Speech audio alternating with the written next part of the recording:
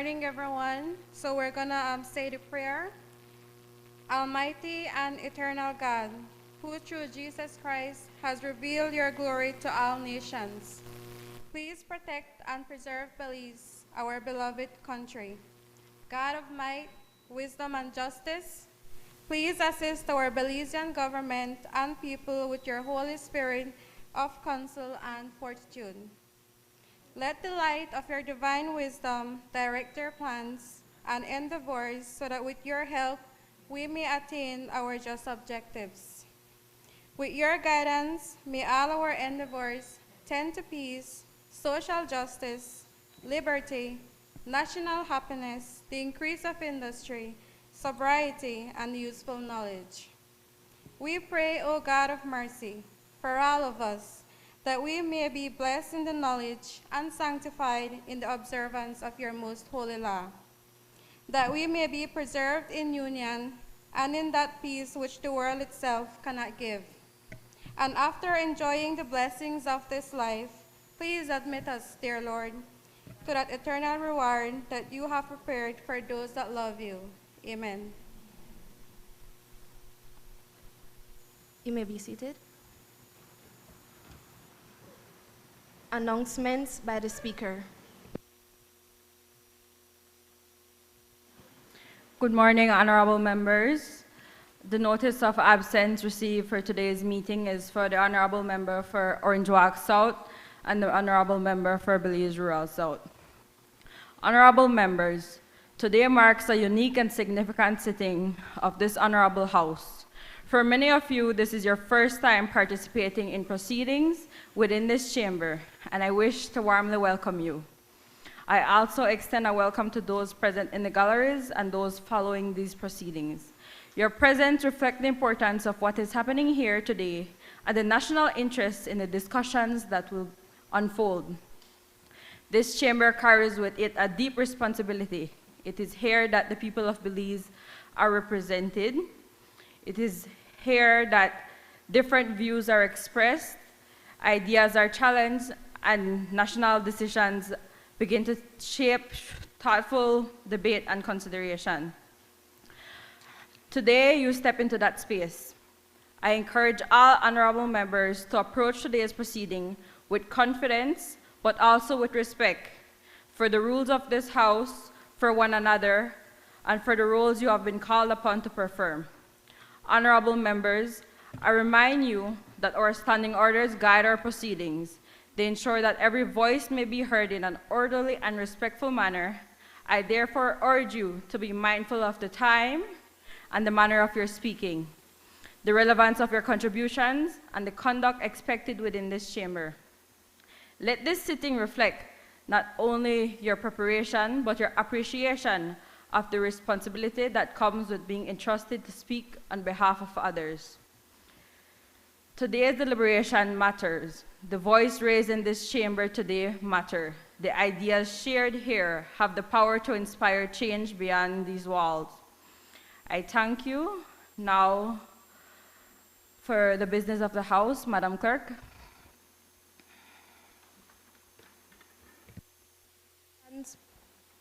Motions relating to the business or sittings of the House. I recognize the Honorable Prime Minister and Minister of Finance, Investment and Economic Transformation, Civil Aviation and E-Governance. Madam Speaker, I move that at its rising today, the House adjourn to a date to be fixed by the Speaker. Honorable members, the question is that the House at its rising today adjourn to a date to be fixed by the Speaker. All those in favor kindly say aye. Aye.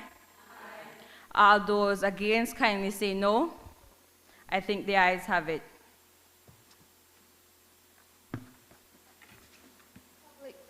Public business, government business, motion. I recognize the Honorable Minister of Human Development, Family Support and Gender Affairs.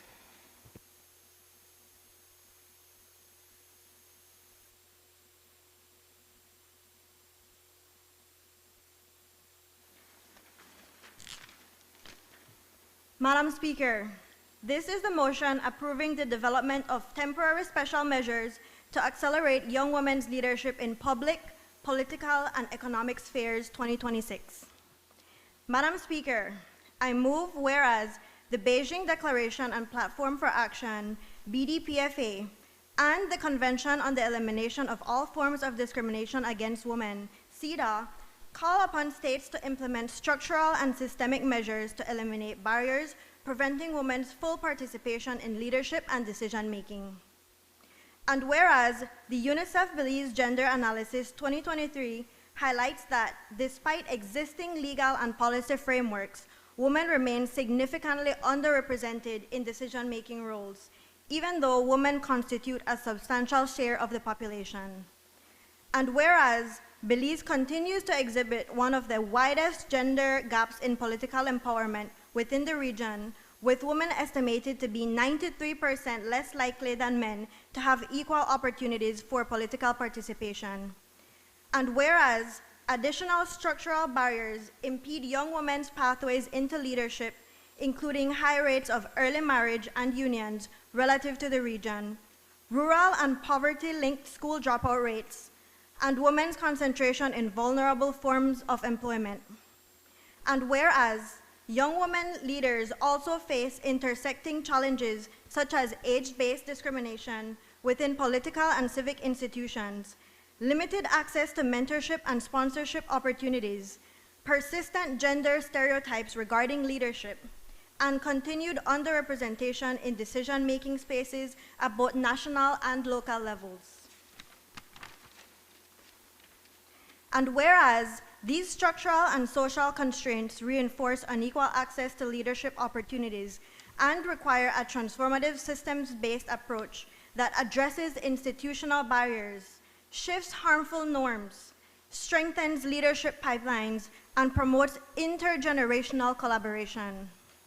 And whereas temporary special measures, including quotas, reserved seats, leadership training, and targeted support mechanisms are internationally recognized and recommended tools to accelerate equality by correcting historical and systemic exclusion from leadership and decision-making roles. Now therefore, be it resolved that this Honorable House supports the development and implementation of temporary special measures to advance the participation of young women in public, political, and economic leadership in fulfillment of Belize's national and international commitments. And be it further resolved that the government shall take all necessary steps to A, establish appropriate mechanisms, including quotas or other affirmative measures, to increase the participation of women and young women in political and public leadership. B, implement national leadership development, mentorship, and capacity building programs to strengthen pathways for young women entering leadership roles. C, promote inclusive policies and institutional reforms to address barriers faced by rural, marginalized, and economically vulnerable young women. D, undertake public education and awareness initiatives to challenge harmful gender norms and promote inclusive and shared leadership. And E, strengthen collaboration among government, the National Assembly, civil society, educational institutions, and youth organizations to support sustained leadership, development, and inclusive governance. Madam Speaker, may I refer to my notes? I rise today to move a motion that is not merely about policy, but about the fabric of our society. As the Minister of Human Development, Family Support, and Gender Affairs, and as the representative for the resilient people of Corozal Bay, I stand here to say that the time for structural transformation is now. This Women's Month, our theme is balancing the scales. But these scales do not balance themselves when one side has been weighed down by generations of systemic exclusion. The World Economic Forum reports that Belize has among the widest political empowerment gaps in the region, as women are estimated to be 93% less likely than men to have equal opportunities for political participation. This is unacceptable. Madam Speaker, we are losing the intellectual and economic capital of half our population to the statistical silence brought about by existing structural barriers, including the disproportionate burden of caregiving, limited access in our rural constituencies, and inadequate mentorship opportunities. We see more women enrolled in schools than ever before, yet the success evaporates before it reaches a boardroom or this honorable house. To fix this, we need more than just a seat at the table. We need new architecture for leadership itself. This motion calls for the development of leadership coaching, peer advisory, and career growth support that is designed by women leaders for women leaders. For too long, women have been expected to navigate systems built by and for men, often being told to simply adjust to a structure that was never meant to hold them. We need a sisterhood of leadership where a young woman from a rural village can be mentored by those who preceded her, ensuring that her path is not a lonely trek, but a paved highway. We must foster spaces where women can advise one another on the unique hurdles of public life, turning individual success into a collective blueprint for the next generation. Our approach must be intentionally intersectional to amplify the voices of the most vulnerable among us who have been left furthest behind. Women fighting the suffocating grip of poverty and domestic violence. Indigenous women and women of color whose contributions have been historically sidelined. And our LGBTQ community who face double the stigma. However, Madam Speaker, mentorship and quotas are only half the battle. If we change policies but do not change the hearts and minds of our people, our progress will remain limited. We need a deep national re-socialization of both our men and our women, our boys and our girls. This is not just a woman's issue, it is a societal one. We must dismantle the ancient harmful narrative that suggests leadership is inherently a masculine trait or that the domestic sphere is a woman's place. This re-socialization must begin in our homes, our schools, our communities. We must teach our boys that shared leadership is not a loss of male power, but a doubling of our national strength. We must empower our girls to see themselves not as the supporting cast of history, but as its primary architects. The Ministry of Human Development is ready to lead the shifting of these social norms through public education and community outreach. Temporary special measures work. We can see it in Rwanda and Mexico, where their reforms have resulted in near equal representation at the federal level, reflecting the faces of its people. These measures are the corrective tools we need to break the cycle of historical exclusion. They are the bridge between the Belize we have and the Belize we need. We are demanding the fulfillment of our right to women's participation and representation. When we empower a young woman to lead, we are building resilience, creating pathways, and strengthening the very fabric of the Belizean society. Madam Speaker, the scales are waiting, and the young women of Belize are watching. They are waiting to see if this house has the vision to match their ambition. Let us have the courage to shift those scales today, creating a Belize where leadership reflects our whole people, not just half of them. I commend this motion to the House. Madam Speaker, I now open the floor for the debate on the motion.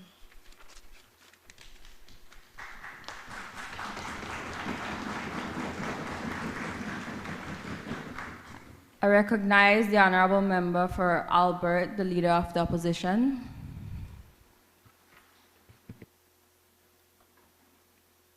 Honorable Madam Speaker, permission to reference my notes. Hundreds of millions of women around the world are absent from the workforce, not because they lack skill, not because they lack ambition, but because they are carrying responsibilities that has been quietly decided are theirs and theirs alone. This is the reality we are confronting today.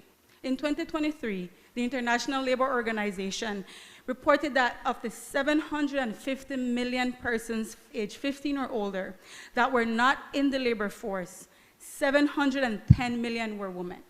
710 million women worldwide were not participating in the global labor force because of care responsibilities. As a representative from the Albert Division, I approach this motion with both a national perspective and the lived realities of the communities I represent.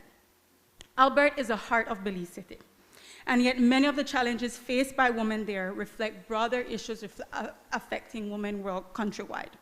Women in my division speak about the difficulty of accessing land and affordable housing, and the economic limitations that arise when family responsibilities such as childcare and elder care fall disproportionately on their shoulders. These responsibilities often limit access to opportunities for those that want to choose another path. The opposition, therefore, wishes to make one point very clear at the onset. We do not oppose this motion in principle. Expanding opportunities for women in leadership is important, and we have committed to these in the Beijing Declaration and Platform for Action and the Convention on the Elimination of All Forms of Discrimination Against Women. Madam Speaker, the responsibility of this House is not only to support good intentions, but to ensure that policies are practical, equitable, and sustainable. Women face a lot of challenges, but two big things come to mind: culture and money. Sometimes women are not seen to be suitable to step up in roles of leadership, and other times they might not have access to money to pay for education, to pay for business startups, or other endeavors that they would want to take up. This is why the opposition believes this conversation must go deeper. This debate must examine three critical questions. Can quotas boost representation without harming merit or trust, or without creating a fake sense of equity in Belize? How can we change norms that deter young women from leadership? And how do we ensure initiatives reach marginalized women? Members of the government, the reality is that gender inequality in leadership does not exist in isolation. It intersects with geography, economic class, and access to education.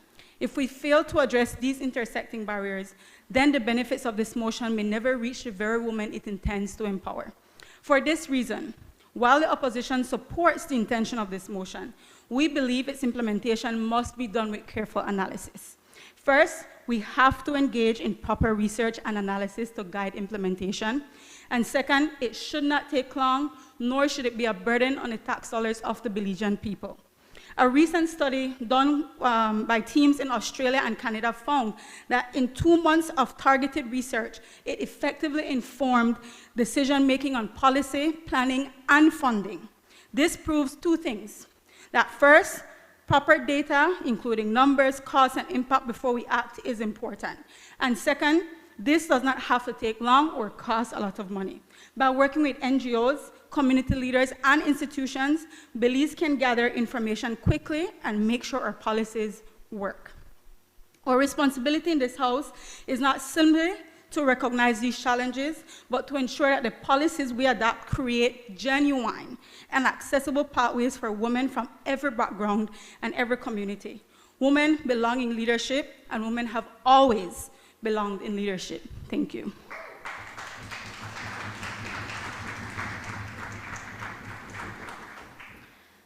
I recognize the Honorable Member for Orange Walk Central, the Honorable Prime Minister. Madam Speaker, with your permission, I'd like to reference my notes. Madam Speaker, honorable members of this Assembly, I rise today in support of this motion accelerating young women's leadership through temporary special measures. I do not only in support of this motion, but in my capacity as Prime Minister and as Minister of Finance, Investment and Economic Transformation, Civil Aviation and E-Governance. This motion speaks not only to political leadership, but to the economic participation and national development of young women across Belize. Because this conversation is not only about representation, it is about the strength of our institutions and the future of how our Belize grows and transforms. Madam Speaker, Belizean women have long demonstrated resilience, strength, and leadership across every sector of our society. Throughout communities, their contributions continue to shape the direction of this country, and as a nation, we must ensure that this contribution is not only recognized, but it is supported. Because recognition alone is not enough. Opportunity is what transforms potential into progress. We are living in an age of constant change, an age where information moves quickly, where global challenges unfold now in real time, and where uncertainty has become part of the environment in which we operate. What that uncertainty does not affect all countries equally. Small, open communities like Belize feel those pressures more deeply, which means that our response must be deliberate and it must be inclusive. And it must ensure that no segment of our population is left behind, because in time of global uncertainty, a country that does not fully include its people is a country that limits its own resilience. Belize has already made its commitments through the ratification on the Convention of the Elimination of All Forms of Discrimination Against Women, and through our endorsement of the Beijing Platform for Action, our country has recognized that equal participation in leadership is essential to national development. Yet, when we examine our current reality, we see that progress has not moved as quickly as those commitments required. Madam Speaker, the question before the House is not whether young women in Belize have the capacity to lead, because we already are. The question is whether our systems are prepared to support them, and I say that deliberately, because there was once a time when it was said that Belizeans had no talent. But every single day across this country, our people prove otherwise. And from where I sit in finance and economic transformation, I see clearly that when talent is left unsupported, it is not only a social gap, it becomes an economic one. Across this country, from Oranjewak to Toledo, and in our coastal communities like Dangriga, young women are already leading in agriculture, tourism, small businesses within their own communities. But too often that leadership does not translate into opportunity, and that is where our responsibility lies.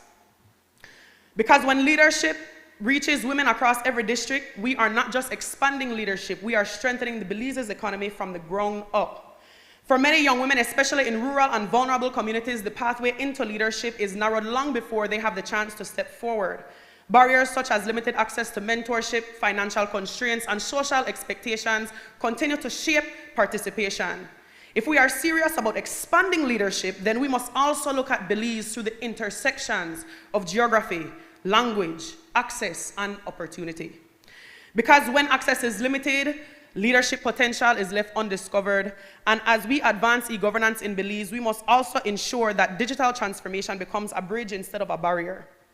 Access to services, information, and opportunity must reach young women in every part of this country, because leadership today is not only physical, it has also taken form in something as small as a phone.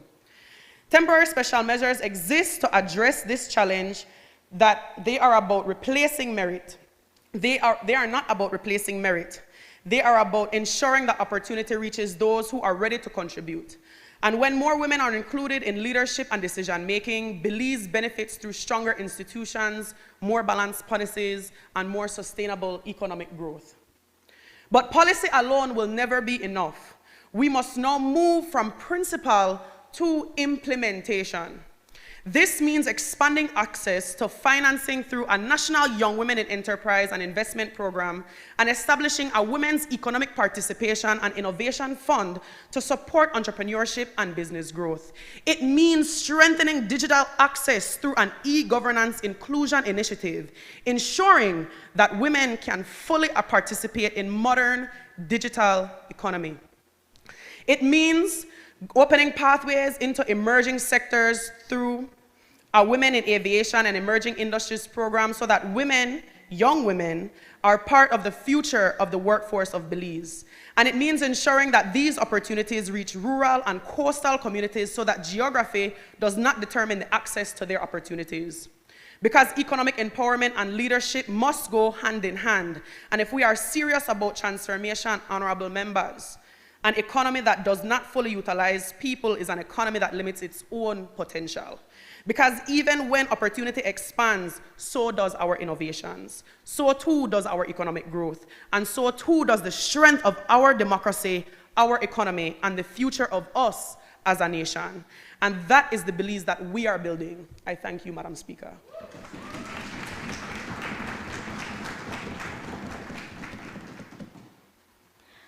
I recognize the honorable member for Belize Rural Central. Madam Speaker, may I refer to my notes? Madam Speaker, I arise in full unwavering support of this motion, a motion that is not about social equity, but about our national survival and economic destiny. We stand at a pivotal moment in our national journey. As we advance through 2026, we must recognize a fundamental truth. Gender equality is not merely a social aspiration. It is a hard-coded national development strategy. When we exclude the talent, the intellect, and the lived experiences of half of our population, we have a democracy running on half its strength. Empowering our young women to take up leadership positions is a direct investment in the quality of our democracy. Research and history show that when women lead, governance improves, transparency increases, and economic growth is more inclusive. Belize is a tapestry of culture, ages, and backgrounds. Our leadership should be a true reflection of that diversity.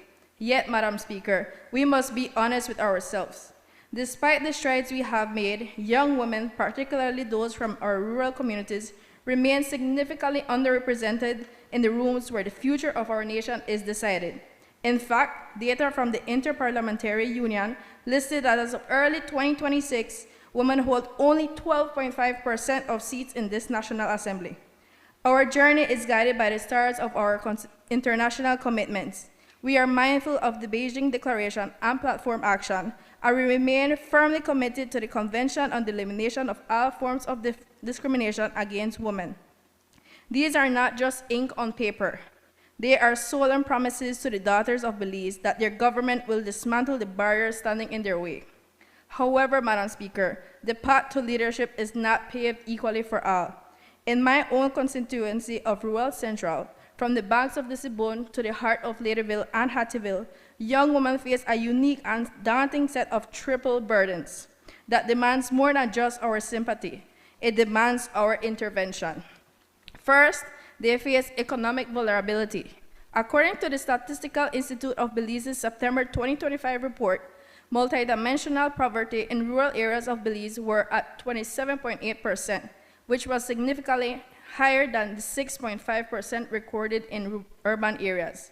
For these women, the high cost of political participation is compounded by the disproportionate load of unpaid care work, leaving them with no time to organize. To break this cycle, we must be intentional.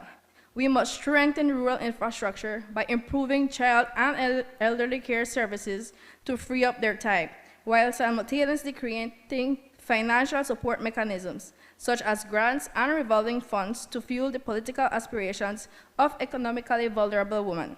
Second, these women endure geographic and digital isolation, facing higher transportation costs and a lack of the networking hubs that are found in the city.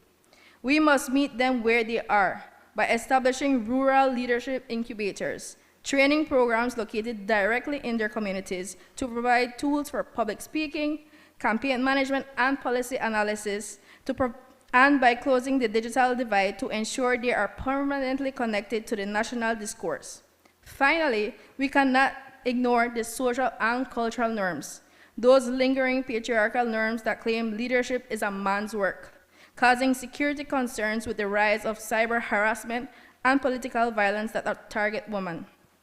To counter this, we must adopt temporary special measures, such as legislative quotas to ensure a critical mass of women in government.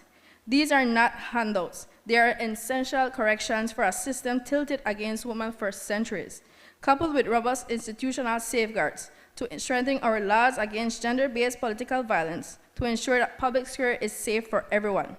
Madam Speaker, rural inclusion means ensuring that a young woman from a small village has the same opportunity to lead this country as someone from the capital. By removing these barriers, we don't just help women, we elevate the entire nation. Equality is the fuel for our national development. Let us ensure that the next generation of leaders includes the young women of Rural Central and beyond, for they are the architects of the Belize we wish to see. Thank you, Madam Speaker.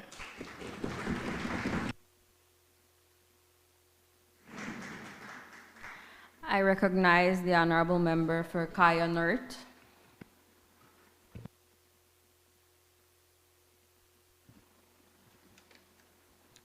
Madam Speaker, before I proceed, may I reference my notes?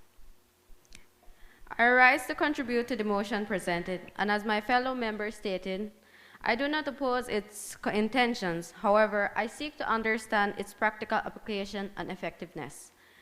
The empowerment of women in general is an urgent topic in our country, more so young women in leadership roles.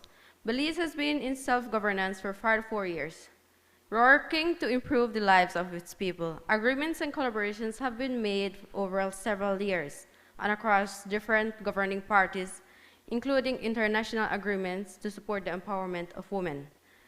For example, the Convention on the Elimination of All Forms of Discrimination Against Women and the Fourth World Conference on Women, which produced the Beijing Declaration and Platform for Action. These initiatives are supposed to eliminate barriers that keep women within ascribed roles. Among the United Nations members, only a few countries have implemented policies that have led to the growth of women in male-dominated fields. To appease women's advocacy groups in male-dominated fields, they are given positions that align with their perceived nature. Research shows that women score higher on emotional intelligence tests than men do. This translates into the keen observation women have for noticing nuances in people. In 2026, there are 923 registered nurses, 91 of which are men and a majority of which are women. Moreover, from a very young age, children are conditioned according to their sex of what they should do as a girl and what they shouldn't do as a boy, as acknowledged in a 2023 report by the World Bank Group. There are villages in our countries where some women drop out either because they get pregnant or they get married at a very young age. This should not be happening. We are losing talent that can and should improve our country or in their own communities. Therefore, it is critical to tackle the problem at its root, such as through a sensitization session that broadens and dismantles gender norms. For instance, the Project Caribbean Heroes initiative was launched in collaboration with the UNESCO alongside the Institution for Gender and Development Studies of the University of the West Indies. It has proven effective in Jamaica, ensuring 30% of women are present in decision-making roles. Therefore, implementing this would help accelerate women's presence in different sectors. Thank you.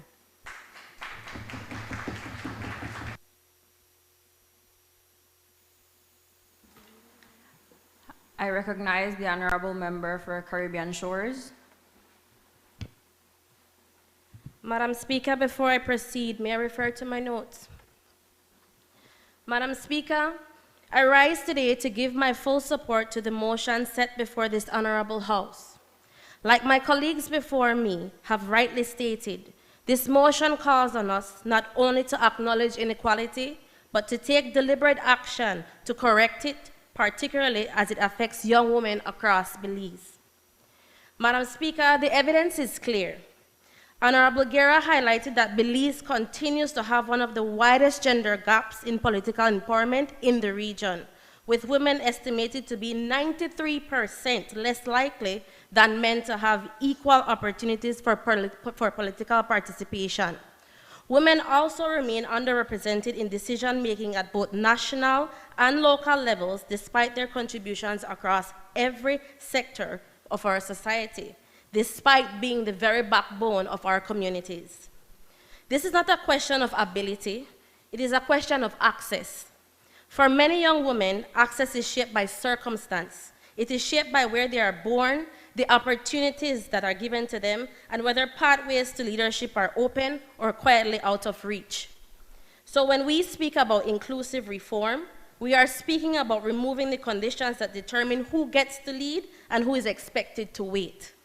Madam Speaker, Belize has committed itself to advancing gender equality through national policy and through the Sustainable Development Goals, particularly Goal number 5, which calls for equal participation in leadership at all levels.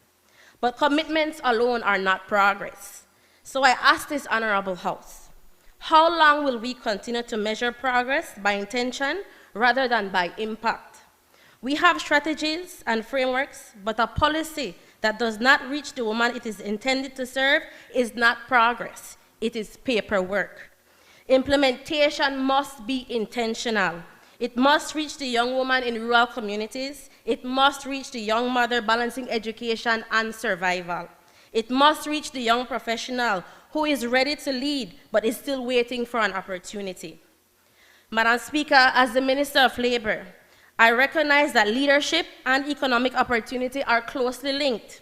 When young women are excluded from leadership pathways, they are also excluded from advancement within the workforce. Without measurable outcomes, inclusion risks remaining an intention rather than a result. This is why deliberate measures must be considered, including targeted benchmarks to improve representation in leadership spaces, particularly within public institutions. As we look at governance, the responsibility becomes even clearer. Who sits at the table matters because it shapes the decisions that follow. If participation is limited, then representation is incomplete. Madam Speaker, in communities like Caribbean shores and across this entire country, we see potential every single day. Young women who are capable, who are driven and ready to contribute, but potential alone is not enough. Opportunity, we must meet it with opportunity. As Honorable Prime Minister Boyd reminded us, there was once a time when it was believed that Belizeans had no talent, but that has been proven wrong. For talent exists in every way in Belize. It is opportunity that does not, especially for women. Madam Speaker, there are those who will argue that our efforts such as these create imbalance. But creating space for those who have been historically excluded is not discrimination, it is good governance.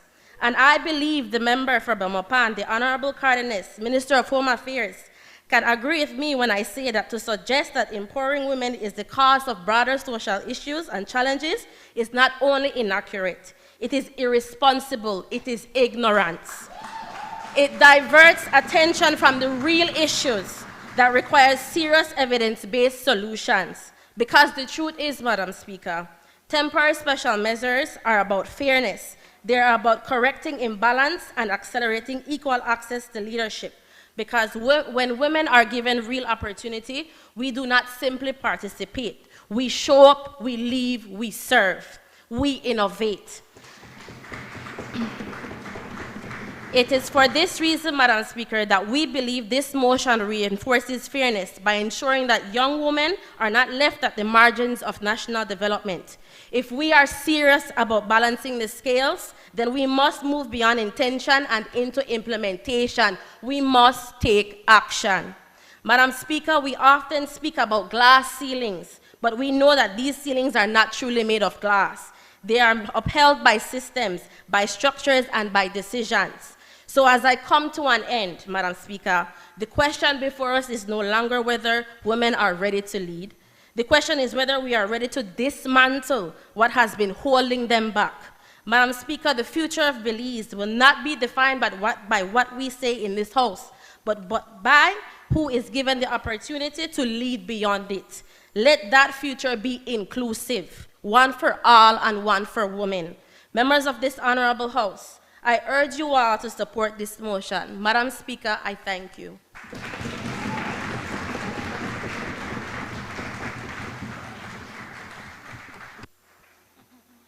I recognize the honorable member for Toledo East. Madam Speaker, distinguished colleagues, and fellow Belizeans, good morning. Madam Speaker, may I refer to my notes? I rise today in strong support of this motion, recognizing that advancing gender equality and women's leadership isn't just aspirational. It represents a strategic investment in Belize's economic transformation, human capital development, and long-term national prosperity. At its core, this motion acknowledges a fundamental truth. Inclusive economies are strong economies. When we expand access to leadership, opportunity, and decision-making, we do not redistribute growth, we accelerate it. Madam Speaker, data from the Statistical Institute of Belize shows that while women play a critical role in Belize's economy, as we make up approximately 40% of the labor force, we are still, Madam Speaker, more likely to be concentrated in informal and vulnerable employment.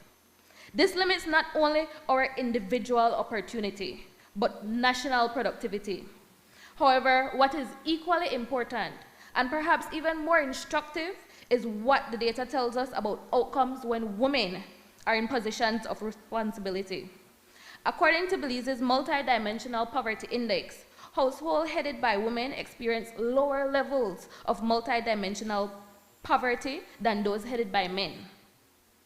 Women-led households recorded a lower poverty index of 0.124 compared to 0.152, and a lower incidence of poverty, 32.2% compared to 38.5%. Madam Speaker, this isn't simply a social observation. This is an economic insight.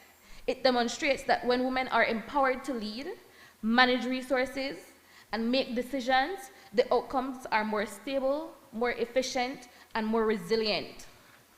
And if women's leadership contributes to stronger household outcomes, then expanding women's leadership at the national level can only strengthen Belize's economic performance. Madam Speaker, as a member for Toledo East, I am especially mindful that economic inclusion must reach communities where they are needed most. Data shows that the Toledo district experiences the highest level of multi-dimensional poverty in this country, affecting nearly 60% of our population. And yet, we are already seeing what is possible when targeted investments are made. Through initiatives such as the Prosper Project, supported by this government and international partners, significant investments are being made to build economic capacity in southern communities, particularly among women, youth, and indigenous groups. These programs are strengthening skills development, supporting entrepreneurship, and expanding access to income-generating opportunities. There are programs at the community level, such as the Power Project in villages like Bella Vista and San Isidro, and similar initiatives in communities such as Pueblo Viejo, which have empowered women through sewing, production, and entrepreneurship, supporting their transition into small business ownership and sustainable livelihoods. Madam Speaker, these aren't just abstract projects. They are real intervention producing measurable economic outcomes. They demonstrate that when women are given the tools, the training, and the opportunity to lead, they do not only uplift themselves, they strengthen households, communities, and the broader economy. This motion provides a framework to scale these successes nationally. By advancing women leadership pipelines, mentoring programs, and targeted inclusion for young women, we are not only addressing an inequality which is ever so blatant. We are unlocking productivity, expanding enterprise development, and strengthening Belize's economic resilience. Madam Speaker, economic development in the 21st century demands that we fully utilize our human capital. We cannot afford to leave leadership potential untapped, especially among our young women who represent a critical driver in innovation, growth, and sustainability. This motion is therefore not only timely, it is necessary. It aligns with our national development priorities, strengthens our economic trajectory, and positions Belize to compete more efficiently in a rapidly evolving global economy. Madam Speaker, when we invest in women, we invest in stronger households. When we invest in stronger households, we build stronger communities. And when we build stronger communities, we secure a stronger Belize. It is for these reasons, Madam Speaker, that I stand firmly in support of this motion. I thank you.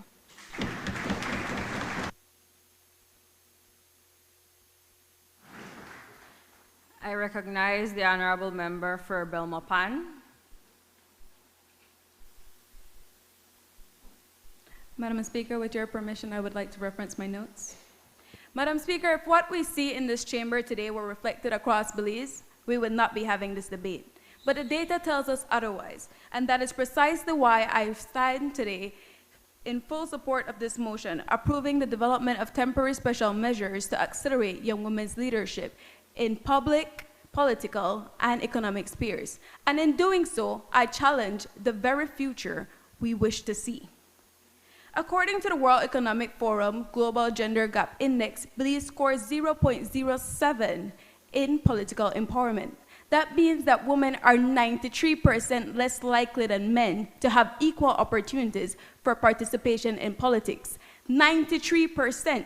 Not because young women lack the ability, not because they lack ambition, not because they lack dreams, but simply because the systems that we inherited were never designed to include them. And Madam Speaker, if the systems exclude, then it's only right that leadership correct. Madam Speaker, let us bring this even closer to home. In a National Assembly consisting of 31 elected representatives, only 4 are women. That is roughly 12.5% of representation in a country where women make up more than half the population. This is not a pipeline issue, it is a participation gap. And the 2023 UNICEF Gender Analysis confirms that women remain underrepresented in decision-making processes, while facing greater likelihood to economic vulnerability, higher concentration in informal and low-wage employment, and structural barriers linked to poverty, geography, and social expectations. This is not a coincidence, it is design. And so, Madam Speaker, let us address the argument we commonly hear, that leadership must be based purely on merit. But merit cannot rise where opportunity is restricted. Temporary special measures do not replace merit. They restore access to it. And let us be quite clear, supporting young women does not mean that we exclude young men. It simply means that we are correcting the gap that already exists. As the Minister of Home Affairs and Enterprise, I must emphasize that inclusive leadership is not a social ideal. It is a national necessity. Because leadership is built based on security and opportunity. Yet, too many of our young women remain faced with barriers that limit their institutional support and restricted access to capital and professional networks. Without addressing these barriers, leadership remains out of reach for so many.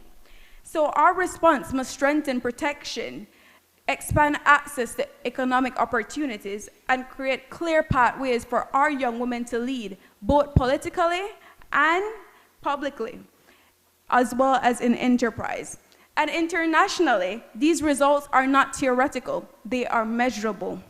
In Rwanda, the implementation of constitutional quotas have held great results, so much so that women hold over 60% of parliamentary seats, the highest in the world. In Mexico, gender parity laws have resulted in near equal opportunities for men and women in Congress. And even at the grassroots levels in India, reserved seats have brought over 1 million women into local leadership roles. Madam Speaker, these are not symbolic outcomes. They are structural transformation. They show us that when temporary special measures are implemented with intention, representation increases and leadership becomes more inclusive. And when women are given access to leadership, they do not simply participate, they excel.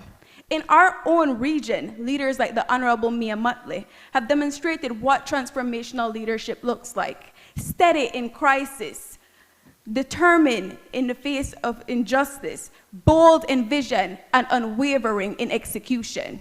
Her leadership reminds us that the question has never been whether women can lead. It has always been whether the systems will allow enough women the opportunity to do so. Temporary special measures are not preferential treatment. They are time-bound, evidence-based, and recognized under international frameworks, designed to correct the historical and systematic exclusion. To oppose them is not to defend fairness. It is to defend inequality. For equality delayed is equality denied, and neutrality in the face of inequality isn't neutrality, it is complicity.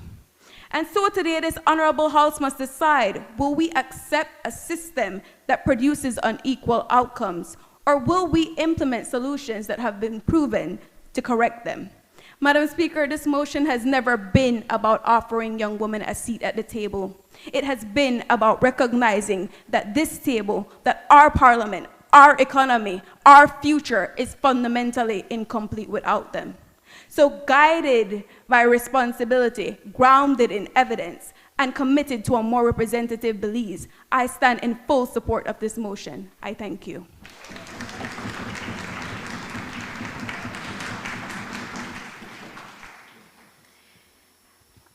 I recognize the honorable member for Corozal North.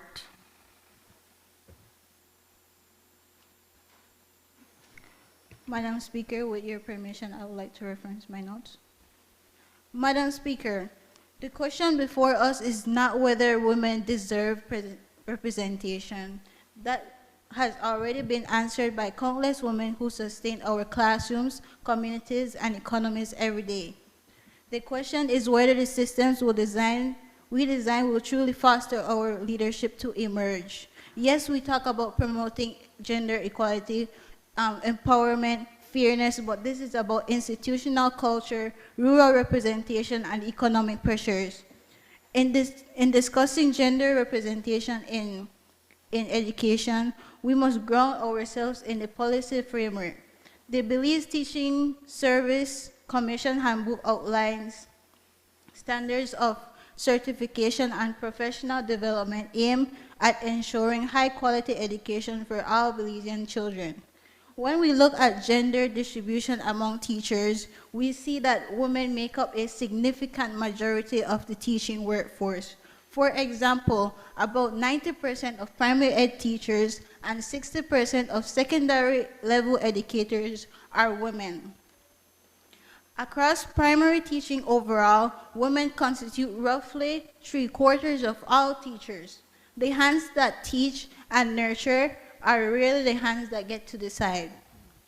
But these figures are a testament to the dedication, skill, and commitment of women across our classrooms. They also highlight an opportunity. If women are the cornerstone and foundation of education in Belize, we should ensure our leadership structures reflect this reality.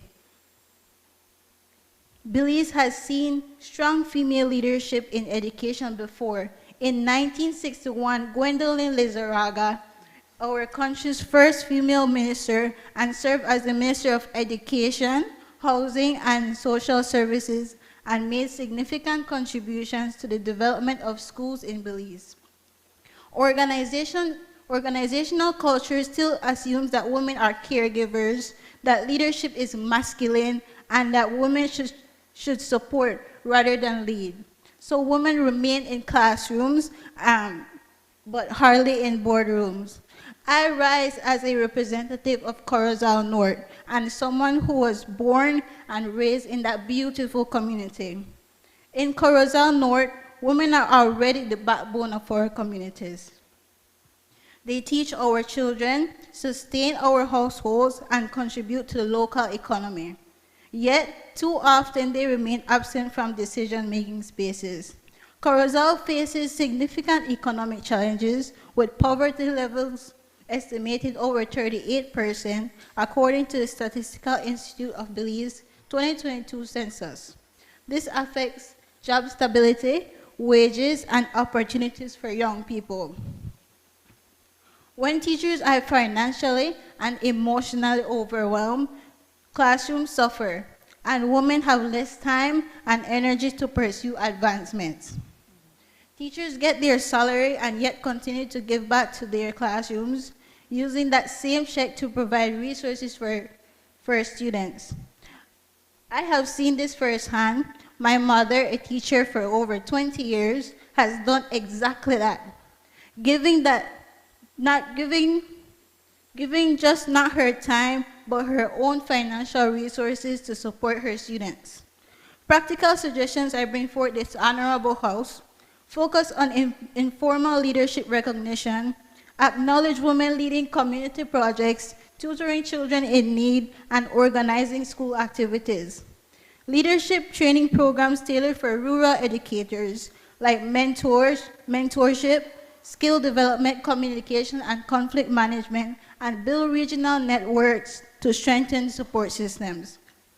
We cannot fault teachers for seeking better opportunities abroad. We must create conditions that encourage them to return and to feel value within our system. If we truly value education, we must reflect that in how we compensate educators. When teachers feel supported and valued, they are more likely to remain, to grow, and to contribute to national development. There are already women who want to move up, to become principals, administrators, and policymakers, but barriers still exist. Workload, family responsibilities, and yet are expected to nurture and manage households. Teachers still go home with lesson plans, even when resources exist to ease this workload. Overextended classroom hours also contribute to burnout for both teachers and students. Women dominate teaching. Teaching shapes future generations. Many of these teachers are women in rural communities, and this is why we push for inclusion and leadership pathways for their realities in order for them to achieve their transformative potential.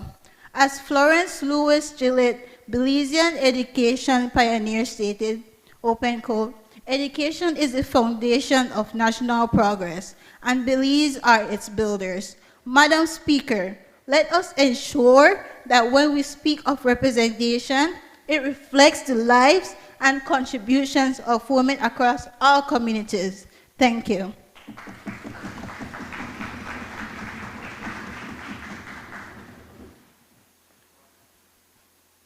I recognize the honorable member for Kaya South.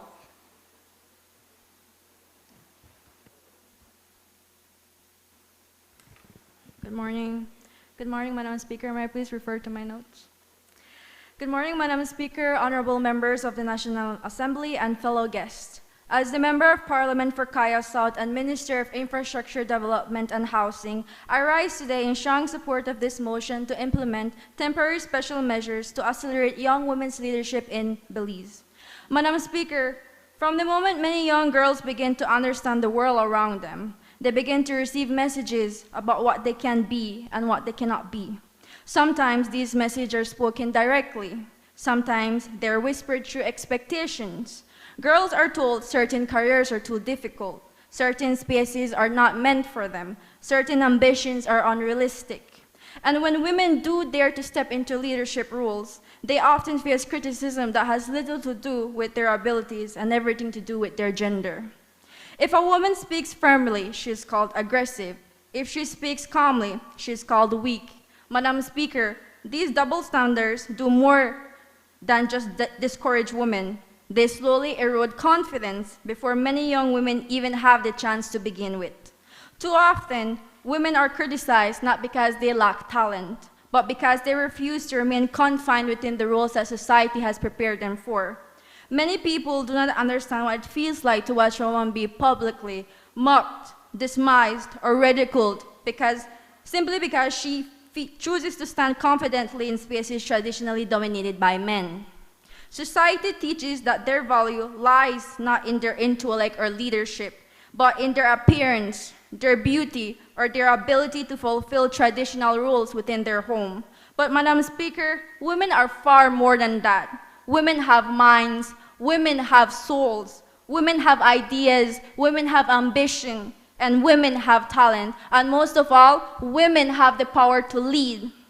As one commenter once asked, how many Einsteins have spent their lives washing dishes? How many Musrats bent over stoves instead of pianos because they had the misfortune of being born a woman? Madam Speaker, that question should trouble us.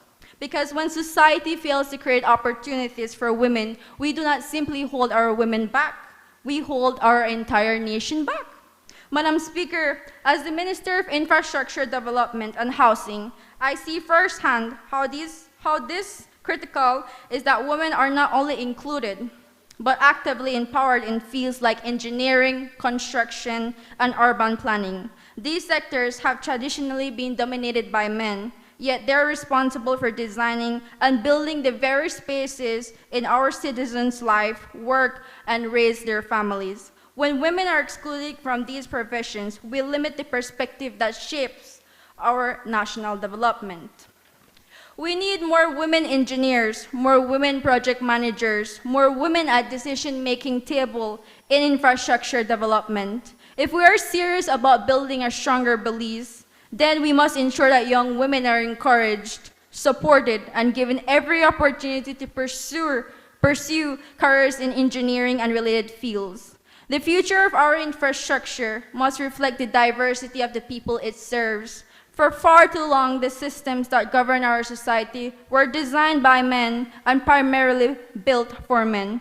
But the future cannot be built on exclusion. It must be built on inclusion. It must be built on fairness, and it must be built on a recognition that leadership belongs to all who are capable and not only to those who fit the outdated expectations. Madam Speaker, while Belize has made meaningful progress towards gender equality, the reality remains clear. As of 2024, women hold only 15.6% of seats in parliament, despite the fact that women make up roughly half of our population.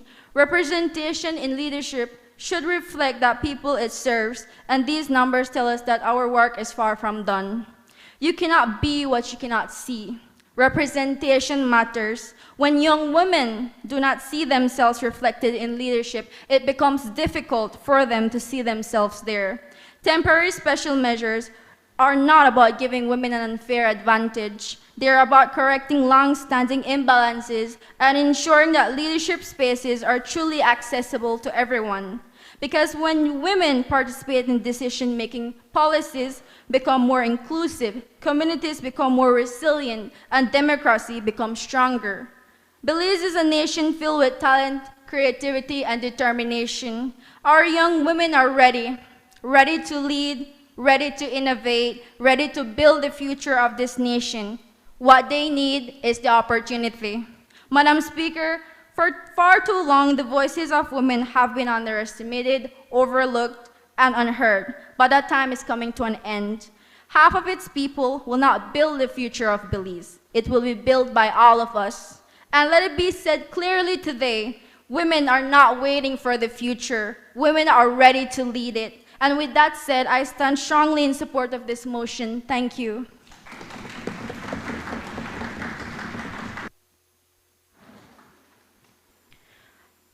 I recognize the honorable member for Orange Walk North.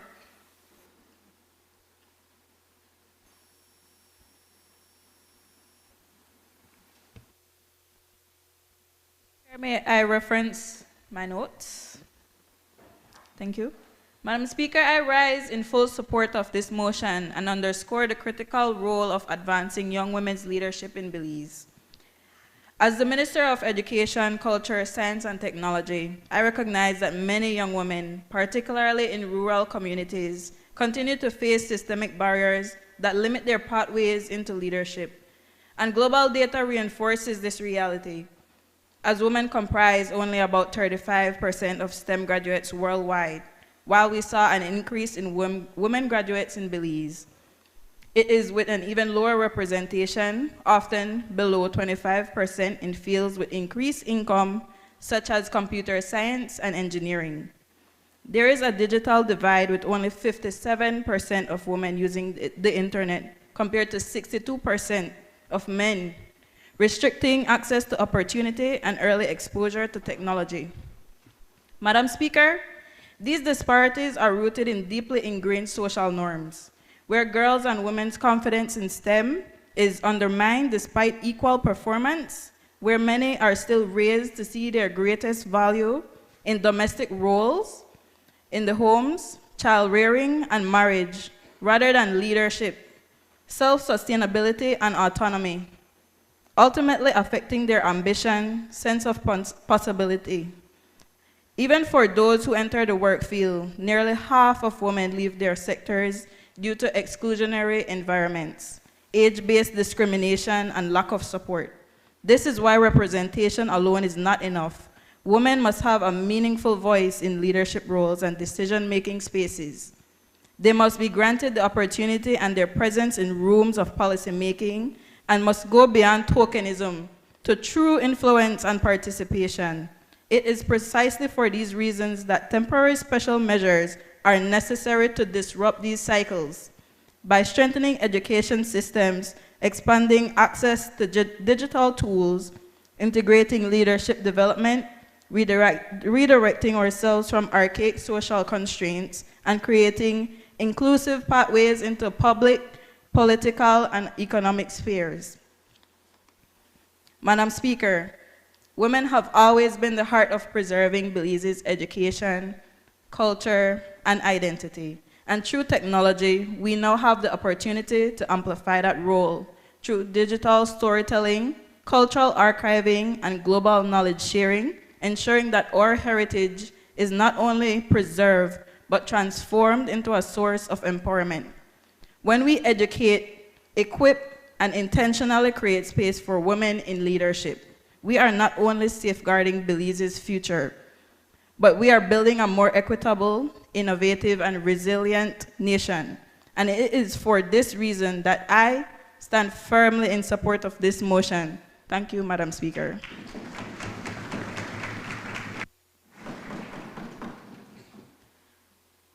I recognize the honorable member for Corozal Southeast. Madam Speaker, may I reference to my notes?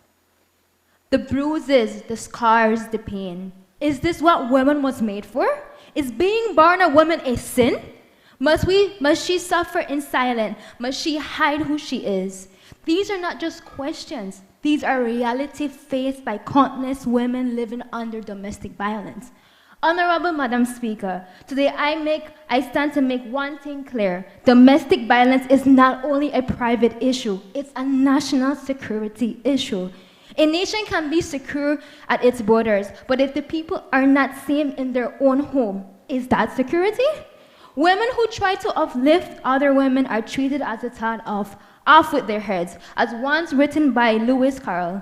We step forward, we are shunned. We step back, we are judged. Tell me, Madam Speaker, is this truly the society we choose to uphold? Women who experience domestic violence are often forced to hide their pains. Young women may miss school because of injuries, fear, or emotional drama. Some are obligated to stay at home to cook, clean, and care for others, which limit their education and personal development. According to the Belize Crime Observatory data, approximately 70% of sexually violent crimes are girls under the age of 20. Imagine being at home, forced to watch your mother being abused. Being told you cannot go to school, you must stay here and cook because your mother cannot. And if you refuse, you will be next. Madam Speaker, this is the kind of society we are prepared to accept. Because this is not just a story, this is reality. A recent and tragic example in the case involving Shadia Magana, Hernandez family, where a 29-year-old mother, her 17-year-old daughter, and her 6-year-old son lost their life after her former abusive partner set their home on fire. So I ask you, Madam Speaker, will we allow this outcome to happen again, or we will finally choose to change it? Also, based on my pointer just mentioned, if women are silent, our potential is limited. We want to show men what we got. We want to prove them that, yes, we have potential. The 2021 Gender-Based Violence Report in Belize recorded 61 cases of domestic violence among girls aged 10 to 19. Imagine the frustration, the fear, the despair these young women face, feeling powerless and anxiety that rob them of their full potential. These contributions are society that are lost. The words and action direct at women are degrading. They chip off our confidence and our knowledge.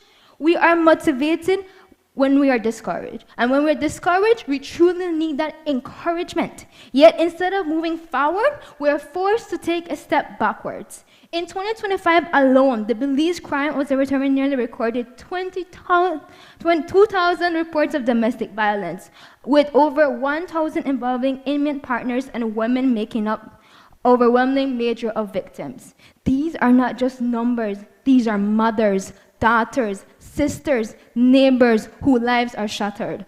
When women are held back by violence, The workforce is weakened, communities are disabled, and national progress is slowed. This is not such a social problem, it's a threat to the national strength. Madam Speaker, national security is not only about protecting borders, but it's about protecting people.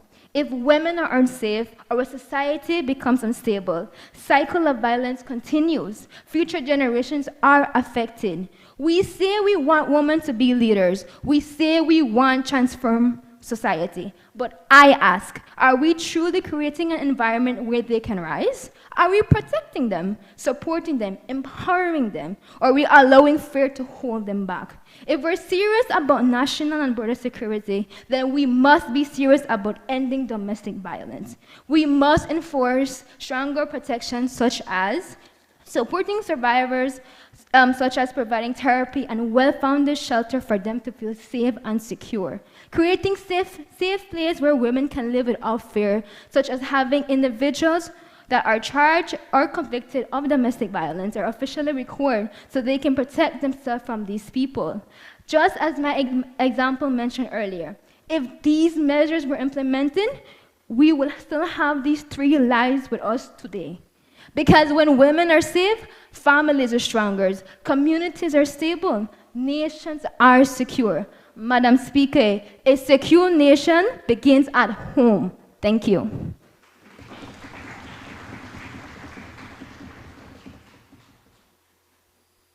Recognize the honorable member for Pickstock.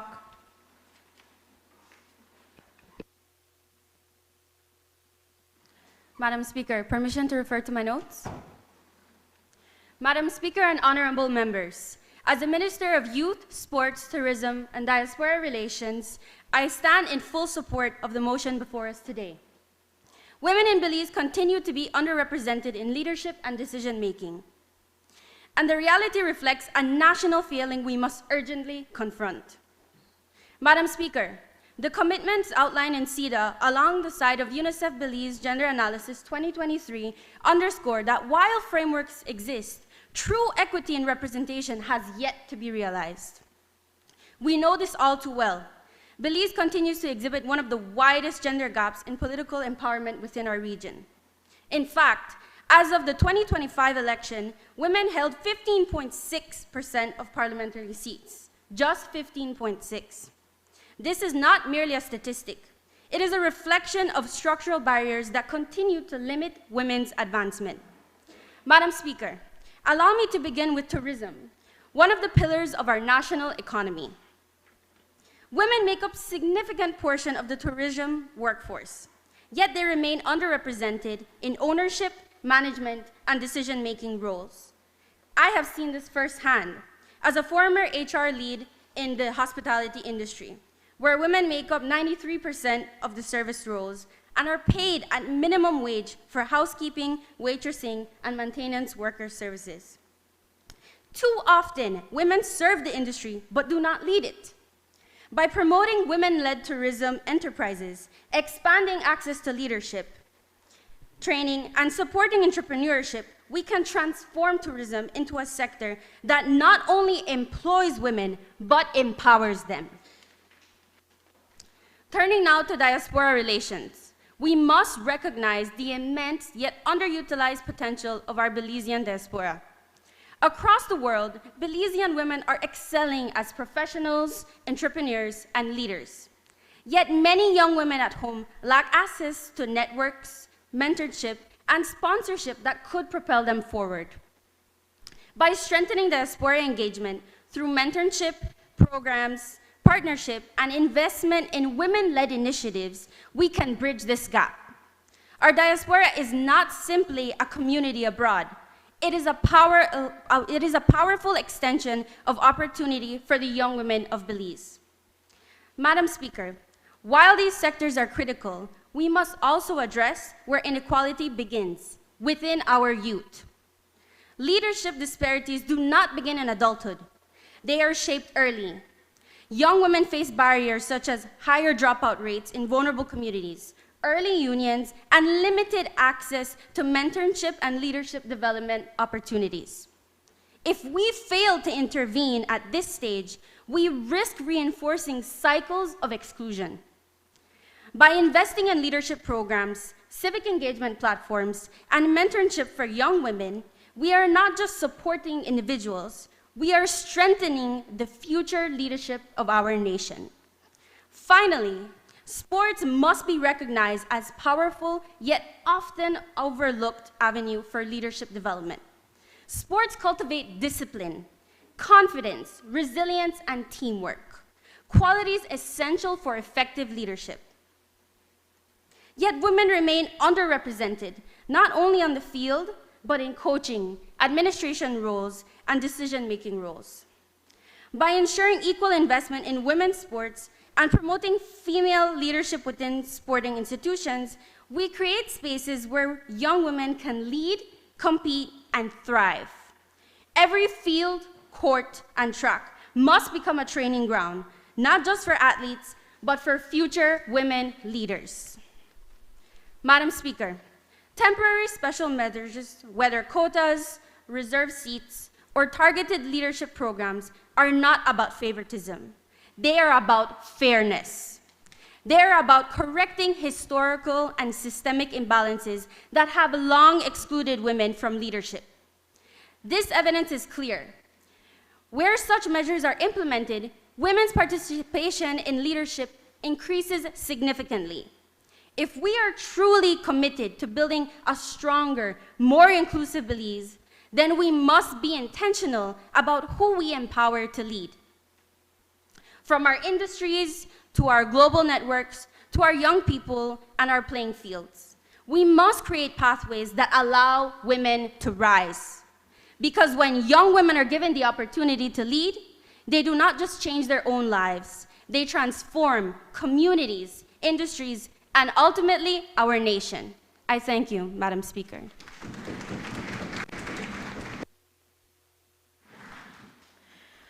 I recognize the honorable member for Colette.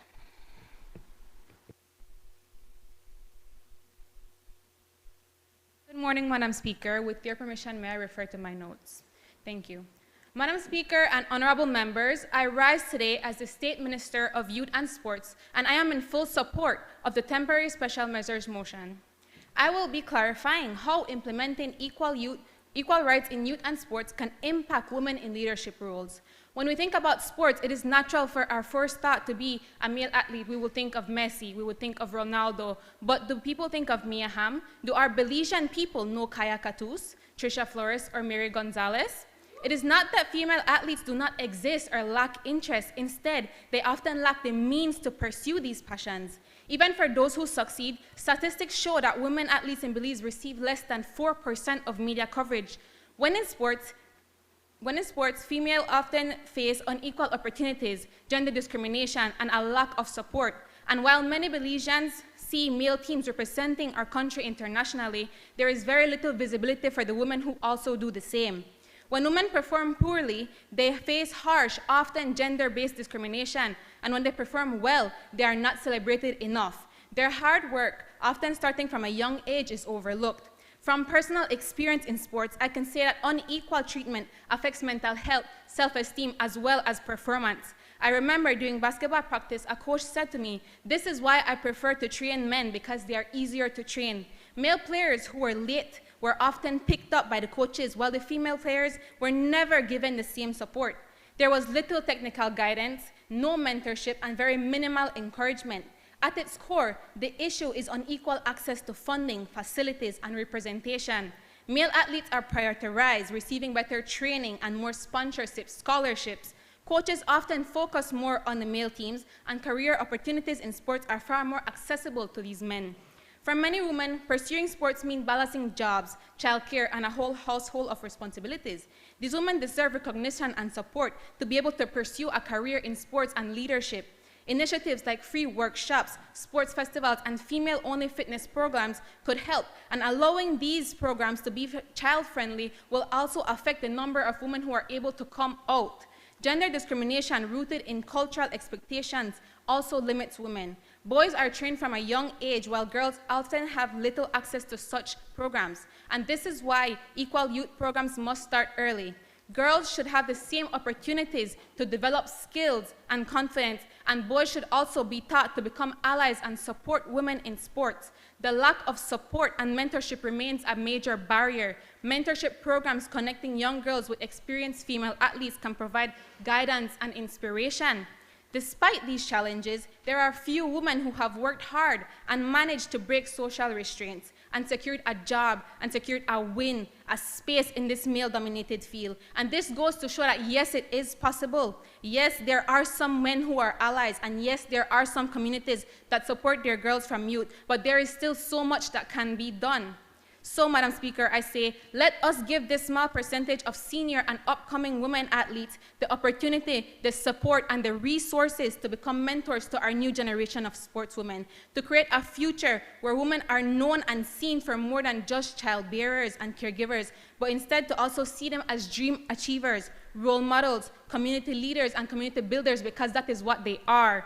Through sports, women learn various traits and develop characteristics such as discipline, confidence, respect, consideration, and humility. These are all traits worthy of leadership roles. Thus, the need for equal opportunity for youths of any gender is crucial.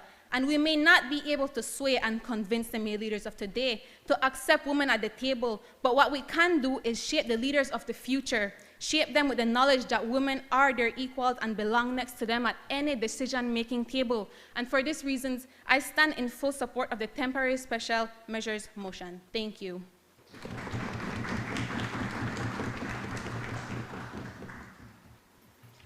I recognize the honorable member for Port Loyola.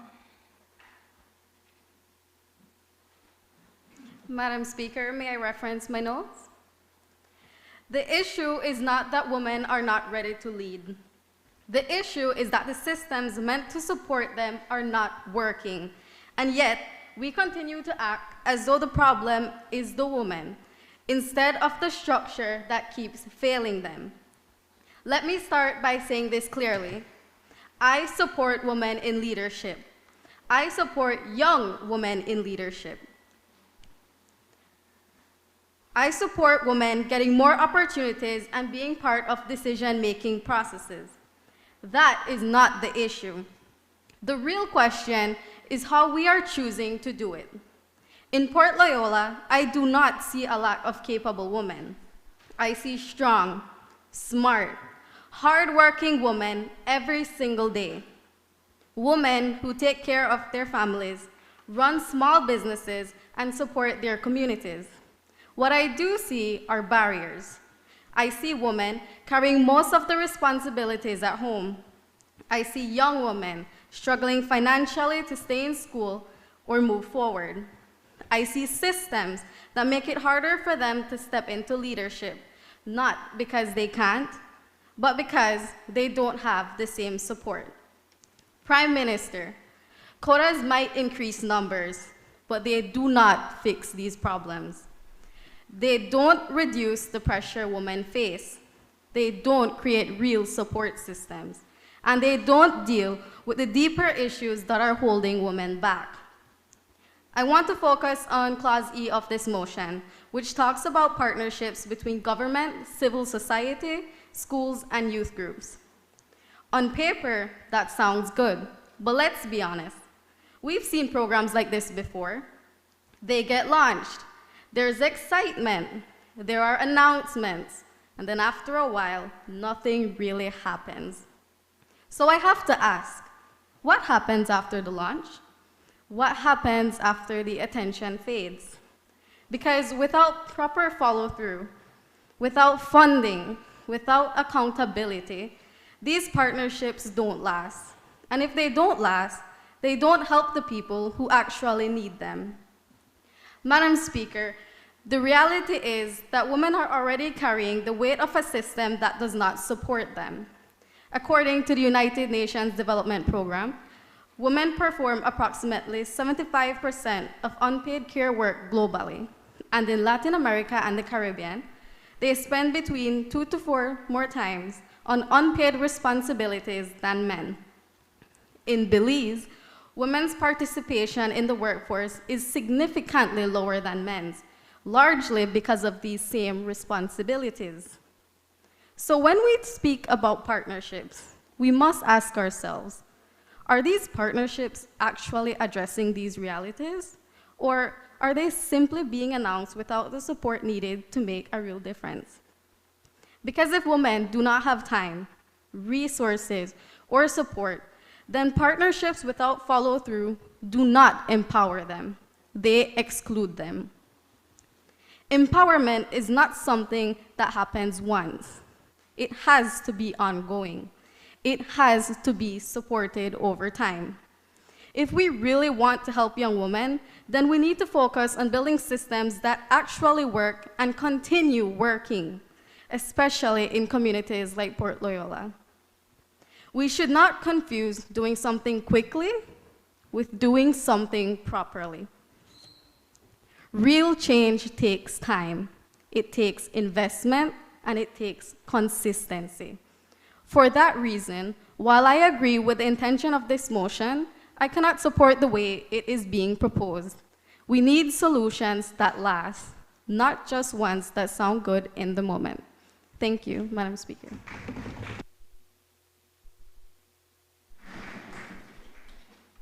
I recognize the honorable member for Freetown.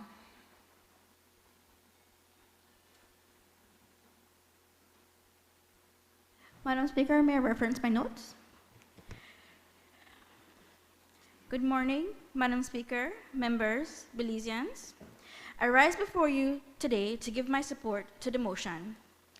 Thoughts become words, words become action, action become reality. The girls, gays, and days call that manifestation. 10 days after my birth, the Beijing Declaration was signed. 3 decades later, progress have remained stagnant. There have been a glaring lack of improvement and conversation regarding the lives of women, particularly those living with disabilities.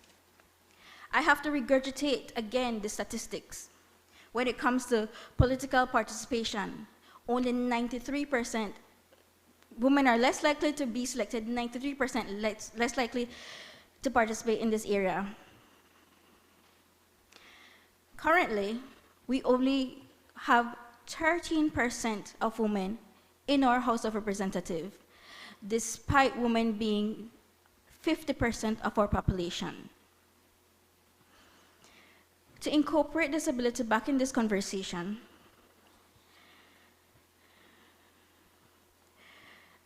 I want to say that not all persons, the probability of a person born with disabilities are less likely than those acquired. To rectify this imbalance, we have to lean into our friendship with other countries. A successful case study was done in Mexico, focusing on the 2014 adoption of the gender parity in the federal and state legislatures, and again in 2019, the adoption of the parity in everything for the legislation, executive, and judicial branches. We're not reinventing the wheel. Our neighbors in Guyana have shown us the way with the 1/3 quotas. Bolivia and Mexico have proven the parity is possible when the law is clear. Last year, 2025, Kyrgyzstan proved that a single election can change a nation's future. When we have the courage to redesign the rules. They don't just include quotas for women, they updated the laws in 2025 to include specific quotas. They implemented a rule of 3, ensuring that in every corner of their country, a woman had a seat at the table. This simple rule guaranteed that at least 30 women would enter parliament instantly. Belize should not be the exception to this progress. We should be the example. Again, I must repeat, more clearly, it is less likely that a person is born with a disability than to acquire a disability. Nothing about us without us. 1 in 5 women live with a disability compared to 1 in 8 men. In Belize, the 2022 census showed that disabled women often face double discrimination, once for their gender, once for their disability. The Beijing Declaration, specifically point 32, states that the government must intensify their efforts to ensure equal enjoyment for all human rights for women and girls who face multiple barriers because of their disability. Additionally, I want to pay keen attention for the rippling effects of mental health issues resulting from violence, trauma, and childbearing, ensuring that all women from my Freetown constituency and Belize at large have the access to safe spaces and safe haven for the support and services when needed. With this motion going forward, this will come to fruition. Women's absence does not equal their inability, but the lack of opportunity. Our presence is the blueprint for possibility. Let me speak to the feminine energy. Do not apologize for taking up the spaces that you need to feel safe and comfortable.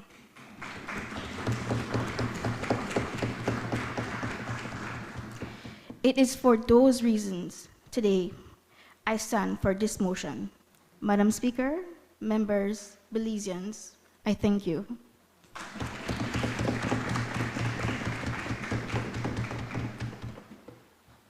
I recognize the honorable member for Belize Rural North.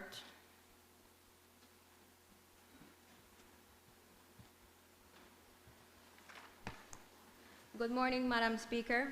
May I refer to my notes? I rise today on behalf of the Ministry of Foreign Trade in full support of this motion on gender equality. I thank you for the opportunity to contribute. My focus will be on one critical angle, the unequal participation of women in Belize export and international trade sector. I will demonstrate first that women are systematically underrepresented in export activities. Second, that this gap carries measurable economic costs for Belize. And third, that the targeted trade policies can effectively close this gap and drive national growth. Firstly, women in Belize are significantly underrepresented in export-oriented business activity, and this is supported by regional and global research. Data from the International Trade Center shows that only about 20% of exporting firms globally are led by women. And in developing regions, including the Caribbean, this percentage is often even lower due to structural barriers. Additionally, the Caribbean Development Bank has reported that women-owned businesses in the Caribbean are less likely to export financing and trade networks, limiting their ability to scale beyond domestic markets. In Belize, where micro, small, and medium enterprises dominate the economy, many of these businesses are run by women. However, most remain confined to local markets. The evidence clearly shows that barriers such as limited access to credit, lack of export certification support, and insufficient training in trade procedures prevent women from entering international markets. This is not a question of capability, it is a question of access and opportunity. Secondly, this gender gap in trade has measurable economic consequences for Belize. According to the World Bank, closing gender gaps in economic participation could increase productivity and significantly boost GDP in developing economies. Furthermore, research from the McKinsey & Company estimates that advancing gender equality could add trillions of dollars to global GDP, with developing countries standing to gain the most proportionally. In Belize, excluding women from exports reduces foreign exchange, jobs, and innovations. For example, women in agro-processing often can't scale without financing or certification, limiting growth, exports, and national revenue. Thirdly, evidence shows that targeted policies, interventions can successfully increase women's participation in trade. The International Labor Organization highlights that access to skills, training, financial service, and support trade policies significantly improves women business outcomes. Countries that have implemented export training programs and financing initiatives for women entrepreneurs have seen increased participation in international markets. From the perspective of the Ministry of Foreign Trade, this means Belize must act strategically, expanding export readiness programs specifically for women, improving access to low-interest financing, and simplifying export procedures can directly address the barriers identified by research. In closing, I reaffirm my strong support for this motion. Gender equality in trade is not just a matter of fairness, it is a strategic economic priority. By empowering women to fully participate in export and international trade, Belize stands to gain increased competitiveness, stronger economic growth, and more inclusive development. Let us move forward with policies grounded in evidence and driven by the belief that when Belizean women succeed, Belize succeeds. Thank you, Madam Speaker.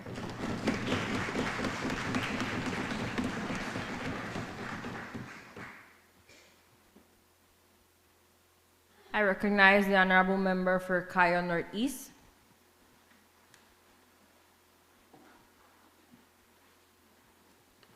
Madam Speaker, permission to reference my notes. Madam Speaker, I rise today as the Minister of Sustainable Development, Climate Change, and Solid Waste Management, and as the area representative for Cayo Northeast in support of this motion, but also to speak honestly about the reality many young women in Belize are currently facing. When young women step into leadership, they're often reduced to labels, too emotional, too ambitious, placeholders in positions of power. I find that funny. The same society that questions whether women belong in leadership also expects them to be caregivers, nurses, teachers, entrepreneurs, and community leaders. If Belizean women are already managing households, businesses, schools, and entire communities, why then do we still question if they can handle leadership?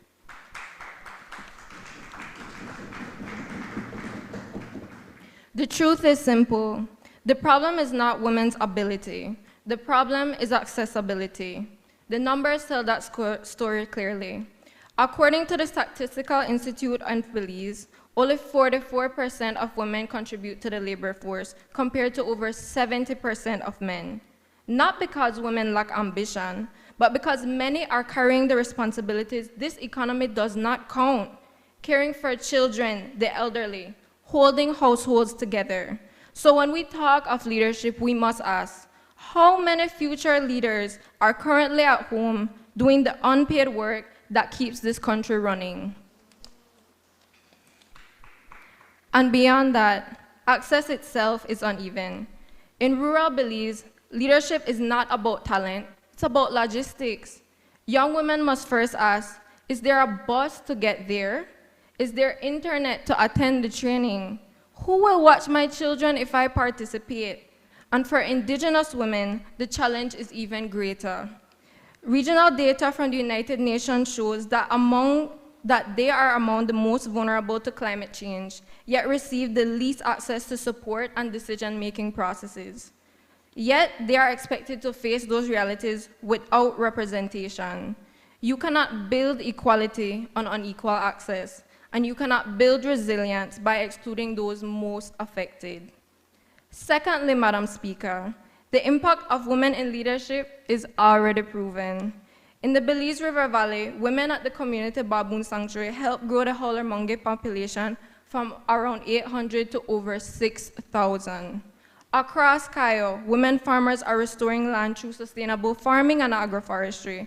And along our coastlines, women in fishery are farming seaweed, creating livelihoods, strengthening food security and ecosystems. This is not participation. This is innovation. This is leadership.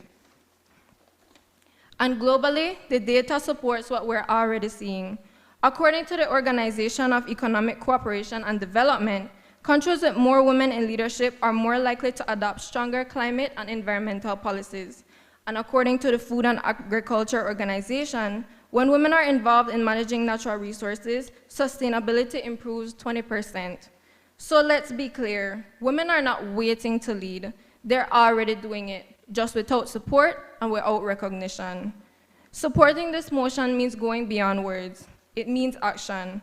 We must invest in reliable transportation and internet access for our rural communities. We must provide childcare support so leadership is never a choice between family and opportunity. We must expand training and mentorship into villages, not just cities. And we must ensure that our indigenous and rural women are included in climate and development decision making, because opening doors is not enough if our women cannot reach them. Madam Speaker, let me end with this. The same women expected to raise this nation should be given the opportunity to lead it. The young women of Belize are not asking for charity. They're asking for a fair chance. And Belize will not move forward by leaving them behind. Belize moves forward when women lead and when our systems finally allow them to do so. Thank you, Madam Speaker.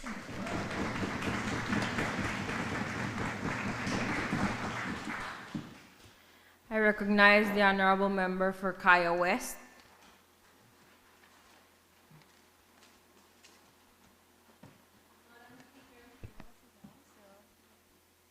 Madam Speaker, may I refer to my notes? As representative of the Kaya West, I rise today to contribute my part in opposition to the motion. We see the offices in the cities, but do we see the women of Kaya West? There is a tale of two women in this country, Madam Speaker.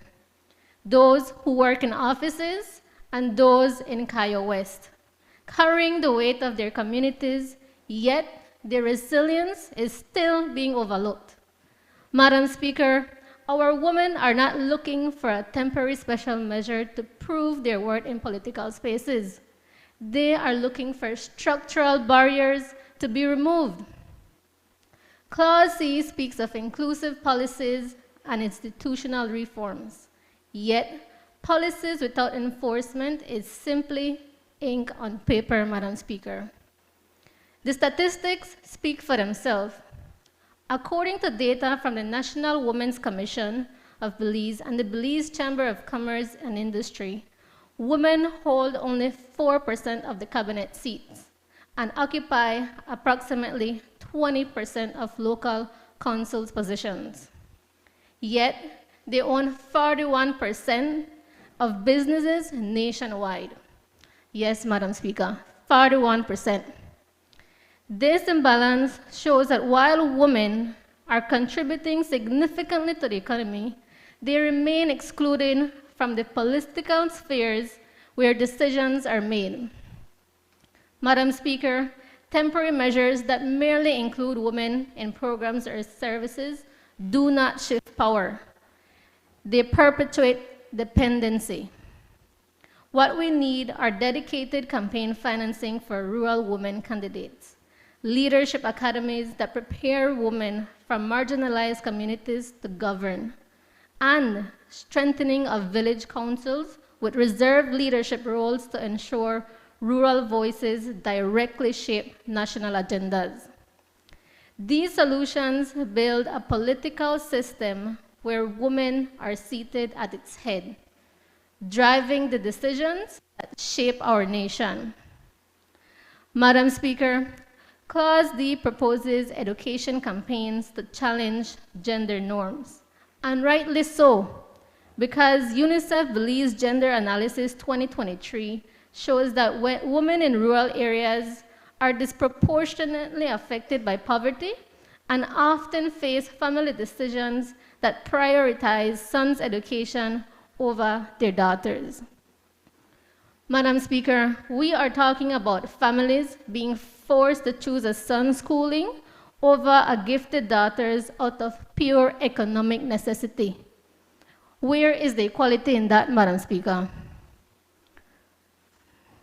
A practical solution is to introduce conditional cash transfer programs, providing families with $200 Belize per month per enrolled daughter. This financial incentive eases the economic weight and is directly aimed at families who keep their daughters enrolled in school, thereby shifting the balance toward equity and fairness. Madam Speaker, often rural women do not know of these opportunities. For example, in 2023, the Ministry of Education reported that rural scholarship uptake was significantly lower than in urban areas, not because fewer scholarships existed, Madam Speaker, but rather because fewer rural students applied. By strategically investing in outreach such as community workshops and rural visitation committees, we can close this gap. Madam Speaker, a democracy that lacks women is a failure of its own principles.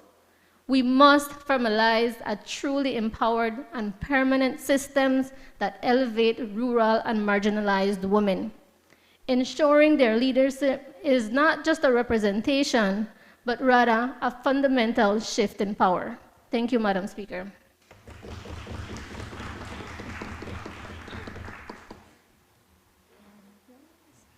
I recognize the honorable member for Kersal Southwest. Good day, Madam Speaker, honorable members, media, and present guests. Madam Speaker, may I refer to my notes?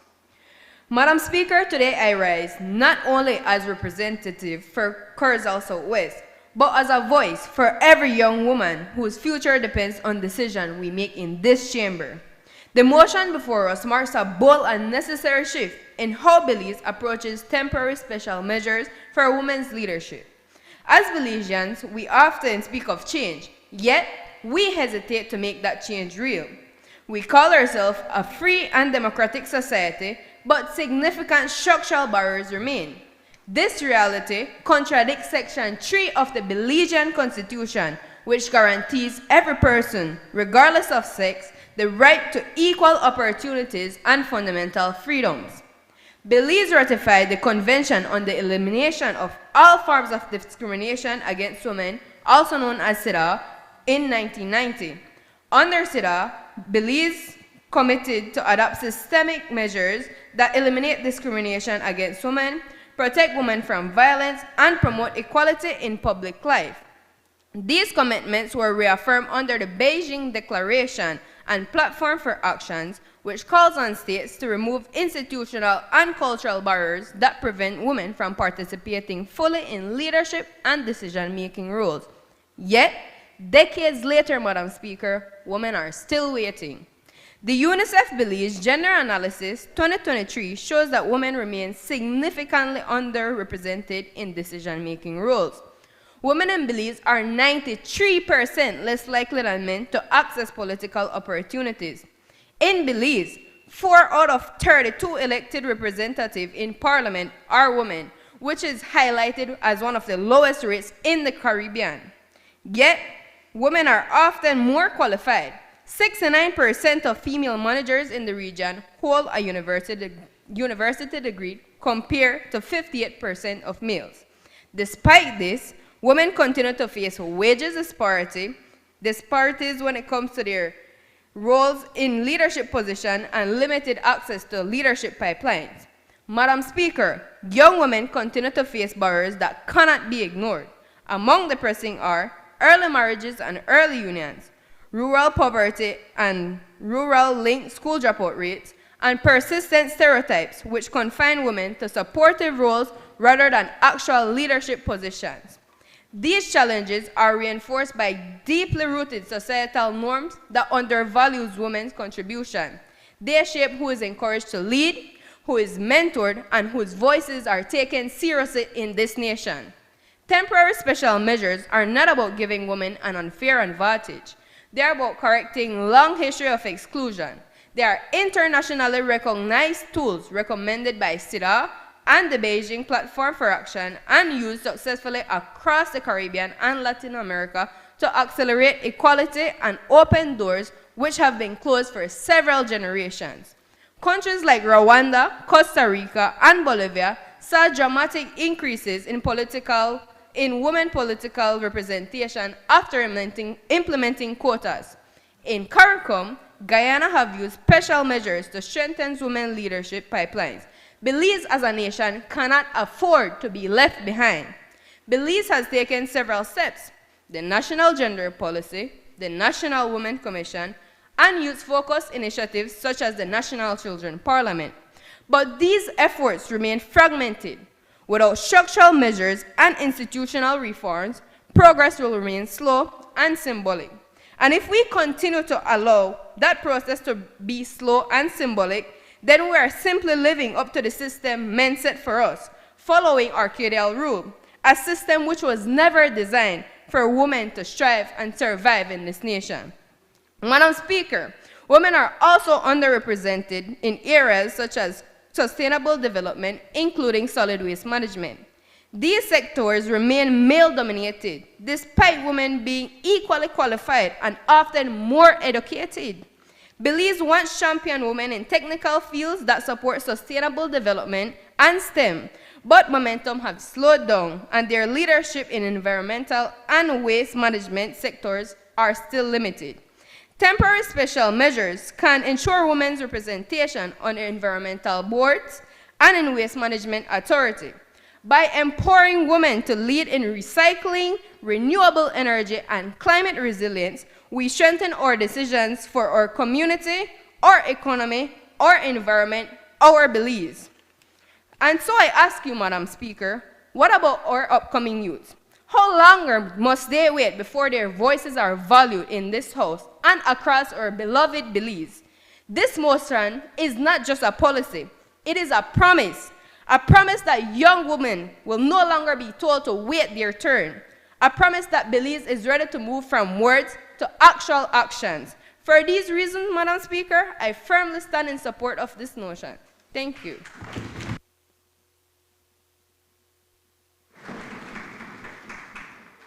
I recognize the honorable member for Lake Independence.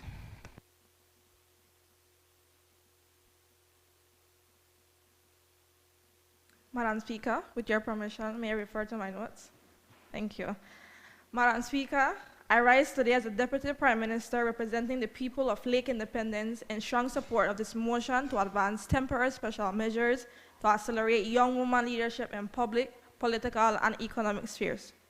Despite our commitment under the Beijing Platform for Action and CEDA, women remain underrepresented in leadership positions. UNICEF 2023 gender analysis shows that women are 93% less likely than men to access political opportunities equally.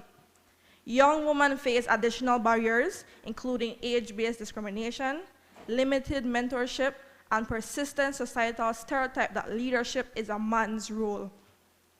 From my perspective as minister responsible for natural resources, petroleum, and mining, I see firsthand how these gaps affect our economic sectors. Decisions about resource management, energy policy, and mining projects, sectors vital to Belize development, are largely made without the perspective of women. Yet women are equally capable of providing innovative solutions, ensuring sustainable development, and driving our economic growth. To address this, I support a focused implementation, national mentorship and capacity building program for our young women in economic and resource leadership. This program will focus on 3 main points, each critical for creating a long-lasting impact. Firstly, to strengthen pathways for leadership. Mentorship and target capacity building create concrete opportunities for our young women to step into leadership roles. For example, in my ministry, we could establish programs where young women from universities and technical schools are paired with senior officials in natural resources and energy sectors. They would gain hands-on experience in resource management planning, environmental policy development, and in mining regulation. By providing practical exposure alongside training in project management, negotiation, and policy analysis, these programs ensure that women are not just present, but prepared to make decisions at high levels. This strengthens the pipeline of skilled young women ready to take on leadership positions across sectors where they have historically been excluded. Secondly, to challenge harmful gender norms. Leadership is often wrongly assumed to be male-dominated. By showcasing young women in visible roles, leading resources management committees, participating in national energy discussion, or heading local mining projects, we can challenge these stereotypes. Mentorship programs would include leadership workshops, public speaking training, and participation in cross-sector forums, giving our young women the confidence to lead and the visibility to inspire others. When communities see women successfully taking on roles in sectors like mining and petroleum, it changes perception. It encourages societal acceptance, and it motivates other young women to pursue leadership without fear or hesitation. And lastly, to create sustainable leadership pipelines. Temporary programs are not enough. Leadership development must be ongoing. By establishing long-term mentorship network, career pathways, and alumni support group, young women can continuously develop skill, receive guidance, and advance into higher roles over time. For example, a structured program could track participants' progress, offer continued training, and provide opportunities to rotate through different government departments or private sector's projects. This ensures that women remain connected, supported, and ready to step into leadership roles wherever opportunity arises, creating a lasting impact on Belize governance and economic growth. Madam Speaker, the young women of Lake Independence and across Belize are ready to lead. They need the opportunity, the guidance, and the sustained support. By implementing mentorship and capacity building programs, with these three main points at center, we can turn potential into action, strengthen our economic sector, and empower a generation of women leaders who will shape the future of Belize. I, therefore, wholeheartedly support this motion to commit to empowering our young women for a stronger, more inclusive nation. Thank you, Madam Speaker.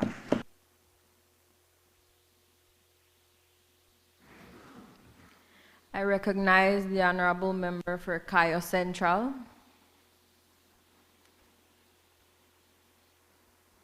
Madam Speaker, with your permission, I'd like to reference to my notes. Madam Speaker, I rise as the voice of Cayo Central, the heart of Belize's food security. From the citrus groves of Santa Elena to the vegetable plots of 7 miles, our women are the primary engine of our rural economy. The opposition fully supports the intent of this motion. However, I must ask, why are we settling for temporary special measures? In agriculture, we don't plant a crop just to abandon it before the harvest. We need a permanent foundation for rural leadership that outlasts any political cycle. The Statistical Institute of Belize Labor Force Survey of 2025 confirms that gender gap in rural districts remains a chasm. We are trying to plant the seeds of leadership in the soil that this government has failed to irrigate.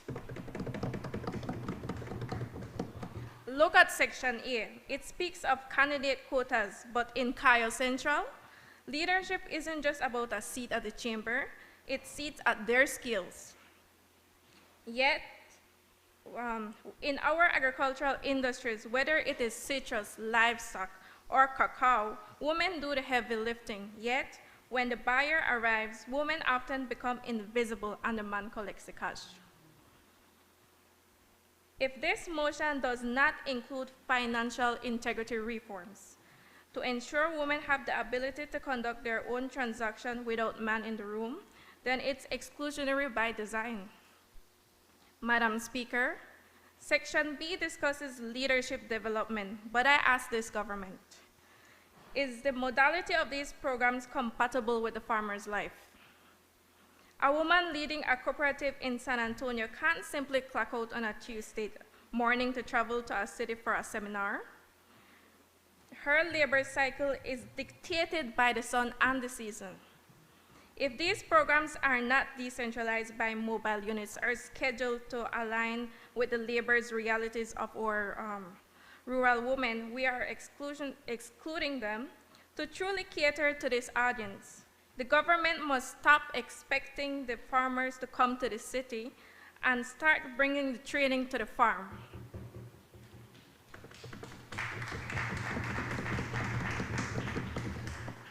Section C mentions reducing barriers. For a mother in 7 miles, the barrier isn't a lack of ambition, it's a lack of practical lifelines. Imagine a young woman without childcare assistance. She faces cruel choices. We see this at the Santa Elena market every week. Whether a mother has to choose between her leadership or her livelihood, abandoned produce in the sun loses its value by the hour. Every rotten crop is money stolen from a Belizean family. Without childcare assistance integrated in our farming hubs, this temporary motion is a luxury she simply cannot afford.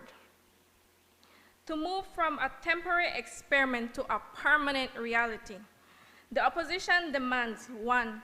Specialized agri-leadership tracks, mentorship focus on agribusiness and export logistics. 2. Labor-compatible delivery, mandating that all trainings are held via mobile hubs and scheduled during off-peak labor hours. 3. Market-linked childcare, permanent childcare hubs at the cooperatives and market centers. 4. Ownership grants, direct funding for young women to transition from laborers to agribusiness owners. Madam Speaker, just don't give us a quota for a ballot. Give the women of Kaya Central the power to own what they grow. I support the motion, but I challenge the government. Build something that lasts. Let us ensure that the mother does not have to choose between her child, her harvest, and her country. Thank you.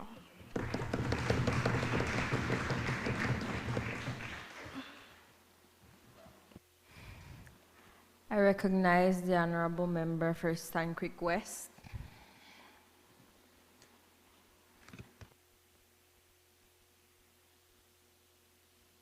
Madam Speaker, with your permission, I'd like to reference my notes as necessary. Madam Speaker, I am both excited and disappointed. It has taken 44 years and a sitting of Parliament with 31 women for Belize to be finally tabling this motion. Today, we must speak of the honest truths and realities of half our population. As Minister of Agriculture and representative of Stan Creek West, I rise unapologetically in support of the principle that women are entitled to equal opportunity and acknowledgement because we're more than capable of taking on leadership roles in any sector. If we are serious about empowering women, then this motion must be accompanied by further development to ensure that its principles are not only aspirational, but actionable. While this motion focuses on accelerating women's leadership and empowerment in economic spheres, I must highlight that this must include support for the roles of female farmers, beekeepers, and cattle ranchers. Women in agriculture are the backbone of Belize's food systems, and yet they remain underrepresented in decision-making boards where policies are shaped. If temporary special measures are to be transformative, they must extend beyond politics where leadership is equally vital. For example, boards such as that as the Belize Livestock Producers Associations remains 100% male. Not one woman in a seat where decisions affecting female farmers are being made, while female representation stands at 11% of livestock producers. Now, this is unacceptable. As a young, physically small female farmer, and even as a politician, I have faced discrimination of all forms. I've had my intellectual capacity questioned. I have been doubted by both men and women. And most of all, on several occasions, I have been told that this is a man's world. And yet, I am here, a woman in a man's world working, and I don't only work, I thrive in it. Sometimes Sometimes just being yourself is a radical act. When you occupy space in systems that weren't built for you, your authenticity is activism. I occupy a space in a system that was not built for me, and I, a woman, am not asking for permission for a seat at the table. I am taking it by storm.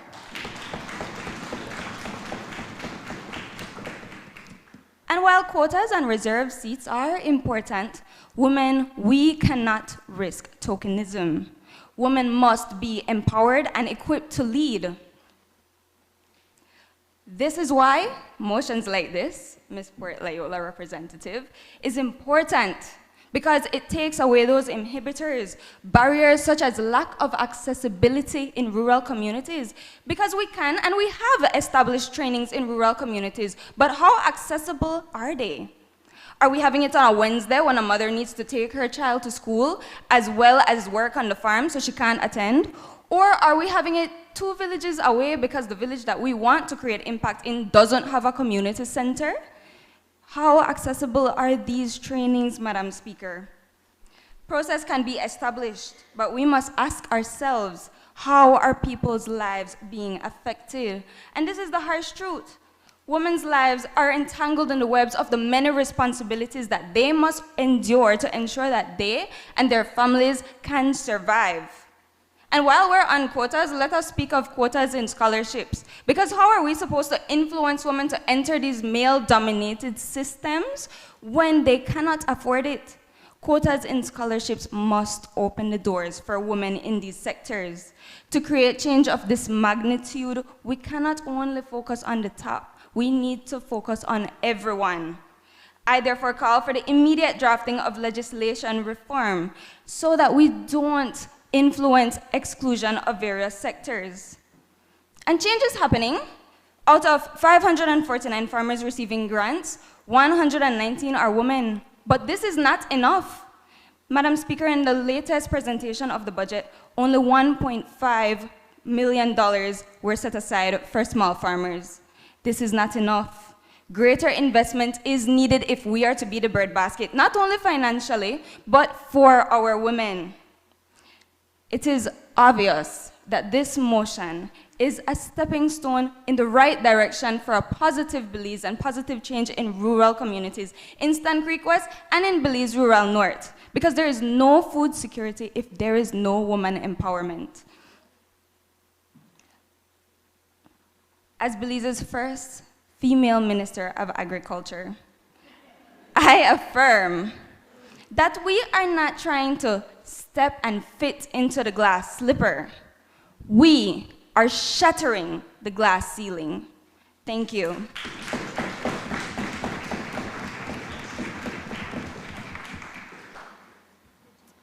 I recognize the honorable member for Fort George.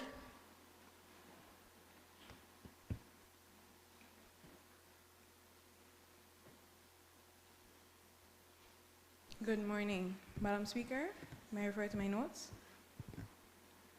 Good morning, honorable members, esteemed guests.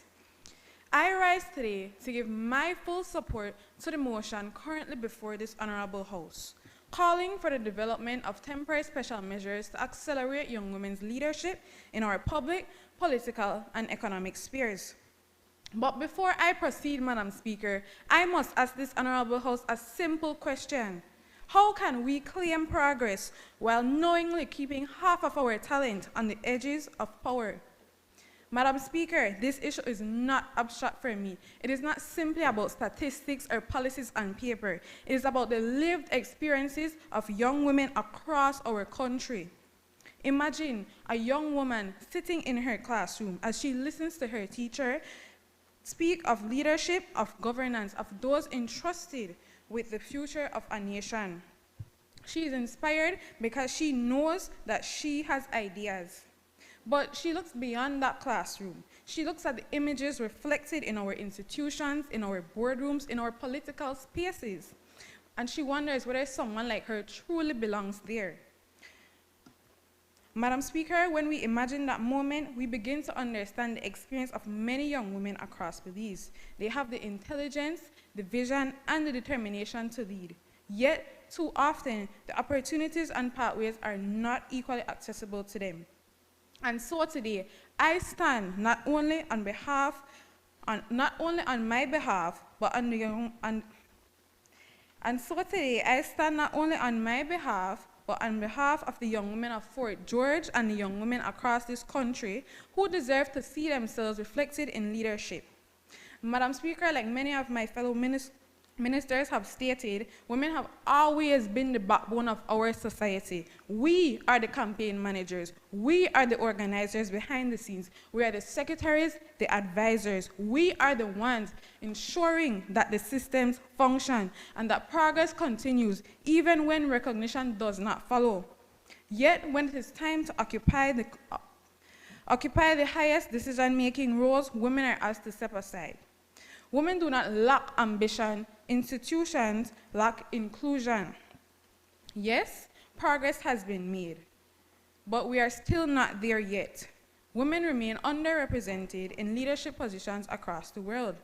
According to data from United Nations Women, women hold only about 1/4 of parliamentary seats globally. Within our region, the numbers remain far from equal. This slow progress is not a reflection of ability. It is the result of structural barriers and social expectations that continue to shape who society believes should lead. This Women's Month, we reflect on the theme Balancing the Scales, which reminds us that true equality requires action, not just good intentions. These temporary special measures are not about giving anyone an unfair balance. They are about leveling a playing field that was never leveled to begin with. Madam Speaker, in my capacity as the Minister responsible for public service and disaster risk management, I must emphasize that women's leadership strengthens public service and national resilience. A strong and effective public service depends on leadership that reflects the diversity, experience, and perspectives of the people it serves. We have seen time and time again that women are not merely participants in times of crisis. They are leaders. In the aftermath of Hurricane Earl and floods across the country, women stood at the forefront, organizing shelters, coordinating relief, and ensuring that families were cared for. They did not wait to be invited into leadership. They led because leadership was required. Despite this reality, their representation in disaster management structures remains limited. In a World Bank report from 2021, women's representation in NEMA is little to none, as only 1 out of 10 emergency coordinators is a woman. When the very individuals who demonstrate leadership in times of crisis are absent from the decision-making table, we weaken our national response capacity. Madam Speaker, therefore, empowering young women to lead is not symbolic. It is strategic, it is essential, and it is good governance. To the members on the opposition benches, I say this. I recognize that there may be questions regarding this implementation about fairness, practicality, or long-term impact, and they do deserve careful consideration. But I ask this House, should we let concerns delay progress, or should we work together to expand opportunity for the next generation? Madam Speaker, the young women of this country are watching. The girl walking to school in Sarawee, the university student in Belmopan, the young professional building her career in Belize City, the community leader in San Ignacio, they are all looking to this House, not just for words, but for action. Let this be the moment when we send them a clear message that Belize believes in their potential, values their contributions, and welcomes their leadership. Therefore, Madam Speaker, I urge every member of this Honorable House to support this motion with consideration and vision. Let us work together to expand leadership opportunities, strengthen our democratic institutions, and build a Belize where every young woman knows that her voice matters and her leadership is not only possible, but necessary. Thank you.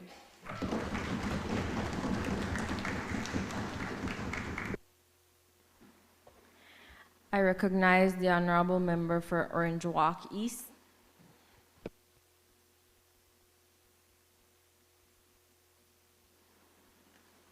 Madam Speaker, may I refer to my notes? Madam Speaker, we often speak about leadership as if it begins in rooms like this one.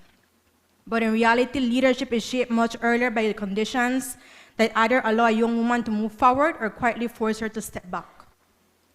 In my role as a licensed clinical psychologist here in Belize, I work with children, adolescents, and families across different communities. And what I consistently see is this: leadership potential is present, but the systems required to support it are not always equally accessible. These are not abstract issues, they are lived realities. Data from the Ministry of Health and Wellness indicates that adolescents aged 15 to 19 account for over 1/3 of suicide attempts in Belize, underscoring the growing mental health burden among young people and the urgent need for more accessible community-based care. For many young women, these challenges are not experienced in isolation. They intersect with reproductive health risk and caregiving responsibilities, all of which narrow leadership pathways long before they fully form. From a wellness perspective, these barriers do not exist in isolation, they compound. A young woman navigating financial stress or early family responsibility is also more vulnerable to mental health challenges, yet access to mental health services remains limited. In Belize, mental health resources are still largely centralized, with a shortage of specialized professionals and limited community-based care. For many women in rural constituencies such as Orange Walk East, accessing support can mean losing a full day's income due to transportation costs, long wait times, and time away from work or caregiving duties. So what should be support becomes a barrier. And Madam Speaker, if a young woman is managing anxiety, depression, or even postpartum challenges without adequate care, we must ask ourselves honestly, how can she be expected to step into leadership spaces with confidence? Madam Speaker, we must also acknowledge that exposure to gender-based violence continues to affect the mental health and well-being of many women and girls in Belize. Experiences of trauma, fear, and insecurity do not remain separate from leadership. They shape confidence, decision-making, and the ability to participate fully in public life. This is why wellness is not separate from leadership. Wellness is the foundation that allows leadership to exist. As mentioned before, the UNICEF Belize Gender Analysis tells us that women are estimated to be 93% likely to have equal opportunities for political participation. But that gap does not begin in politics. It begins in systems. It begins when mental health is stigmatized, when services lack privacy, and when seeking support is seen as a weakness rather than a strength. Madam Speaker, we must also acknowledge the caregiving burden referenced within structural challenges. In many of our families, women are not only caregivers, but they're also the coordinators, the advocates, and quite often the unofficial managers of everything. Across Belize, women continue to carry the majority of unpaid caregiving responsibilities. In our hospitals and clinics, it is often women who sit beside patients, supporting children, elderly relatives, and loved ones. This work sustains families and communities, but it also limits opportunity. Because when time, energy, and emotional capacity are consumed by unpaid care, participation in leadership becomes significantly more difficult. Madam Speaker, temporary special measures are therefore not simply policy tools. They are corrective mechanisms. They recognize that these barriers have accumulated over time and require intentional action. But for these measures to be effective, they must go beyond access to positions. They must address the conditions that prevent women from reaching those positions in the first place. This includes expanding community-based mental health services, reducing access barriers for rural women as outlined in this motion, and ensuring that women within our health systems are further supported to move into leadership and decision-making roles. Because the women who navigate these systems every day are often the ones who best understand where change is needed. Madam Speaker, leadership does not begin in this chamber. It begins in the systems that shape confidence, opportunity, and well-being. Across Belize, there are young women with intelligence, resilience, and determination required to lead. That potential already exists. What we must build are the conditions that allow it to rise. Thank you, Madam Speaker.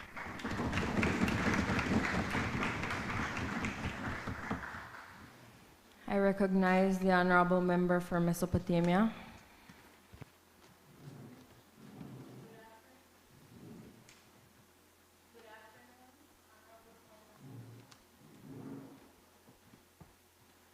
Good afternoon, Honorable House. Madam Speaker, may I refer to my notes? Thank you. Madam Speaker, imagine a Belize where every woman, regardless of her social backgrounds, financial status, or region, has an equal opportunity to shape the decisions that affect her life and her community. This is the kind of democracy we should be striving to build. I therefore rise to address an issue that is fundamental to the strength and fairness of our democracy: the participation of women in political decision-making. Belize, like many democracies, has made commitments to promoting gender equality and encouraging women leaderships in governance. These commitments recognize that inclusive decision-making strengthens democratic institutions and leads to policies that better reflects the realities of the people we serve. However, Madam Speaker, when we discuss women's participation in politics, we must also confront an important reality. Not all women experience the same opportunities to enter political spaces. The barriers faced by women are often compounded by socio-economic inequality. According to UN Women 2021, women from wealthier backgrounds or those with established political networks may have greater access to resources, education, mentorship, and visibility. These advantages often make it easier for them to enter leadership spaces and participate in political decision-making. Meanwhile, when women from rural communities, lower-income households, or marginalized groups frequently encounter additional obstacles when attempting to participate in politics. These obstacles may include limited financial resources to run campaigns, fewer professional and political networks, reduced access to leadership opportunities, and social expectations that discourage their participation in public life. Madam Speaker, data from the Statistical Institute of Belize 2019 indicates that poverty rates remain higher in rural areas and among certain demographic groups.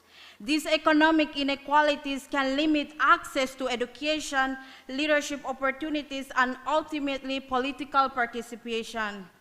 However, women in districts such as the Toledo district often face additional barriers, including fewer leadership opportunities, lower incomes, and limited access to transportation and political meetings. These challenges can make participation in political process significantly more difficult. Madam Speaker, if our goal is to strengthen democracy, then representation cannot be limited to a small group of women with privilege and influence. True inclusion requires creating pathways for women from all socioeconomic backgrounds to participate in leadership and decision-making. Education and mentorship play a vital role in empowering young women in confidence, knowledge, and networks needed to participate in governance. At the same time, we must also address the political culture that often discourages women, particularly those from disadvantaged backgrounds, from entering political life.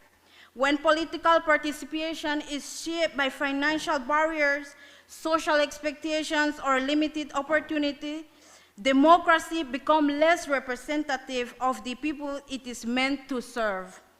Madam Speaker, this motion therefore calls on this honorable House to support initiatives that expand leadership opportunities for women, particularly those from underrepresented and lower-income communities. By promoting civic education, mentorship programs, and inclusive political engagement, we can ensure that women's representation in politics reflects the diversity and realities of Belizean society. Because when women from all walks of life are able to participate in decision-making, our democracy becomes more inclusive, more responsive, and ultimately stronger. I thank you.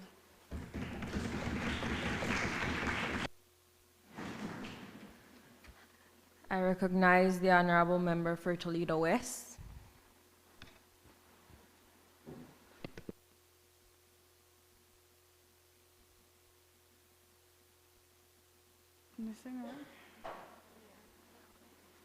Good afternoon, Madam Speaker, honorable ministers, and the media, and the people of Belize.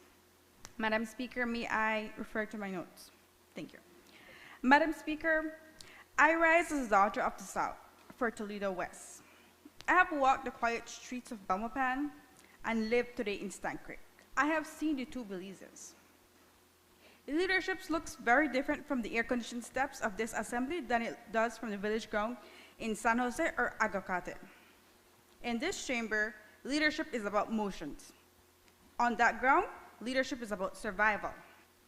It is about a mother finding internet so her daughter can apply for a job. It is about a young woman trying to connect to the world. Toledo West is called the breadbasket of the South. But here is the contradiction. We feed this nation, yet we face the highest rates of multidimensional poverty. This isn't just about money, it is about access. We are talking about a district where Quechua and Mopanmaya, East Indian, Garifuna, and Mestizo communities are rich in culture, but starved for reliable electricity and high-speed internet. Madam Speaker, the September 2025 SIB report tells us this: rural poverty is 4 times higher than in our cities. In my home, Toledo, 59.5%. We cannot ask a young woman to lead when her village is the ceiling of her potential. That is why I support this motion. We have already broken ground on solar-powered digital connection centers in Sartaneja and San Antonio, and we are ready to expand this model to rural communities nationwide. I heard the critics, graveyards of broken computers. They say, I answer with 3 years in high-volume customer service and systems management. I know a Connect Center is not just a room with a router. It is a service delivery platform. So here is what we built. Tier 1 support protocols for every hub, Salesforce integrated dashboards to track every issue, 99% uptime target. Our digital bodies, local youth, are trained to report and resolve problems before a woman even walks through the door. We are bringing BPO-level efficiency to rural governance. Because for a woman in Toledo West, a system error is not a glitch, it is a lost opportunity. And we do not do lost opportunities, not in my district and not in yours. This month, we take our mobile ministerial desk to Hopkins and Pomona. A woman should not spend $40 on a bus ticket to reach her own government. Whether she lives in Toledo, Orange Walk, Corozal, or the Belize district. We broadcast in Quechua and Mopanmaya to Radio Rural. We pair women with digital bodies. No one gets left behind. But we must go further. The Maya land rights struggle is the heart of our identity. But land management cannot stay a conversation only men have. We are breaking what I call the men's ceiling. In Toledo West, we are mandating 30% young women in our rural water boards, aligned with National Gender Policy 2023. If it works there, it can work in Corozal, Cayo, Stank Creek, and every district across this nation. When decisions get made about the water we drink and the land we inherit, women are in the room. We are changing the economic game. Through the 5,000 SME resilient grants to rural women across the country and 6-month mentorship pact with the BCCI, we are not just asking a woman to harvest cacao or pack bananas. We are giving her the potential to own the factory and manage the logistics, participation to ownership. Let me be specific. We are part of a 12 million cacao industry, but let's be honest, our young women are often just the laborers. Under the 2026 ILO Prosper Project, we must ensure that the women of Toledo West, our women across every farming community in Belize, aren't just growing beans. They must be the owners, the ones who process, brand, and export the chocolate. That is what true leadership looks like. Living in Stann Creek, I see climate change hit our coastal communities first. The IPCC 2025 report confirms women are hit hardest. So true, equality means protecting them. Integrating coastal protection with rural economic resilience from the South to the Keys. Madam Speaker, leadership should not be a luxury of geographic privilege. I stand here for the women of Toledo West who could not make the trip today, and for the women in every district who face the same barriers, because the bus fare was too high, because the internet was too slow, because the system was not built for them. This motion is for them. For the north, the south, the Keys, the west, every corner of this jewel. Stop asking for a seat. Let us build a table that belongs to everyone. I yield.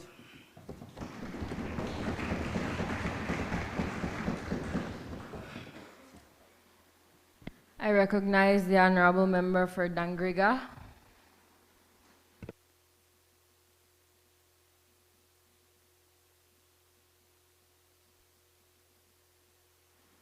Madam Speaker, may I refer to my notes?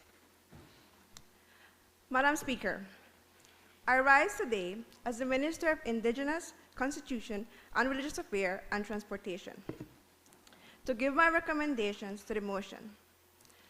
We have documents that give us clear indicators of what we must do to achieve full participation of women in decision-making spaces. Yet, shortcomings are still present. How many more documents do we need to make sure that women are integrated in these spaces? We need to ensure that our existing legal and policy frameworks are binding in ensuring the participation of women is not just ticking another checklist. Despite being approximately 11% of the total population, indigenous people in Belize continue to struggle for land rights and cultural recognition. For example, the Caribbean Court of Justice decision have recognized the Maya, specifically the Mopan and Quechua people's ancestral land rights.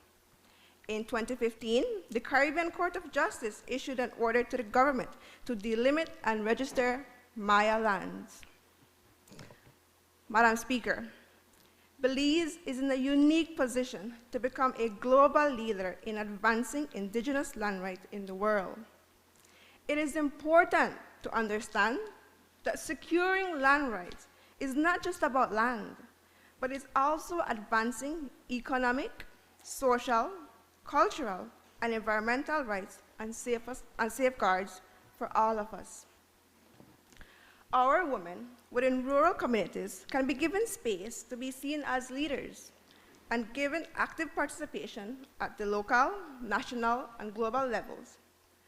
According to the UN Women in Local Government 2025 for Belize, we have no woman who is head of the government, and only 16% parliamentarians are women, and 6% are ministers.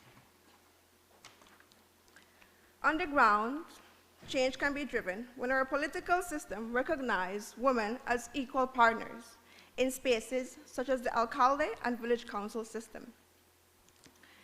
For example, the SEDA General Recommendation Number 39 on the rights of indigenous women and girls.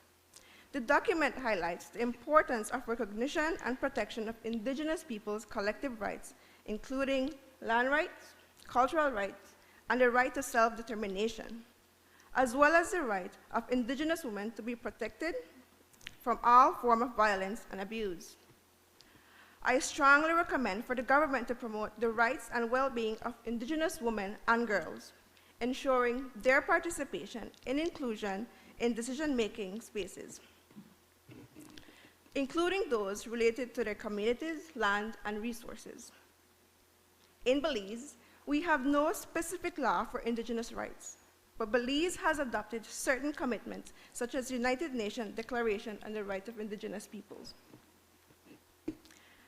As the state, we have an obligation for SDG 5 with target by 2030, ensuring women's full and effective participation and equal opportunities for leadership at all levels of decision-making in political, economical, and public life. When leaders prioritize gender equality, it shapes national agendas, drives legal reforms, and ensures that resources are allocated where they are most needed. I would like to take this opportunity to highlight the fundamental need for women to be integrated in shaping national agendas. The recent rollout of the modernization of public transportation system with the launch of the Consolidated National Bus Company in January 2026. I strongly recommend the need to access the transportation system, allowing women to access jobs and vital services such as healthcare and education. Without proper transport access, individuals, particularly women, are often forced to forego employment opportunities that are essential for their growth and that of their families. According to the Statistics Institute of Belize, the labor force in April 2025, only 46.9% of working-age women are engaged in the labor force, compared to an impressive 72.3% of working-age men. If we are in the best interest of modernizing the country's public transportation, we must promote women at all levels of the transport sector, especially in this traditionally male-dominated environment. This helps expand the female labor force, which is crucial and critical for driving economic growth in Belize. On the matter of constitutional reform, it is pivotal that the Constitution is upheld and that the government operates in accordance with the constitutional principles. The People's Constitutional Commission has released a draft of 167 recommendations. It is a state's obligation that free, prior, and informed consent is adhered to this reform, and that the Belizean people also have an existing obligation to ensure that we are familiar with all of these 167 recommendations, so that it reflects the needs and concerns of the Belizean people. When we say development, we must remember the women and minority groups. Madam Speaker, together we can empower women and youth through education and securing policies and regulations. As women, we must be prepared to make people uncomfortable with our truths, but we must ensure that we are making impact and advancing and changing the lives of the Belizean people for the better. In good faith, the state can be and could potentially advance Indigenous rights. We must remember the Constitution of Belize is the supreme law of the country. Madam Speaker, it is for these reasons that I stand and support the motion. Thank you.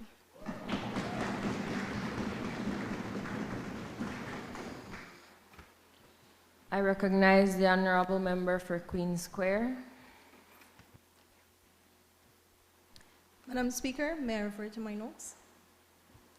I'd like to begin by commending the government for raising such a critical bill to increase the participation of women in leadership in Belize. The intention of this legislation to remove barriers and create opportunities for women is one I support wholeheartedly.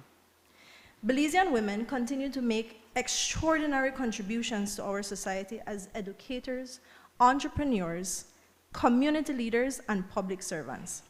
It is therefore both reasonable and responsible that we examine how to create pathways for greater participation in decision-making roles. While I support the majority of the measures, I must raise a concern regarding the inclusion of quotas as a mechanism to achieve this goal. While quotas may increase numbers in the short term, they may not incite the public's confidence, institutional reform, or structural support required for sustained empowerment.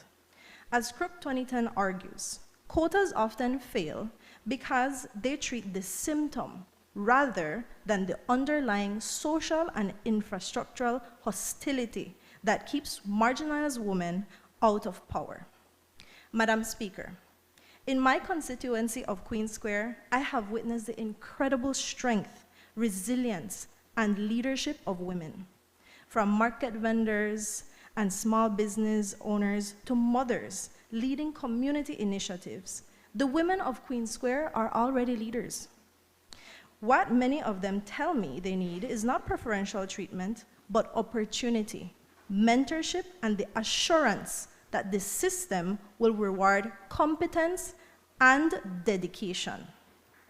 In fact, Belize has already examined quotas and rejected them when doing the Political Reform Commission in 1999 and the revision of the National Gender Policy in 2024, as both revealed that the lack of participation of women in public and political spheres are due to social and institutional barriers such as limited support by society, which we have already witnessed on social media, cultural expectation, lack of campaign financing, and political party gatekeeping. The use of quotas produces public backlash by questioning women's qualifications and undermining the legitimacy of female leadership. Remember, increasing women's representation through quotas does not automatically create gender-inclusive policy. Mexico and India still struggle to control high rates of femicide because women are seen as expendable. And despite having a bit over 30% women representation in lower chambers across the Caribbean and Latin America, as recorded by UN Women in 2026, women in the region still face lower wages, informal employment, and high levels of gender-based violence. Madam Speaker, if our goal is genuine and lasting gender equality, then we must focus on solutions that attack the root causes preventing women from entering and succeeding in leadership. Our goal should not be symbolic representation, but genuine empowerment. We must invest in leadership development and political training programs specifically for women, a structured national leadership pipeline for politics, implemented through partnerships between government, civil society, and educational institutions can equip women in skills in governance, policy development, campaigning, and public administration.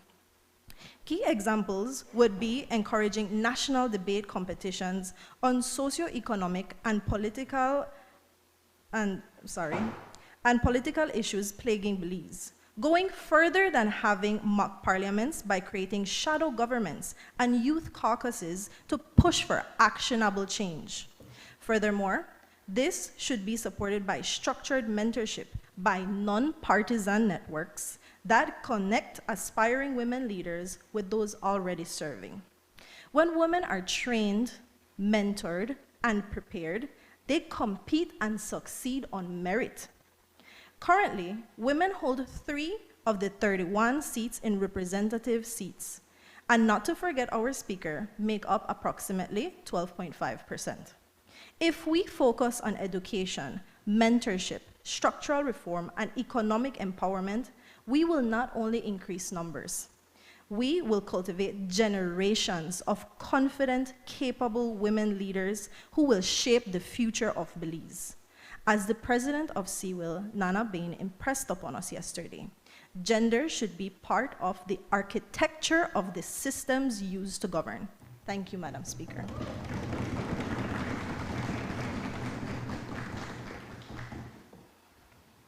I recognize the Honorable Member for Curzal Bay, Minister of Human Development, Family Affairs, and Gender Affairs.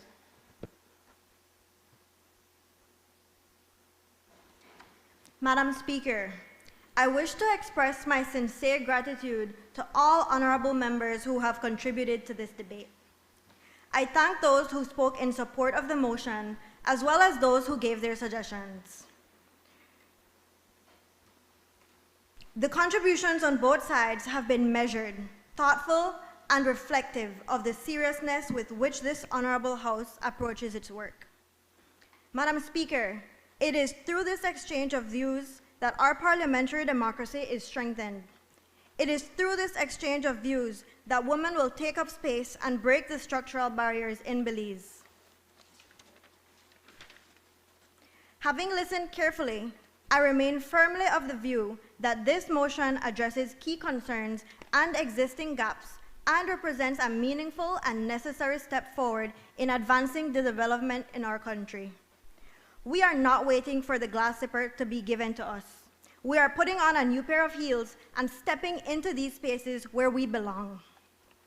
Madam Speaker, I am confident that this honorable House has been well served by the debate, and I trust that this motion will now proceed in accordance with our established procedures. I thank honorable members.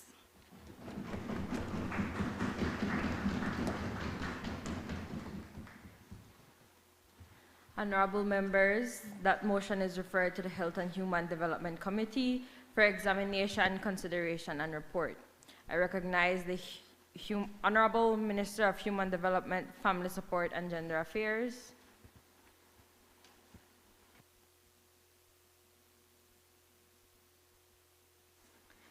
Madam Speaker, in accordance with Standing Order number 49-1, I move that the motion be taken through all its stages forthwith.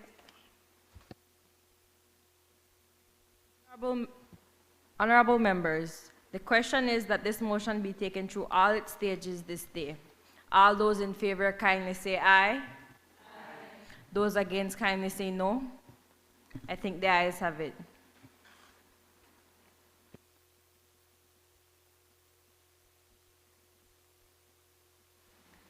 Presentation of report from Select Committee.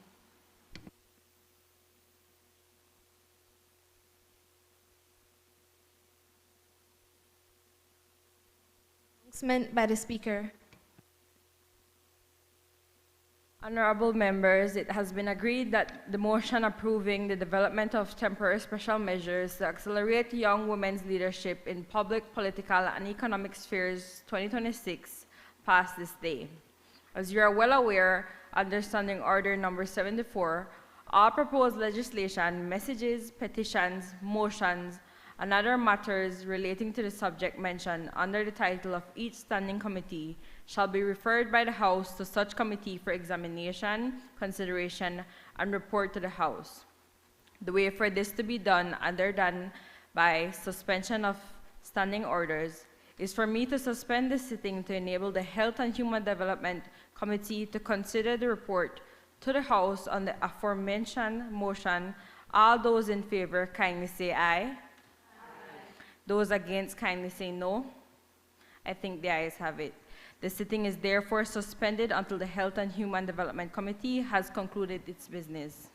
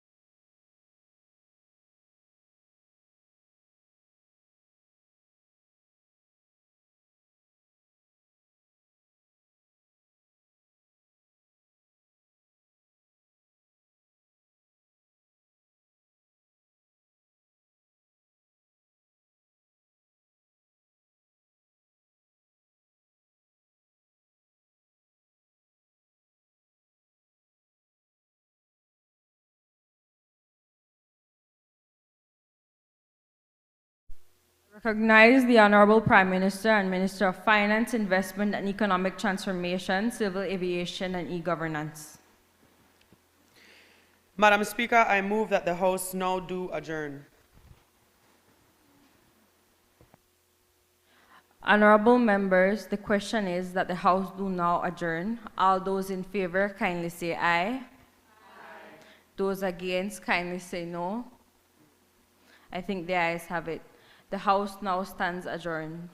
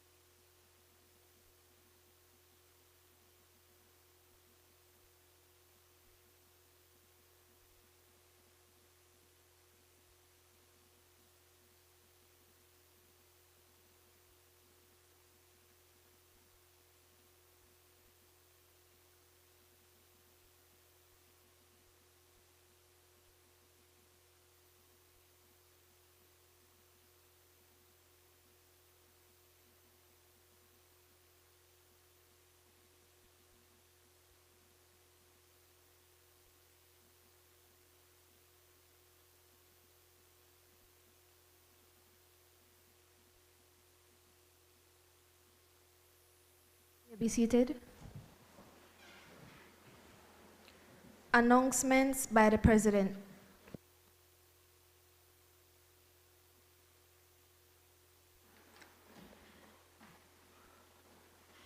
Good afternoon, honorable members.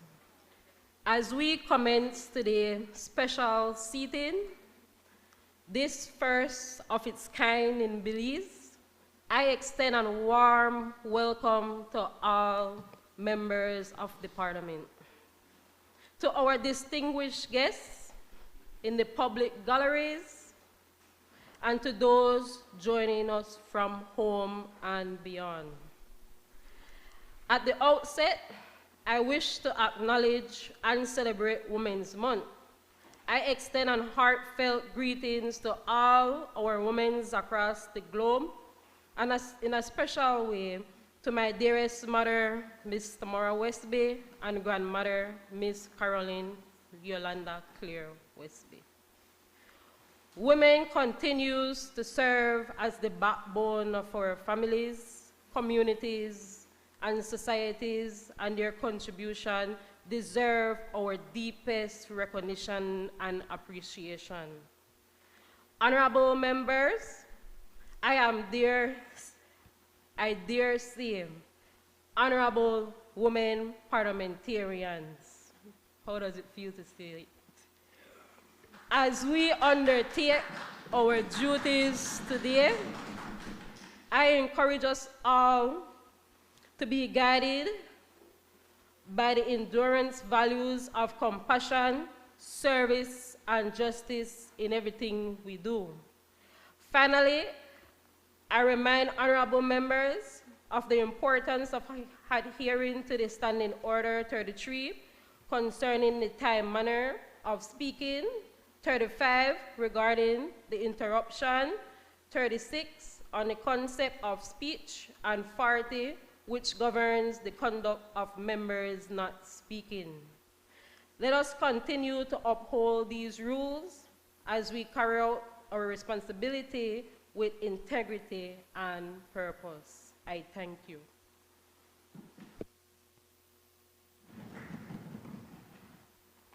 Motions relating to the business or sittings of the Senate. I recognize the leader of our government business, Senator Hunson.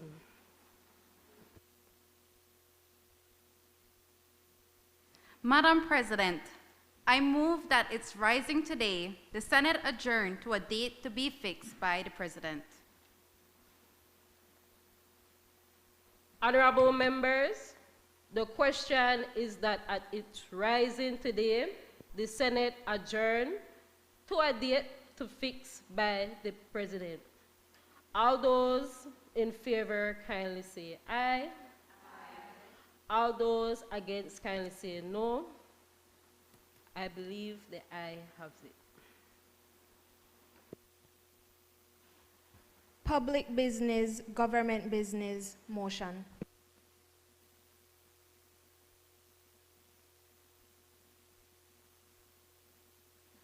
Madam President, this is the motion approving the development of temporary special measures to accelerate young women's leadership in public, political, and economic spheres 2026.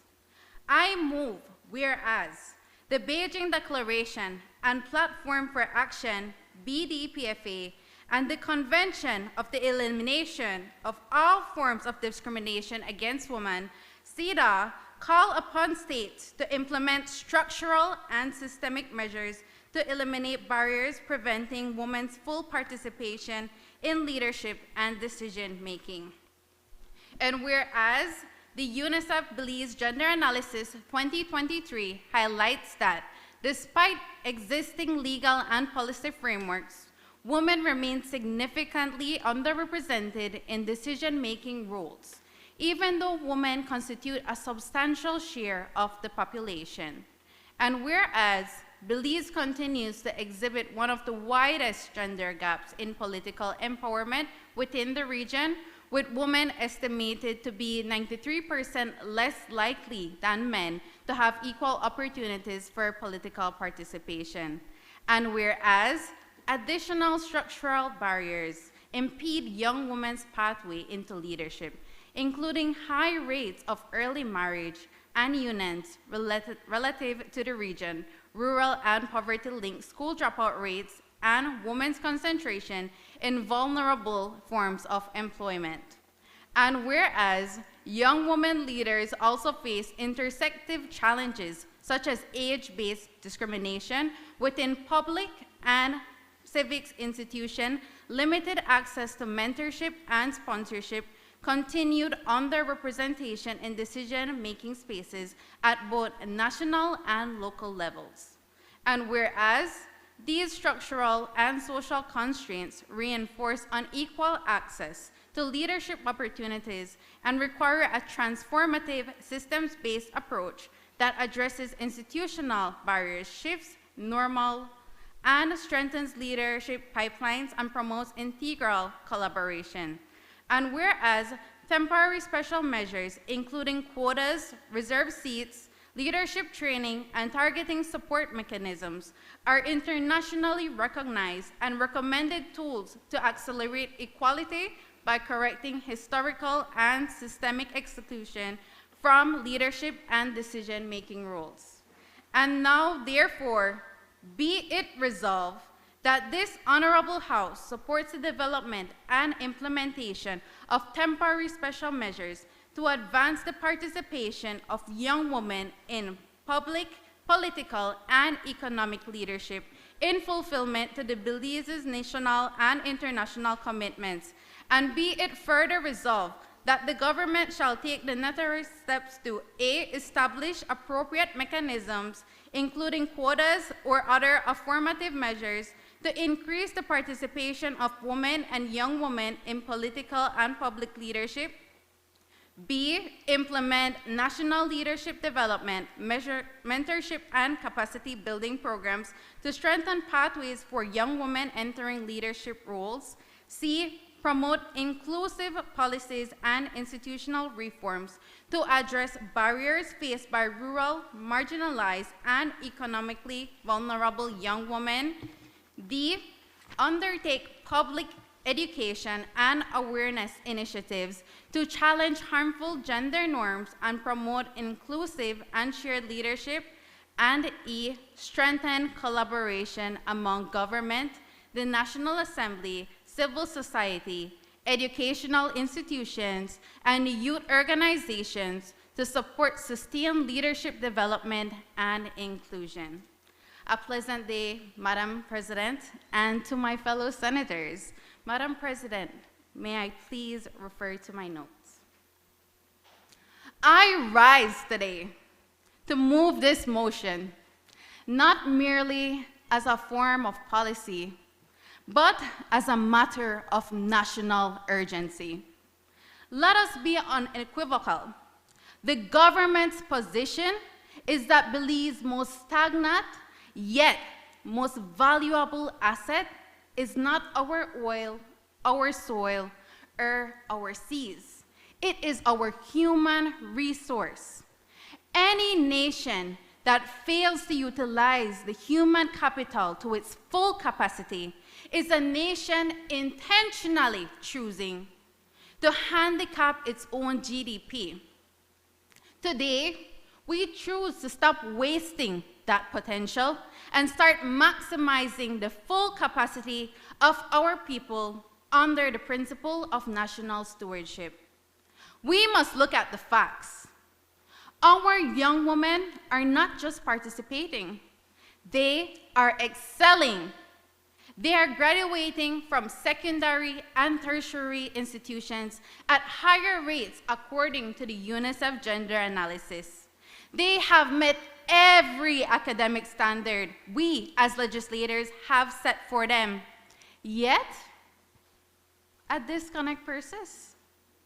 When women are 93% less likely to hold leadership roles despite being the most educated cohort in our history, we are looking at a market failure.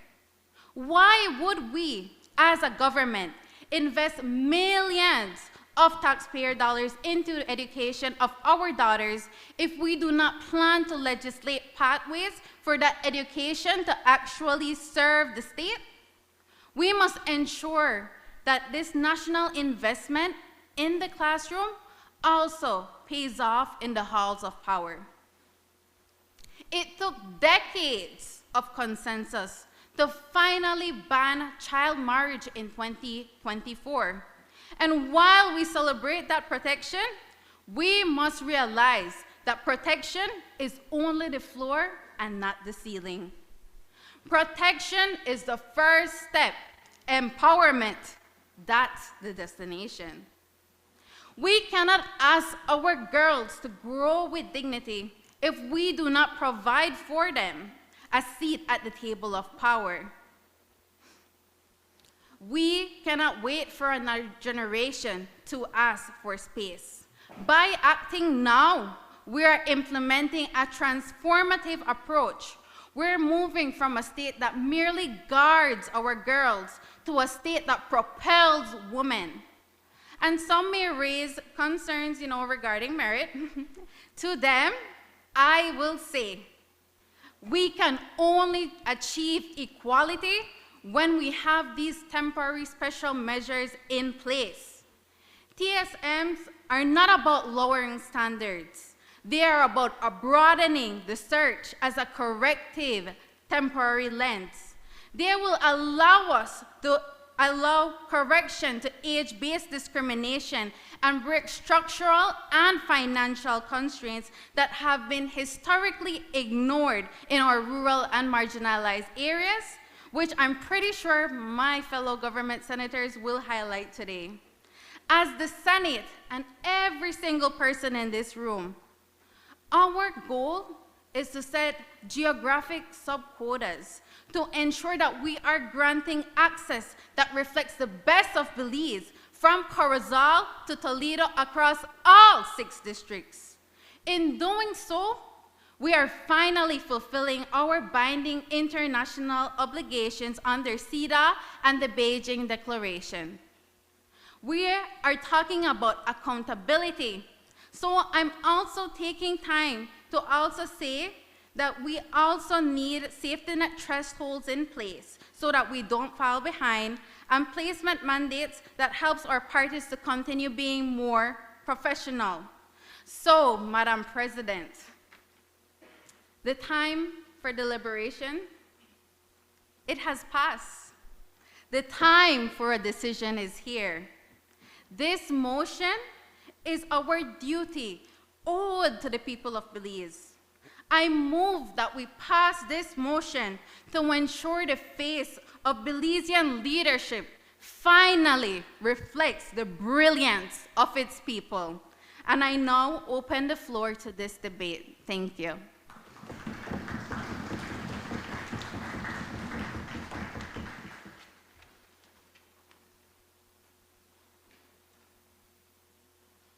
I recognize Senator Hudson.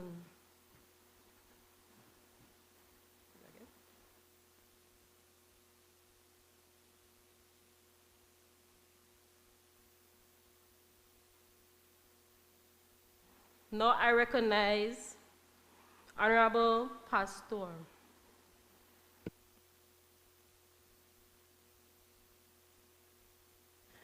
Good afternoon, Madam President and fellow colleagues. Madam President, may I refer to my notes? Madam President, how are women expected to advance in society if they are being led by incapable men? I rise today to commend the government for recognizing the importance of young women's leadership. It is a necessary step, but it is not enough. Because the truth is this: women are not being held back because they are unprepared. Women are being held back because they are not respected.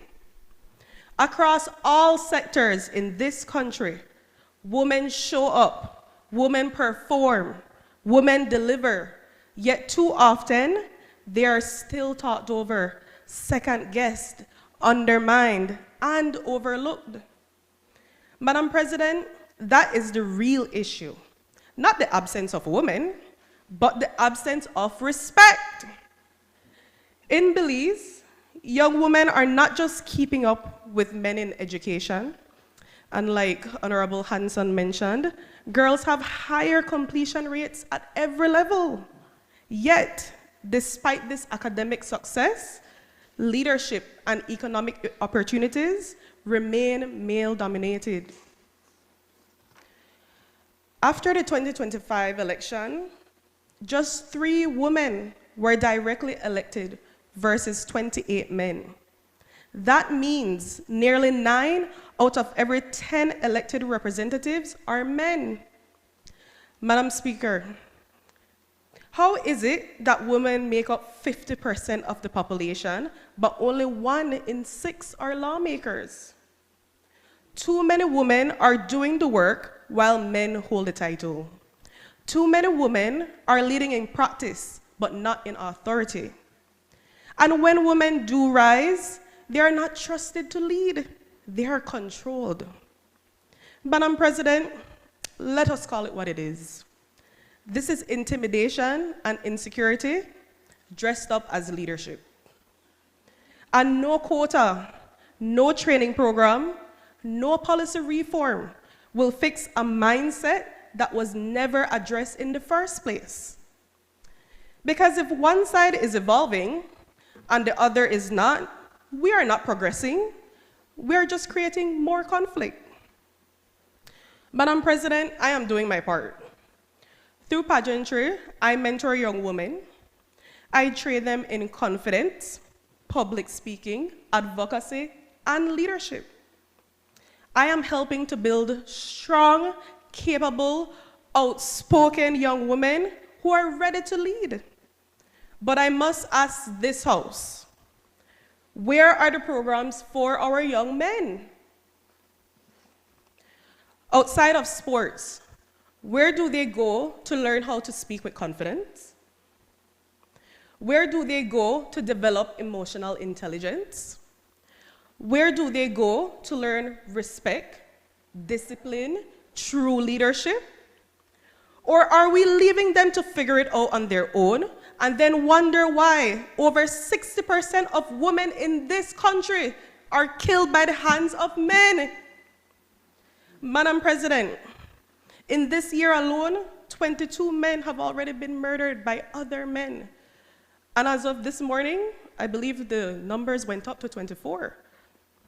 And we are only 3 months into 2026.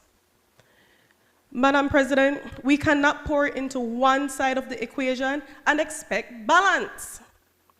We cannot raise powerful women and ignore the men they will have to work with, lead with, and be led by.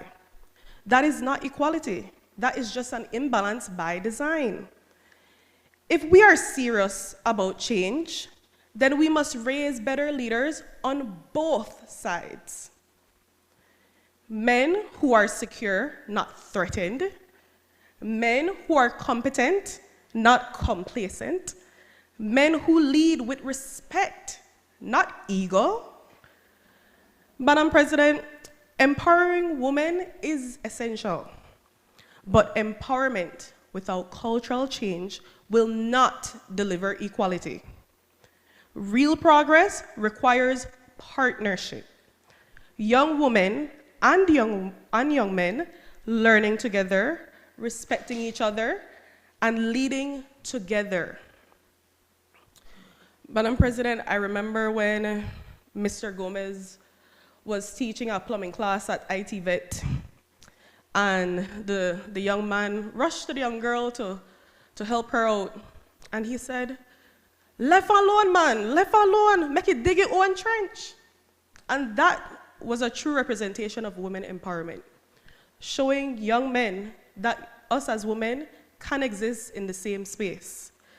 I mean, I'm sure when our Honorable Minister of Agriculture, Ms. Vernon, she mentioned her size. She's small in size. I'm sure when she goes out into the field with the cows, she doesn't get lost. She doesn't call the farm boy asking to save her. I'm sure the farm boy is the one calling her for advice because she's the educated vet.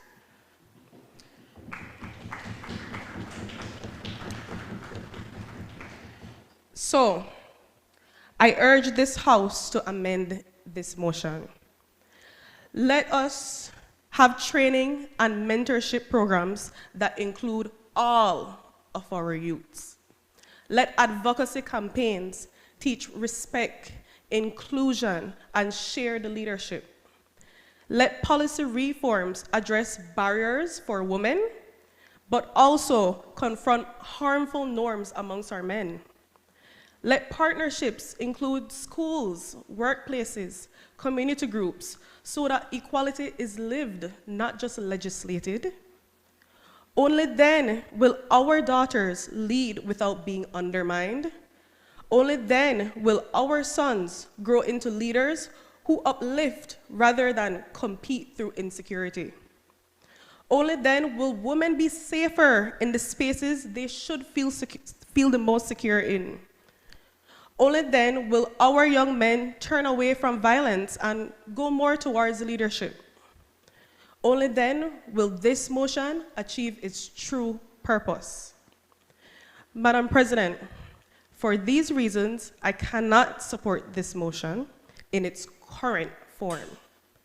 But I stand ready to support a more stronger and a more inclusive plan that builds leaders of integrity across our entire nation. Because you cannot legislate equality in a system that teaches men to disrespect it. Thank you, Madam President.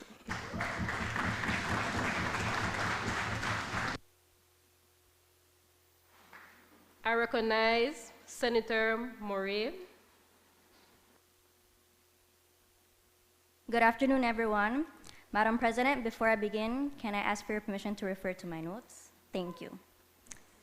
Leadership shapes experiences, sometimes in ways that leave a lasting impact. In my life, I learned that leadership can either empower or discourage, uplift or silence. So the question is, who gets to lead and who gets left behind? It is with that question in mind that I rise today as the independent senator representing the National Trade Union Congress of Belize and the Civil Society Steering Committee to lend my full support to this motion calling for the development of temporary special measures to accelerate young women's leadership in Belize. This issue is not abstract, it is measurable. As previously mentioned, following the 2025 general elections, women hold only 5 out of the 14 seats in this honorable Senate, about 36%. These numbers are not simply statistics.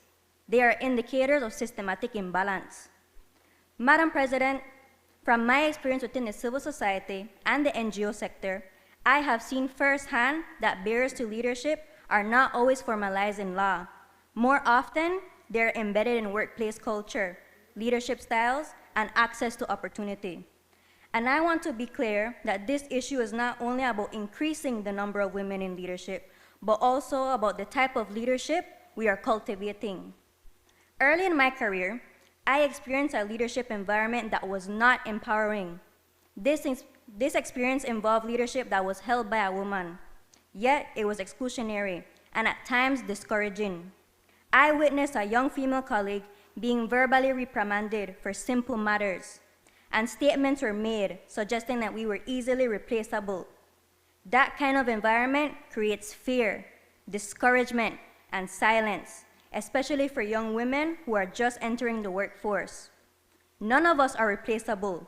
All of us are one of a kind. That experience stayed with me because it highlighted an important truth. Representation alone is not enough. What we need is transformational leadership. Transformational leadership is leadership that uplifts rather than intimidates.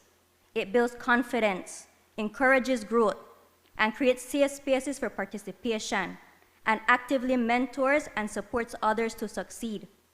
It is leadership that does not just hold power, but shares it and develops others. Because if we bring more women into leadership, but do not transform how leadership is practiced, we risk reproducing the same barriers we are trying to dismantle. This is why temporary special measures must go beyond symbolic inclusion. They must actively address the following: A, unequal access to mentorship and sponsorship; B, limited entry points into leadership pipelines; and C, workplace cultures that discourage participation and advancement. And importantly, Madam President, these measures must be grounded in our communities. Real change will not happen only in Belmopan or urban centers. It must reach our villages and smaller communities. As mentioned in the debate of the House of Representatives, this means implementing leadership workshops and training programs in rural communities, youth engagement activities that build confidence and public speaking skills, and community-based mentorship networks that connect young women to leaders across sectors. Because talent exists everywhere, but opportunity does not.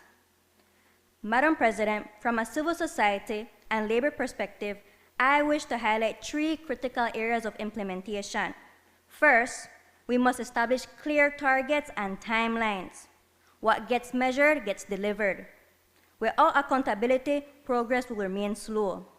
Second, we must invest in intentional leadership pipelines, which includes structured mentorship, training, sponsorship programs that extend beyond urban spaces and actively include rural and economically vulnerable young women. Third, we must look at how people are selected for leadership roles and ensure those systems are fair and inclusive. Globally, countries that use quotas or targeted measures have higher female representation, over 30%, compared to about 23% in countries without them. These tools, when properly designed, can shift the baseline and create more equitable systems. As a representative of the labor movement, I emphasize that leadership equity is not just a political issue, it is a development issue.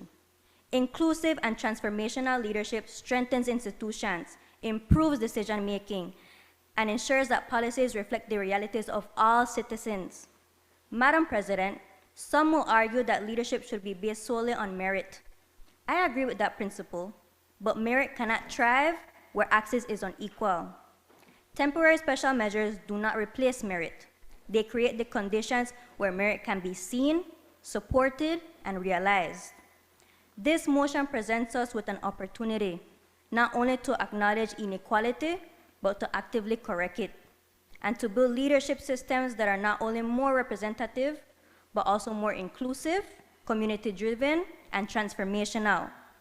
Madam President, this is not just about opening doors. It is about changing the structure of the room and empowering Belizean women to walk through it. And that responsibility rests with us. Thank you.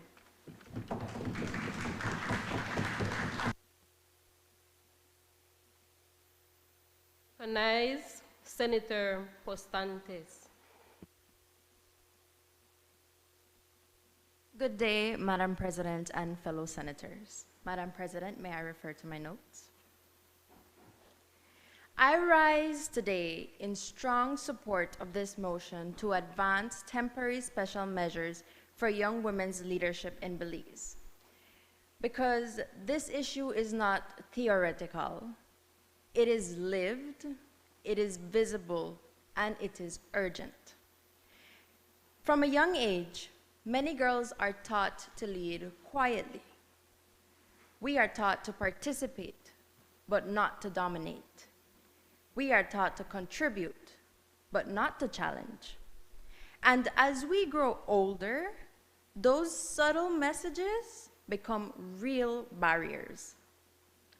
A young woman may have the qualifications and the ambition to lead, but no access to mentorship or networks. And even when she enters a leadership space, she may be told, both directly or indirectly, that she is too young, too inexperienced, or simply not the right fit. These are not isolated cases.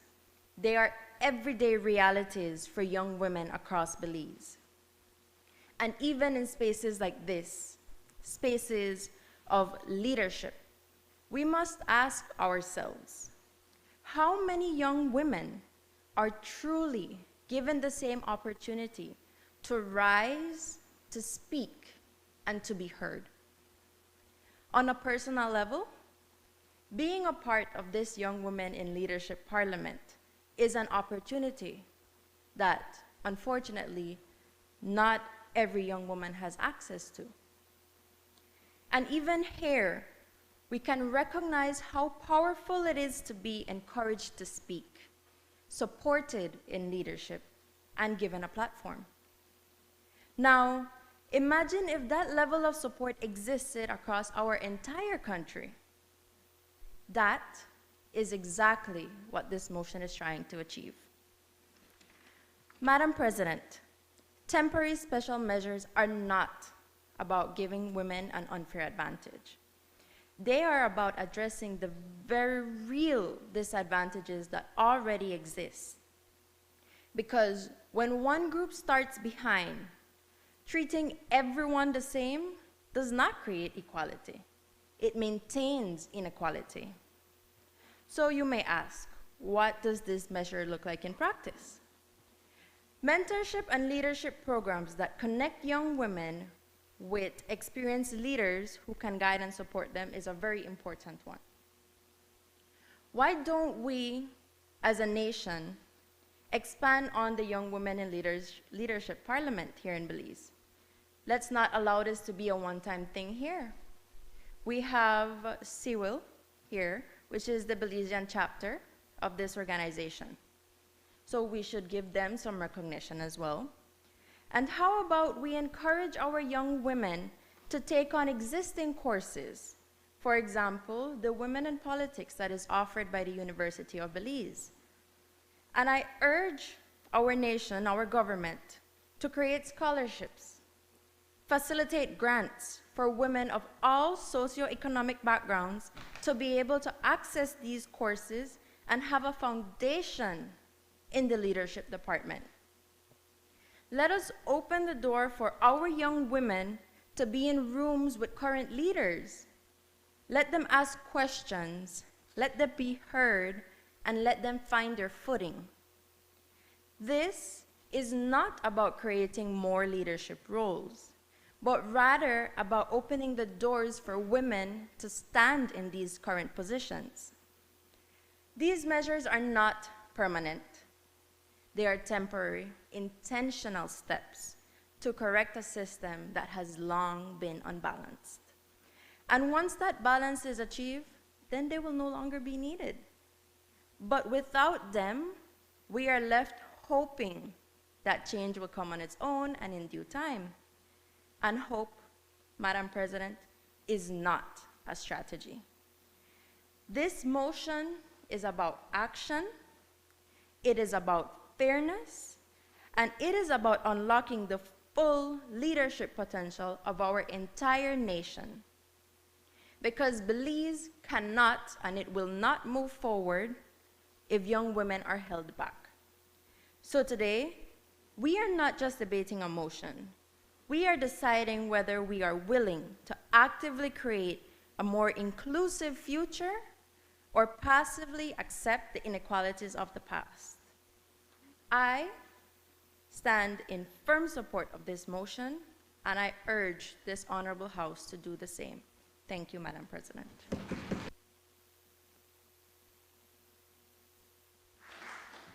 I now recognize Senator Sorto.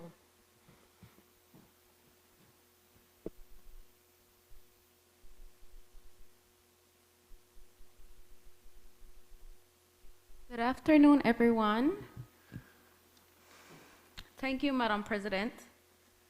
Madam President, I rise today as a senator of the non-governmental organizations of Belize. And I rise with purpose and urgency, and with the voices of countless young women behind me. Madam President, allow me to tell you the story of Sukri. Sukri was a young girl in a northern village, top of her class, well-spoken, well-conducted, with a passion for math and science.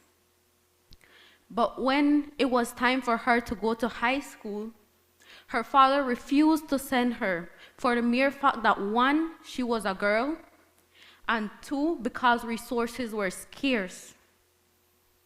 A girl like Sukri could have been an engineer, an innovator, a national leader, had she simply been given the chance. Across our countries, many girls, especially in rural areas, enter early unions before they can complete their education or aspirations. Too many leave school not for the lack of ability, but because poverty and limited access leave them with no real alternative. These are not isolated stories. They reflect a structural barrier limiting half our population. According to the Global Gender Report 2025, Belize ranks 89th globally. Yes, we perform strongly in educational attainment, but that progress has not translated into equal outcomes. Women still face unemployment rate as twice as men and are pushed to part-time or informal work due to unpaid care and remain underrepresented in STEM fields.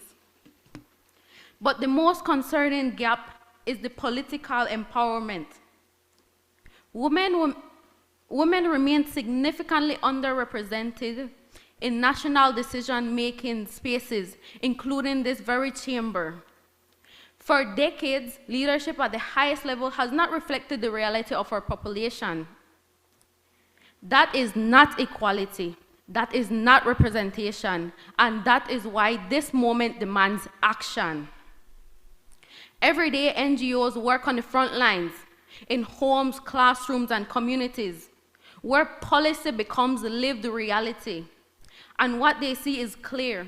Young women in Belize are not lacking talent, not lacking ambition, not lacking leadership, and as emphasized before, they are lacking opportunity, they are lacking access, they are navigating in a system that was never designed with them in mind.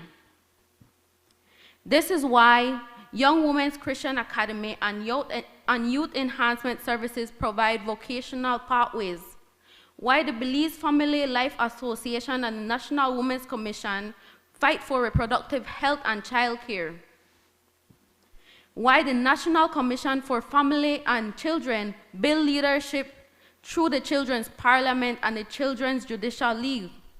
They have strengthened confidence, expanded opportunities, but civil society cannot and should not carry this responsibility alone. There is more we can do nationally. One solution is NGO-led policy integration, creating a national NGO advisory council so the government no longer guesses what rural girls need, but consults the experts to see what the issues are in their lives every day. A permanent, legally recognized body that must be consulted before social legislations are passed. Another solution is public finances initiatives, incentives, grants or tax benefits for political parties and institutions that increase women's representation. This is the carrot approach, not the stick. It makes gender equality a smart financial move, not just a moral one. We are asking the government to put its money where its mouth is. If an organization breaks the glass ceiling, the state should support that transition. And these are not radical ideas, they are practical, achievable. They strengthen our democracy and ensure voices of women and girls are not only heard, but acted upon. Madam President, as Senator Hanson said before, the time for incremental change has passed. The evidence is clear and the need is urgent. Women are not housemaid wives. They are liars, they are doctors, they are designers, they are chefs, they are farmers, and more, and much, much more. But most of all, we are fighters who fight a great fight to survive in this world that was not made for us. Today marks a historic day, not just for women in this chamber, but for all of the women watching across Belize and beyond. Madam President, I stand in full unwavering support of this motion. Thank you.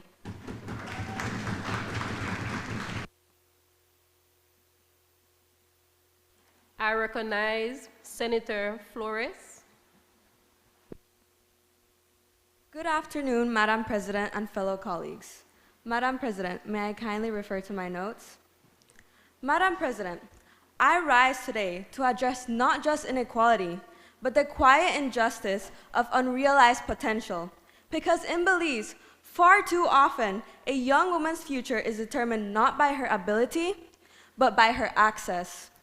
Madam President, the most significant barrier facing young women in Belize is the financial inequality, particularly for those in low-income and rural communities, where opportunities is not simply limited, it is structurally out of reach. According to findings from UNICEF Belize, over 40% of children in our country are living in poverty, and this reality is not abstract. It dictates whether a young woman can remain in school, whether she can afford transportation, and whether her ambitions are nurtured or quietly abandoned because they're never given a chance to grow.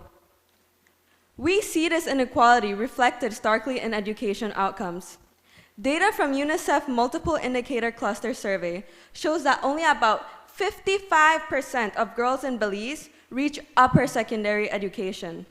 This means nearly half are leaving the system before completion, not due to lack of intelligence, not due to lack of drive, but due to financial constraint. At the same time, findings from UNICEF report a teenage pregnancy rate of 58 births per 1,000 girls. But what is even more enlightening is the disparity across income levels. Girls in the poorest household face rates as high as 104 per 1,000 girls, compared to just 27 in 1,000 in the wealthiest households. Madam President, this is not a coincidence. This is inequality, deeply rooted in economic conditions, shaping outcomes long before choices can even be made. And the disparity does not end at education. Even when women overcome these barriers and enter the workforce, they continue to face systematic disadvantages. Research from the University of Belize indicate that women earn up to 20% less than men, even within similar sectors. This demonstrates that inequality persists, not only in opportunity, but in outcome. Madam President, inequality in Belize operates in layers, first by restricting access, and then by limiting advancement. However, to truly understand this issue, we must go beyond statistics and examine the lived realities of women in our rural communities. In districts such as Toledo and other under-reserved regions, young women are often forced to leave school early, not because they lack ambition, but because they must contribute to their household, because they must take care of their siblings, or they must raise a child of their own. But perhaps most critically, Madam President, many of these women are never even aware that these opportunities even exist. Because while we speak of programs, funding, empowerment, the truth is a significant portion of rural communities in Belize have limited or no reliable access to Wi-Fi or digital platforms, meaning the very opportunities designed to uplift them then remain invisible. And an opportunity that cannot be seen cannot be accessed. So the issue before us today is not only one of inequality, it is of disconnection. If we are serious about creating change, we must not only invest in programs, we must ensure those programs are reachable, visible, and accessible in real terms. And Madam President, the solution is clear. We must invest in fully funded community-based education and financial empowerment programs, paired with direct, on-the-ground outreach in rural communities. This means bringing programs physically into villages and underserved areas, rather than expecting women to travel to urban centers. It means utilizing community outreach officers, local leaders, and school networks to actively spread awareness. And it means ensuring that the information is not just delivered through radio, community boards, and face-to-face engagement, not just online platforms. Because, Madam President, if access depends on Wi-Fi, then access is truly unequal. When we remove both the financial barriers and the visibility barriers, we do more than create opportunities. We create inclusion. We allow women not only to participate, but to see themselves as participants in a future that once felt so far away. Madam President, inequality is not sustained by a lack of talent. It is sustained by a lack of access, a lack of visibility, and a lack of intentional investment. And until we bring the opportunity directly to the women who need it the most, we will continue to exclude them from the very future we claim to be building. Ooh, give me a second. Because when a young woman is given access, not just in theory, but in reality, she does not simply change her own life. She transforms her family, strengthens her community, and redefines what is possible for the next generation. Madam President, I stand strong support of this motion. Thank you.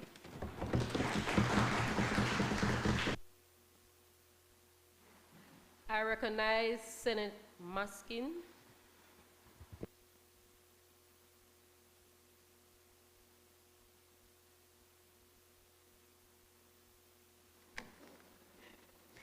Good afternoon, Madam President and distinguished colleagues of this Assembly.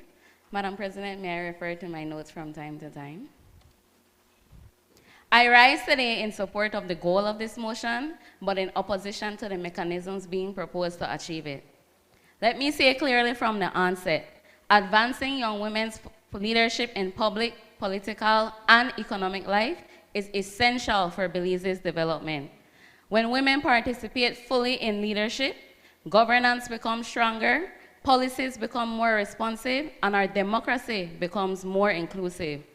We have seen this in our own region through the contributions of leaders like the Honorable Mia Motley, who has played a significant role in advancing governance and public policy in Barbados.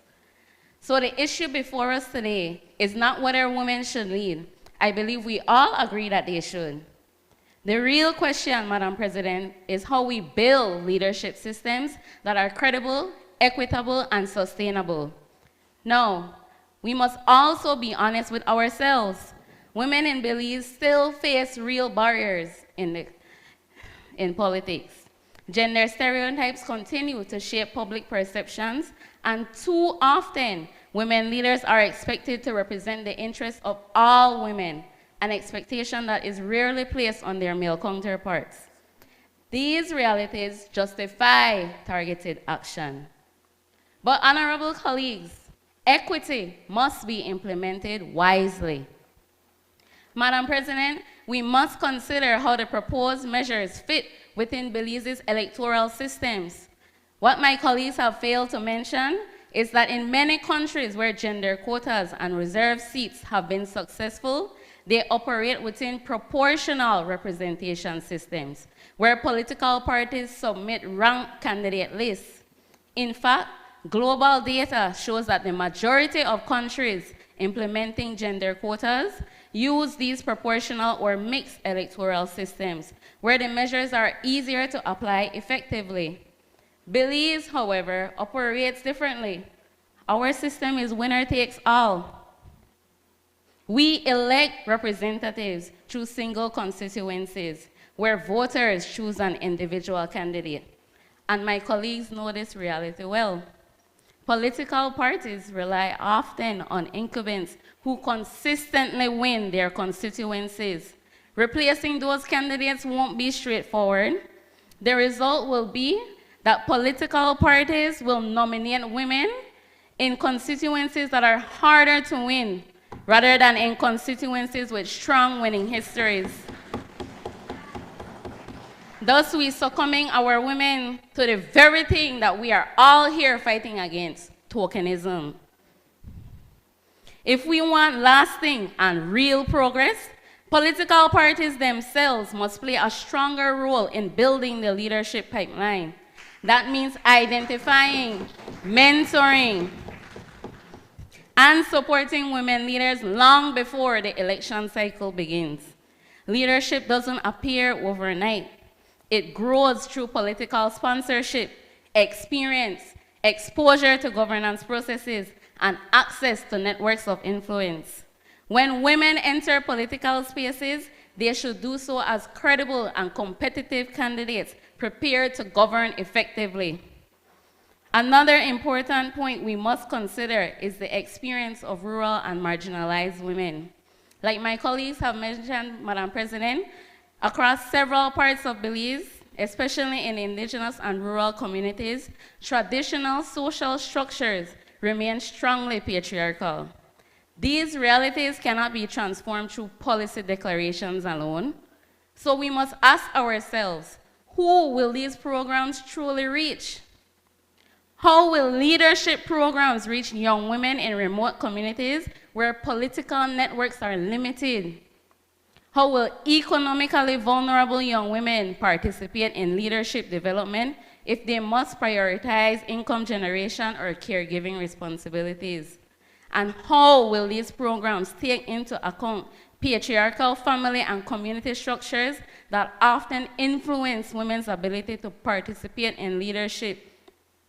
My fellow colleagues, without sustained and greater investment in education, mentorship, and economic opportunity, leadership programs may unintentionally benefit those already closest to opportunity, while the women we most hope to empower remain excluded.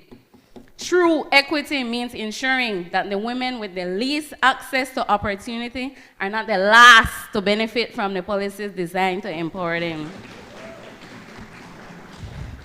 And colleagues, if we fail to address these structural foundations, then even the most well-intentioned policies may produce short-term gains without creating lasting change.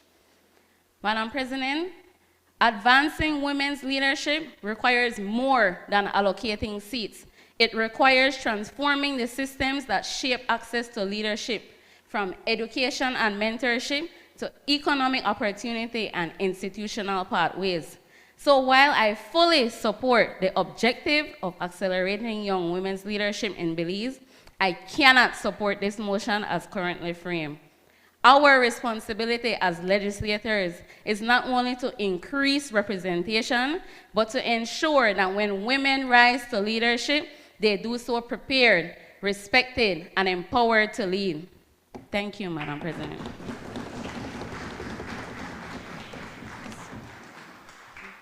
I recognize Senator Moody.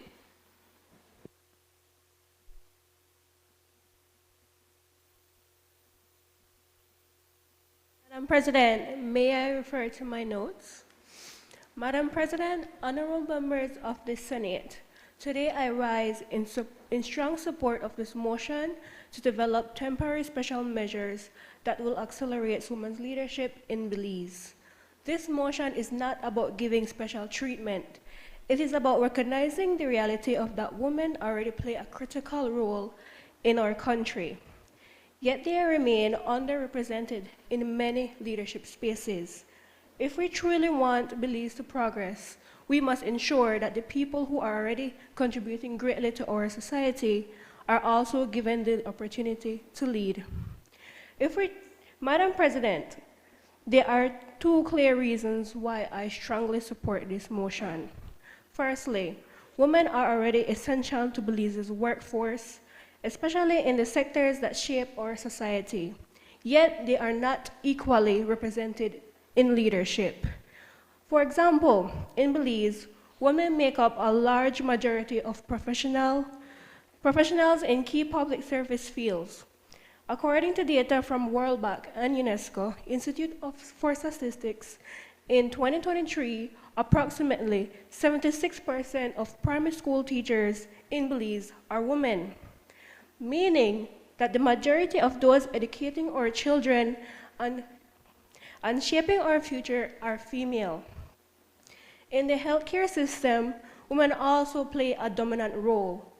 Data from the Pan American Health Organization, published in 2009, shows that about 68% of healthcare workforce are female. And more recent reports indicate that approximately 95% of nurses in Belize are women as of 2020. However, despite the overwhelming representation, leadership at the highest level does not reflect this reality. The position of Minister of Education and Minister of Health, for example, two sectors heavily supported by women, are currently held by men. This is not to discredit their leadership, but it highlights an important imbalance. The very sectors that rely mostly on women contributions are not always led by women. This raises an important question. If women are leading in practice, why are they not leading in position? This motion helps to address that gap by ensuring the qualified women are not overlooked when leadership opportunities arise. Second, investing in women's leadership will strengthen Belize's future. Leadership does not develop overnight. It requires opportunity, mentorship, and experience. When women are given access to leadership training and support, they gain the confidence and skills needed to step forward and lead. Belize is a small country with very big ambitions. To achieve those ambitions, we cannot afford to leave half of our population out of leadership. When women are empowered to lead, they bring fresh perspectives, innovative ideas, and strong commitment to improving their communities. Their voices help shape policies that are more balanced, inclusive, and effective for everyone, Madam President. However, while this motion is an important step forward, I would like to offer a stronger and more targeted recommendation to enhance its implementation. In addition to general programs, Belize should develop structured, sector-specific leadership pipelines within the fields like education and healthcare. This means that experienced women, such as senior teachers, principals, nurses, and doctors, should be formally supported to mentor younger women entering those professions.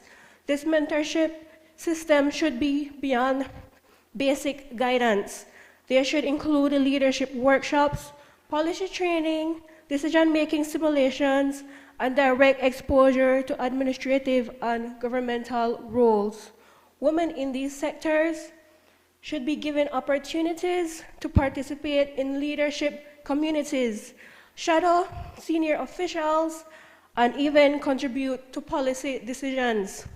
At the same time, the hiring and promotion progress within these sectors may be carefully reviewed to ensure that qualified women are given fair and equal consideration for leadership roles.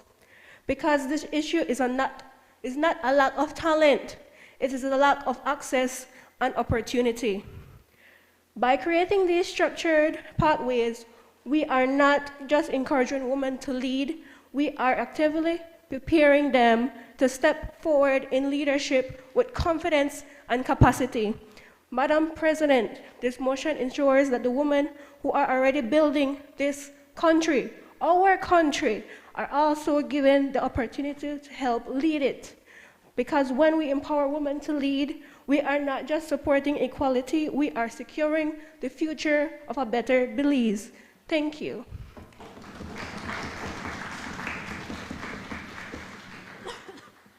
I recognize Senator Liang.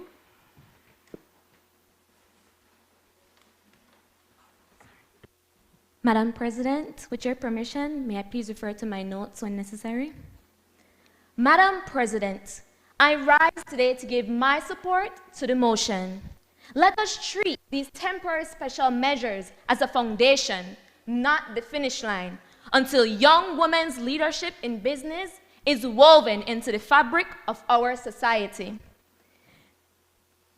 These measures of this motion will harmonize efforts between the business community, schools, and youth organizations, creating comprehensive entrepreneurial courses and dynamic mentorship programs.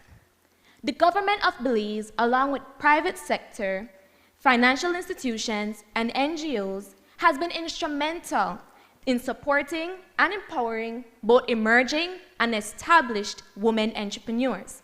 For instance, the Belize Enterprise Empowerment Program Initiative, a collaboration between Beltrade, the Office of the Prime Minister, and the CARICOM Development Fund, provided 29 entrepreneurs with a $7,000 grant last year in 2025. The International Network of Women in Business, being Belize's first women entrepreneurship nonprofit organization, is soon to launch its Catalyze Her Potential program with IDB Labs to stimulate economic growth for women-owned MSMEs. However, we must not wait for our young women, particularly from high school or college, to independently engage in these initiatives and to navigate the robust world of entrepreneurship. Instead, we must integrate partnership programs and courses, whether new or existing, into urban and rural schools to lay the foundation for aspiring young entrepreneurs. These efforts should also be extended to deepen the relationship with the Department of Youth Services, to elevate upskilling and personal development training for young women to develop products and services our country needs. When we do this, we are no longer romanticizing young women in entrepreneurship, having side hustles and small businesses, Instead, it shifts the mindset that young women are capable of starting scalable businesses that will one day become corporations or franchises. We should no longer tantalize their entrepreneurial aspirations with simply the basics, under preparing our young women for the risky yet fulfilling journey that lies ahead of their business. Hence, mentorship plays a key role in providing guidance, encouragement, and inspiration from successful entrepreneurs and other business experts. When I started my handmade jewelry business during university in 2019, I sought advice from entrepreneurs in my field, like Khadija Asalis from Cash Expressions. It is because of mentors like her that makes young women realize that their small business or side hustles can become lasting enterprises. Therefore, if more young women have access to mentorship opportunities, we will ignite possibilities for more young women leaders, because empowered women empower women. In essence, uplifting young women in entrepreneurship, especially high school and undergraduate students, will stimulate innovation, increase business formalization, create jobs, open doors to more regional and international opportunities, produce more mentors, and teach young women to create scalable, competitive, and sustainable businesses that can not only impact Belize, but the region. Moreover, it will inspire women leaders beyond business, like our national heroine, Gwendolyn Lizarraga, a chicle and mahogany contractor who made history as the first woman elected to the House of Representatives. To present-day trailblazers like Ella Carr, a renowned restaurant owner, now the chairlady of Hopkins Village. As I conclude, I am reminded of the powerful words from the poem, Our Time Is Now. If they refuse to give us seats at the table, we build our own tables, because our time is now. Not tomorrow, not next year, not 10 years down the road. Our time is now. Madam President, the business community is ready. Our schools must be ready. And our young women have been ready. I urge this honorable House to support this motion today. Thank you.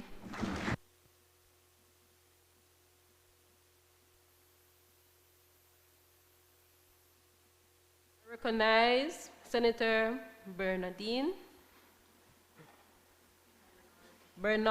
sorry about that. Good afternoon, Madam President and colleagues. Madam President, may I refer to my notes? Thank you. Before I begin, let me ask one question. If young women make up more than half of Belize population, why are we still minority at the decision-making table? Good day. I rise in strong support of this motion to adopt and implement temporary special measures to young women leadership in Belize. My central argument is this: the issue in Belize is not lack of merit, it is the weight of social contract, limited political exposure, and structural barriers that continue to restrict young women from leadership. In Belize society, we must be honest about time norms have shaped us. For generations, women have often been expected to remain in the background, to prioritize the home, to support, but not to lead in political or national spaces. Leadership in politics has often been seen as a male-dominated arena. These are not always spoken rules, but they are deeply felt. And as a result, many young women grow up without exposure to political system, without mentorship, and without being encouraged to see themselves at the decision-making tables. This creates a cycle where talent exists but opportunity does not. So when we speak about merit, we must be clear. Merit cannot be strived, access is limited. Because true merit requires opportunity, exposure, and support. And this is why temporary measure becomes essential. They are not becoming replacement merit. They are about allowing merit to be seen. They are about breaking down structural barriers and not challenging outdated social norms that no longer serve our development as a nation. Now, what solutions should Belize adopt? First, we must strengthen mentorship and leadership programs, practically through the institution like Department of Youth Service, which already plays a critical role in youth and women's development across our communities. Second, we must expand political exposure opportunities, ensuring that young women are included in national dialogues, policy decision, and leadership spaces from an early stage. Third, we must implement temporary inclusion measures such as quotas or reserve opportunity to representation while these deeper barriers are being addressed.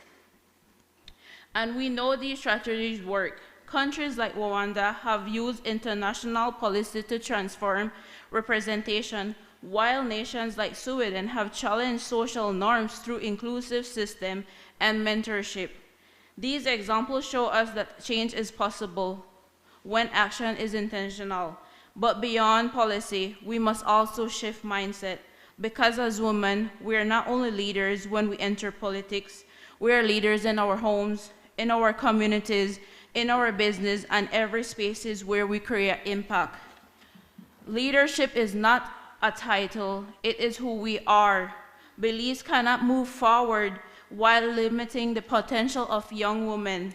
We must challenge outdated norms, we must remove structural barriers, and we must create real pathways for leadership. Because when young women rise, not just as a political figure, but as a leader in every sense, Belize rise with them. This is not about special treatment, this is about rightful placement, and our place is in leadership. Madam President, I am in full support of this motion. Thank you.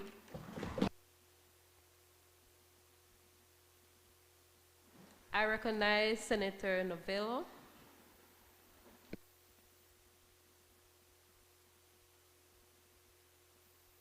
Good afternoon, everyone. Madam President, may I refer to my notes? Madam President, as an independent voice in this Senate, I am guided not by party lines, but by faith and conscience and the responsibility to defend the vulnerable. I rise today in representation of the Evangelical Association of Churches in Belize, and I give my full support to this motion to let women know that they must be empowered, but not only to speak up, but to be heard, to be helped, and to be protected. According to the Belize Crime Observatory, 9 out of every 10 domestic violence reports involve women as victims in Belize. Behind every statistic is a life with a name, a story, and a future.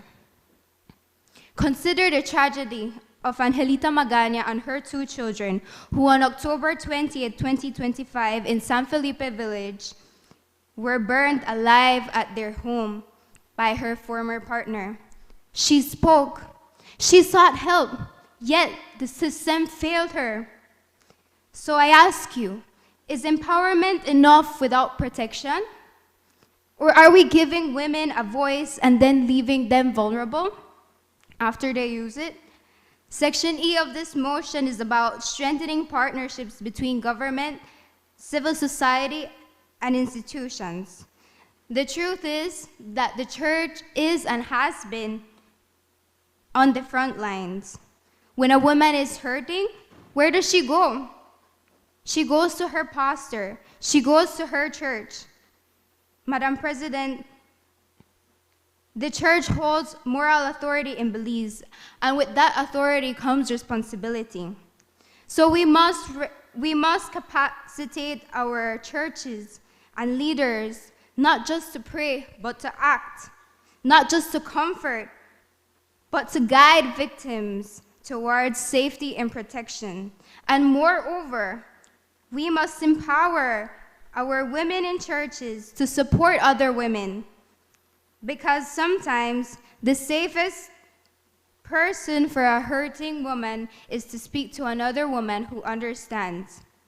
Women in the church can become first responders of care, guidance, and protection, helping victims to speak up, connecting them to resources, and ensuring that they are not alone.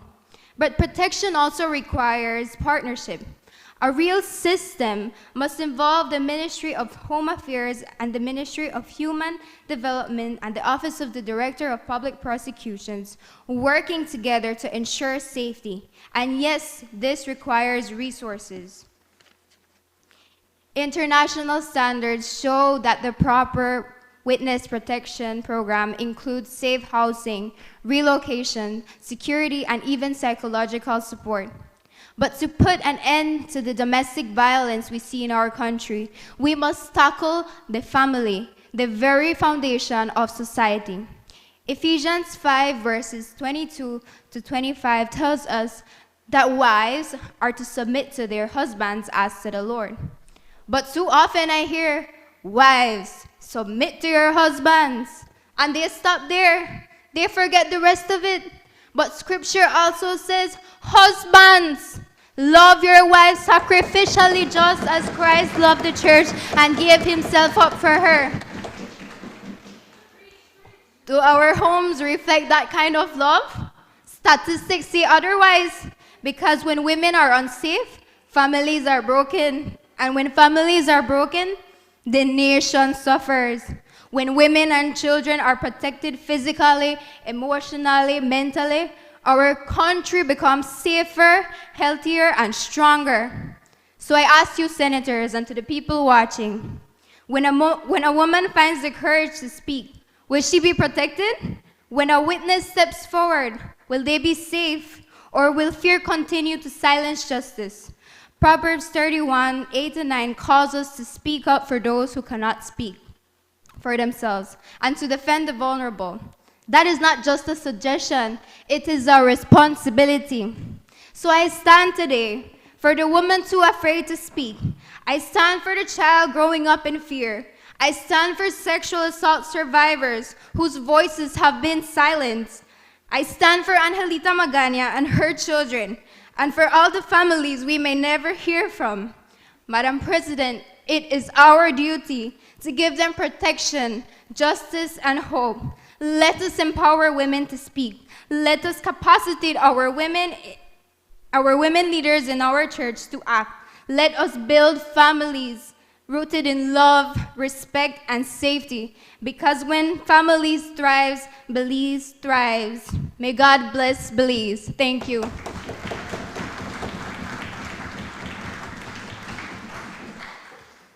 I recognize Senator Rakenya.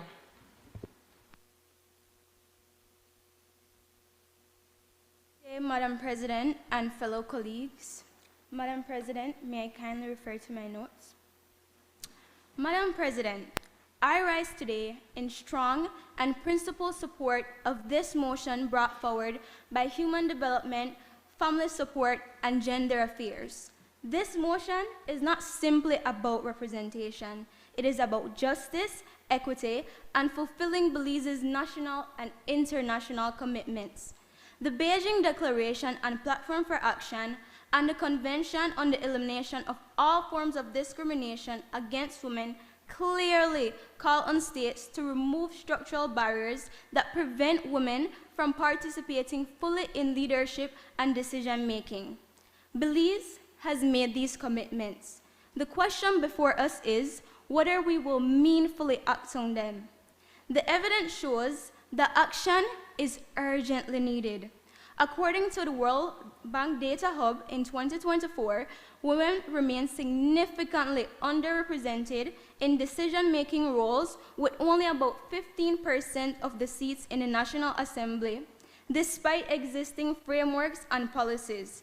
That statistics alone should move this House to action. While doing my research, I found the presentation of these information to be quite entrapping, as if though that should be the state of affairs or that it should always remain that way. Especially because the few women that are at the forefront of leadership, particularly in politics, their positions are often perceived as a token rather than something that they have earned. Madam President, I want to make my point very clear, especially in regards to sentiments and question raised by Senator Pastor.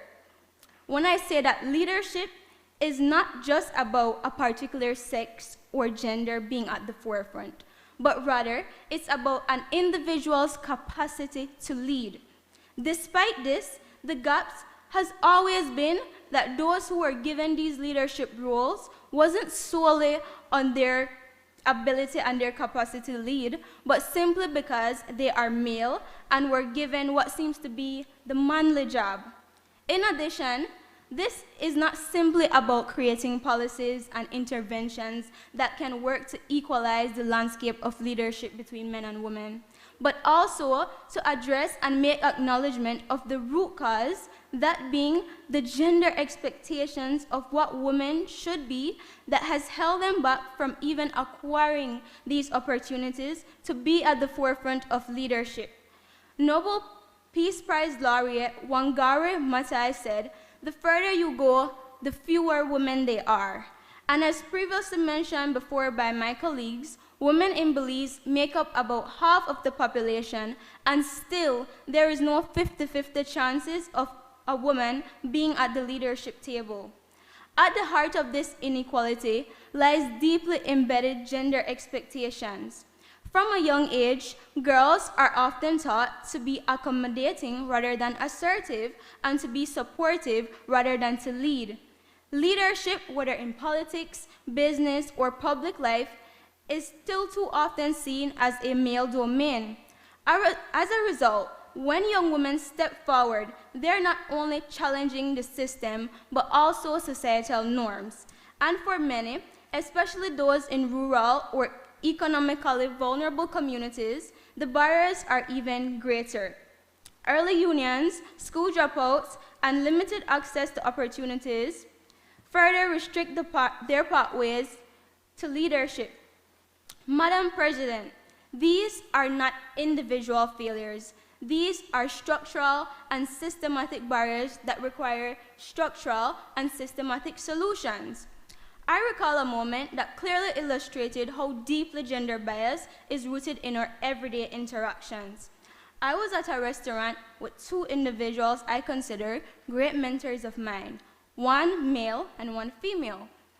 Now, it's important to note that the female mentor took us out on her behalf, and when it was time to pay the bill, the waiter handed the check holder to the male mentor and was then corrected that the female is the one who is paying. The waiter responds, "I not give bills to women if a man is around the table." In that moment, I realized something troubling.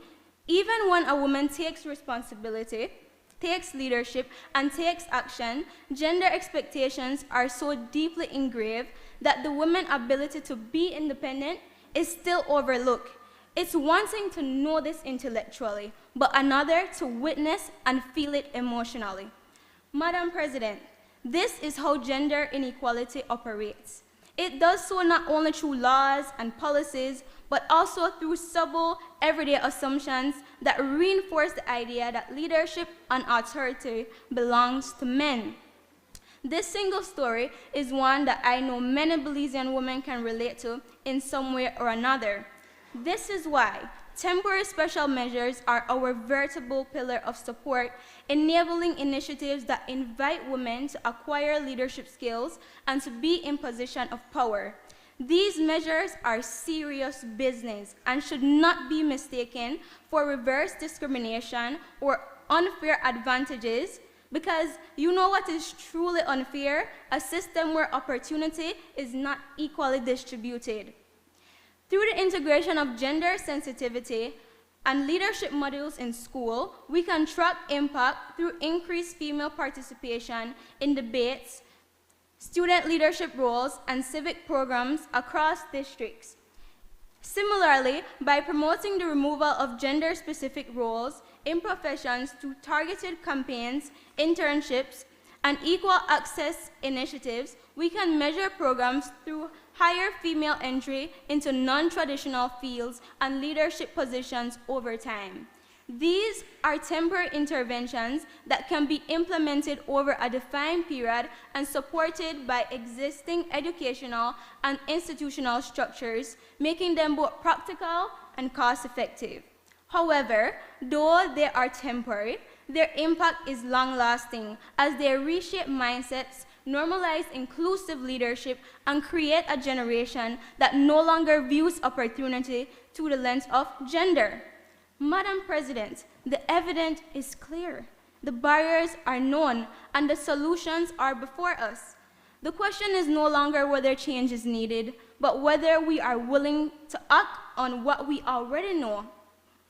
A maxim that I live by is knowledge without application is useless. Our young women do not need more recognition of the problem. Our young women need opportunity, they need access, and they need support. This motion and the measures it proposes moves us from awareness to action. They provide a clear and practical pathway to ensuring that young women in Belize are not only prepared to lead, but are given a fair chance to do so. If we are serious about development, if we are serious about equality, and if we are serious about the future of our country, then we must be intentional in the steps we take today.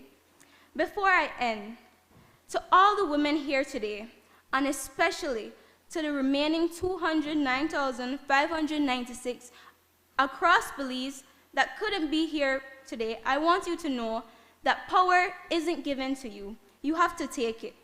And so, if you are a part of a group that is called Other, that doesn't get to be at the center of a stage, build your own stage and make them see you. Know that your difference is beautiful, and your ability to fight for others that are different from you is beautiful as well. Let us not be a generation that understood the problem but failed to act. Let us be the generation that turned knowledge into impact and intention into opportunity. Madam President, I fully support this motion. Thank you.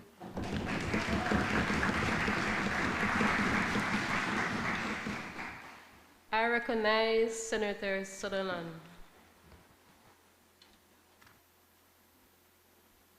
Good afternoon, Madam President and fellow colleagues. Madam President, may I ask for permission to refer to my notes?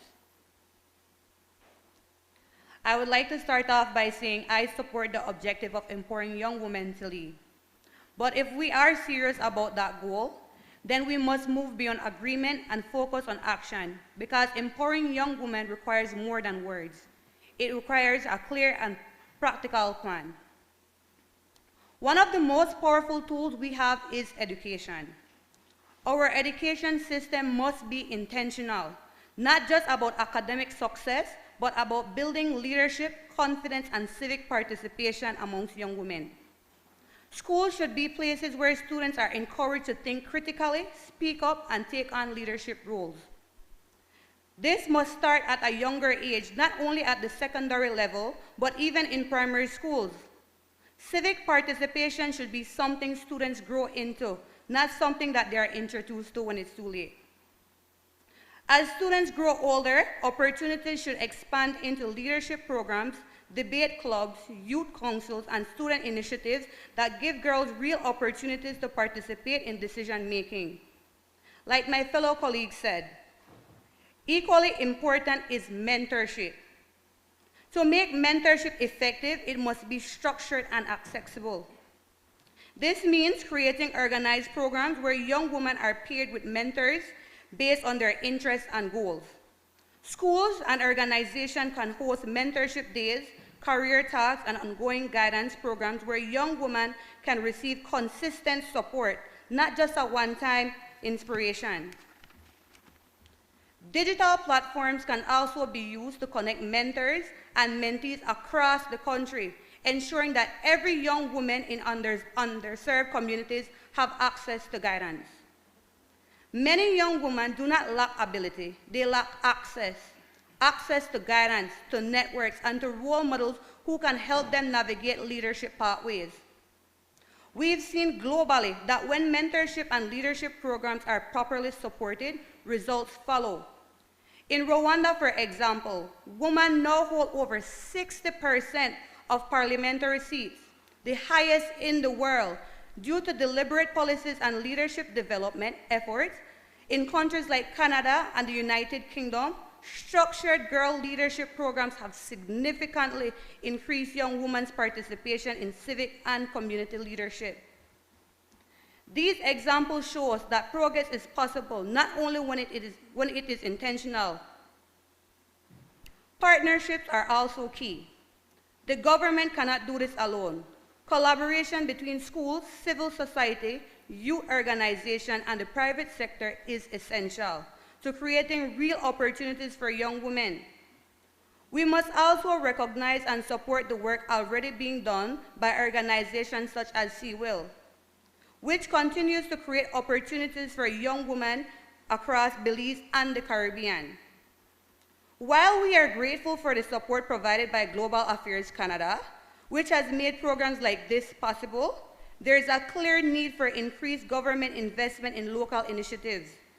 Strengthening funding for these organizations will allow them to expand their reach and impact, ensuring that more young women can benefit from leadership training and development opportunities. So, Madam President, if we are to move forward, our approach must be clear and actionable. First, establish a national young women's leadership program that identifies and supports girls at the secondary and tertiary levels through training, mentorship, and leadership exposure. Second, create a structured mentorship network that connects young women with experienced female leaders across government, business, and civil society, ensuring guidance is accessible, not accidental. Third, integrate leadership development into the education system so that every young woman, regardless of her background, has the opportunity to build confidence and decision-making skills.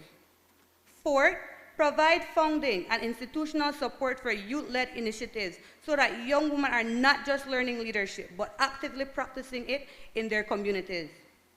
Madam President, the truth remains, A nation cannot truly reach its full potential if the voices, talent, and perspective of women are not represented in the spaces where decisions are made.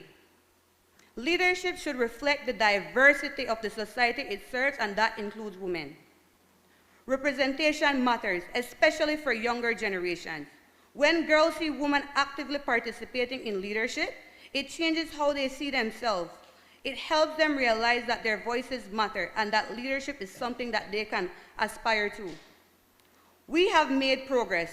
Women are stepping forward, speaking up, and contributing meaningfully across every sector of society. But progress does not mean that the work is finished. Many young women still face real barriers, including limited access to education, a lack of mentorship, economic challenges, and persistent stereotypes about what a leader should look like. Too often, leadership is still imagined in ways that leave young women out. As members of the opposition, our responsibility is not just to support good ideas, but to ensure that they are practical, measurable, and capable of creating real change. When young women are given the tools and opportunities to lead, they bring fresh perspective and solution that benefits the entire community. When women lead, family thrives, communities grow stronger, and our community moves forward. So yes, Madam President, we support the spirit of this motion, but support must be matched with action that is intentional, inclusive, and measurable. Because empowering young women is not just about fairness, it is about national development. When young women rise to leadership, Belize rises with them. Thank you.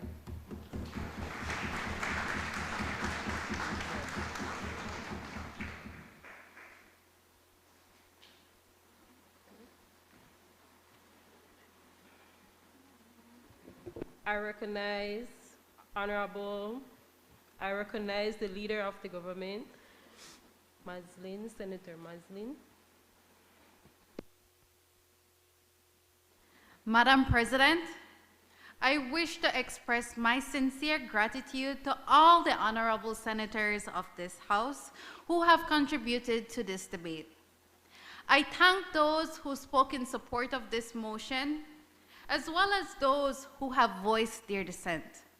It is through these measures of thoughtful exchange that our parliamentary democracy is truly strengthened. However, having listened carefully to the concerns regarding the fit of quotas in our society, unfair mechanism, or even lack of respect, I want to say we cannot use this as a hesitation because it can't be a permanent anchor of our future. To those who say Belize is not ready for such mechanisms, I argue that a society is never ready for change until it has the courage to truly implement it. We are not reviving old failures. We are answering new, urgent ones. So, we cannot afford to leave half of the society on the sidelines due to reasons such as structural constraints, financial barriers, lack of mentorship, or even lack of education parity, concerns that have been brought up by all the senators present today. Madam President, no matter the outcome today, whether we reach a total consensus or find that we still have polishing to do, let it be known that no matter the outcome, this government, whether it be the upper or the lower house, will be right back here in this stand, relentlessly pushing to ensure that this motion will come to pass. Temporary special measures are not about creating disadvantages. It is about fixing imbalances that have been straining our national engine. When these gaps shrink, our economy grows more resilient and our families grow more stable. This motion is a necessary leap forward for the development of everyone and I trust it will now proceed in accordance with our established procedures to build a more equitable Belize for all. I thank the honorable members once again, and I completely support this motion.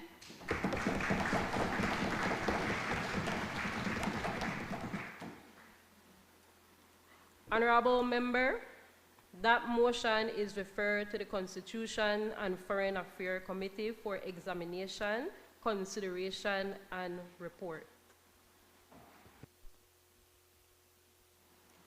Committee of the Whole Senate on motion. Honorable members, in accordance with the Standing Order 68A, the Senate will now remove itself into the Constitution and Foreign Affairs Committee and Committee of the Whole Senate to consider the motion referred to it. Honorable member, I will now take the chair as the chairperson of the Convention and Foreign Affairs Committee.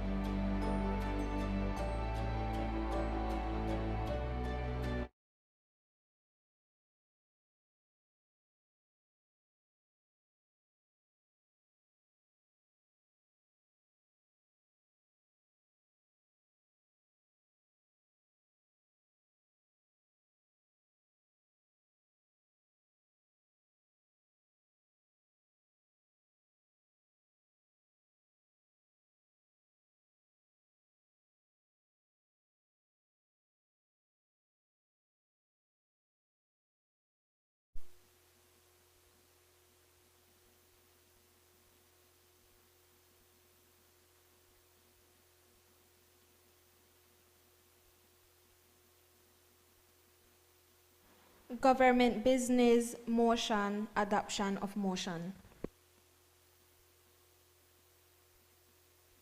I recognize the leader of government business, Senator Maslin Hunt.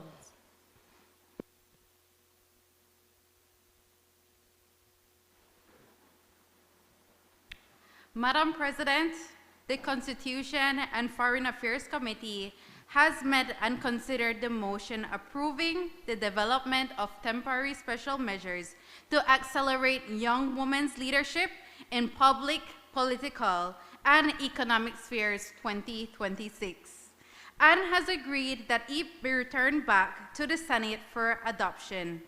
I therefore move that the question be put.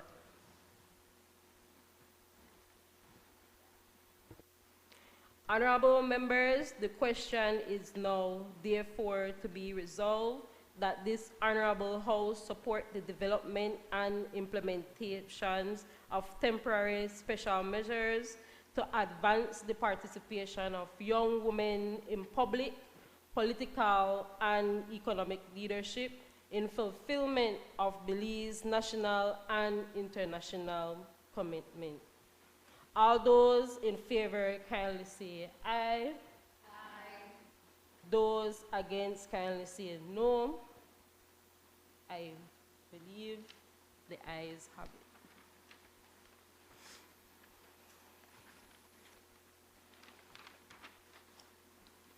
Honorable members, the question is, and to be further resolved, that the government shall take necessary steps to A, establish appropriate mechanism to include quota or other formative measures to increase participations of women and young women in political and public leadership.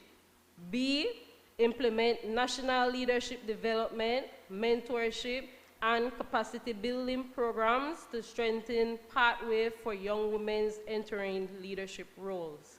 C, promote inclusive policies and international reforms to address barriers faced by rural, marginalized, and economical vulnerable young women. D, undertake public education and awareness inclusive to challenge harmful gender norms and promote inclusive and shared leadership. And E, strengthen collaborations among government and the National Assembly, civic society, educational instructions, and youth organization to support sustained leadership development and includes governance. All those in favor kindly say aye. Aye. All those against kindly say no. I think the ayes have it. Madam President, I move that the Senate do now adjourn. Thank you.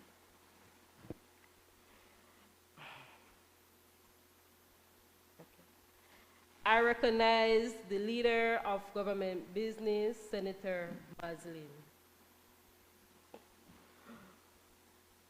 Thank you, Madam Speaker. I move now that the Senate be now adjourned. Honorable members, the question is that the Senate now adjourn. All those in favor kindly say aye. Aye. All those against kindly say no. I think the ayes have it. The Senate now stand adjourned.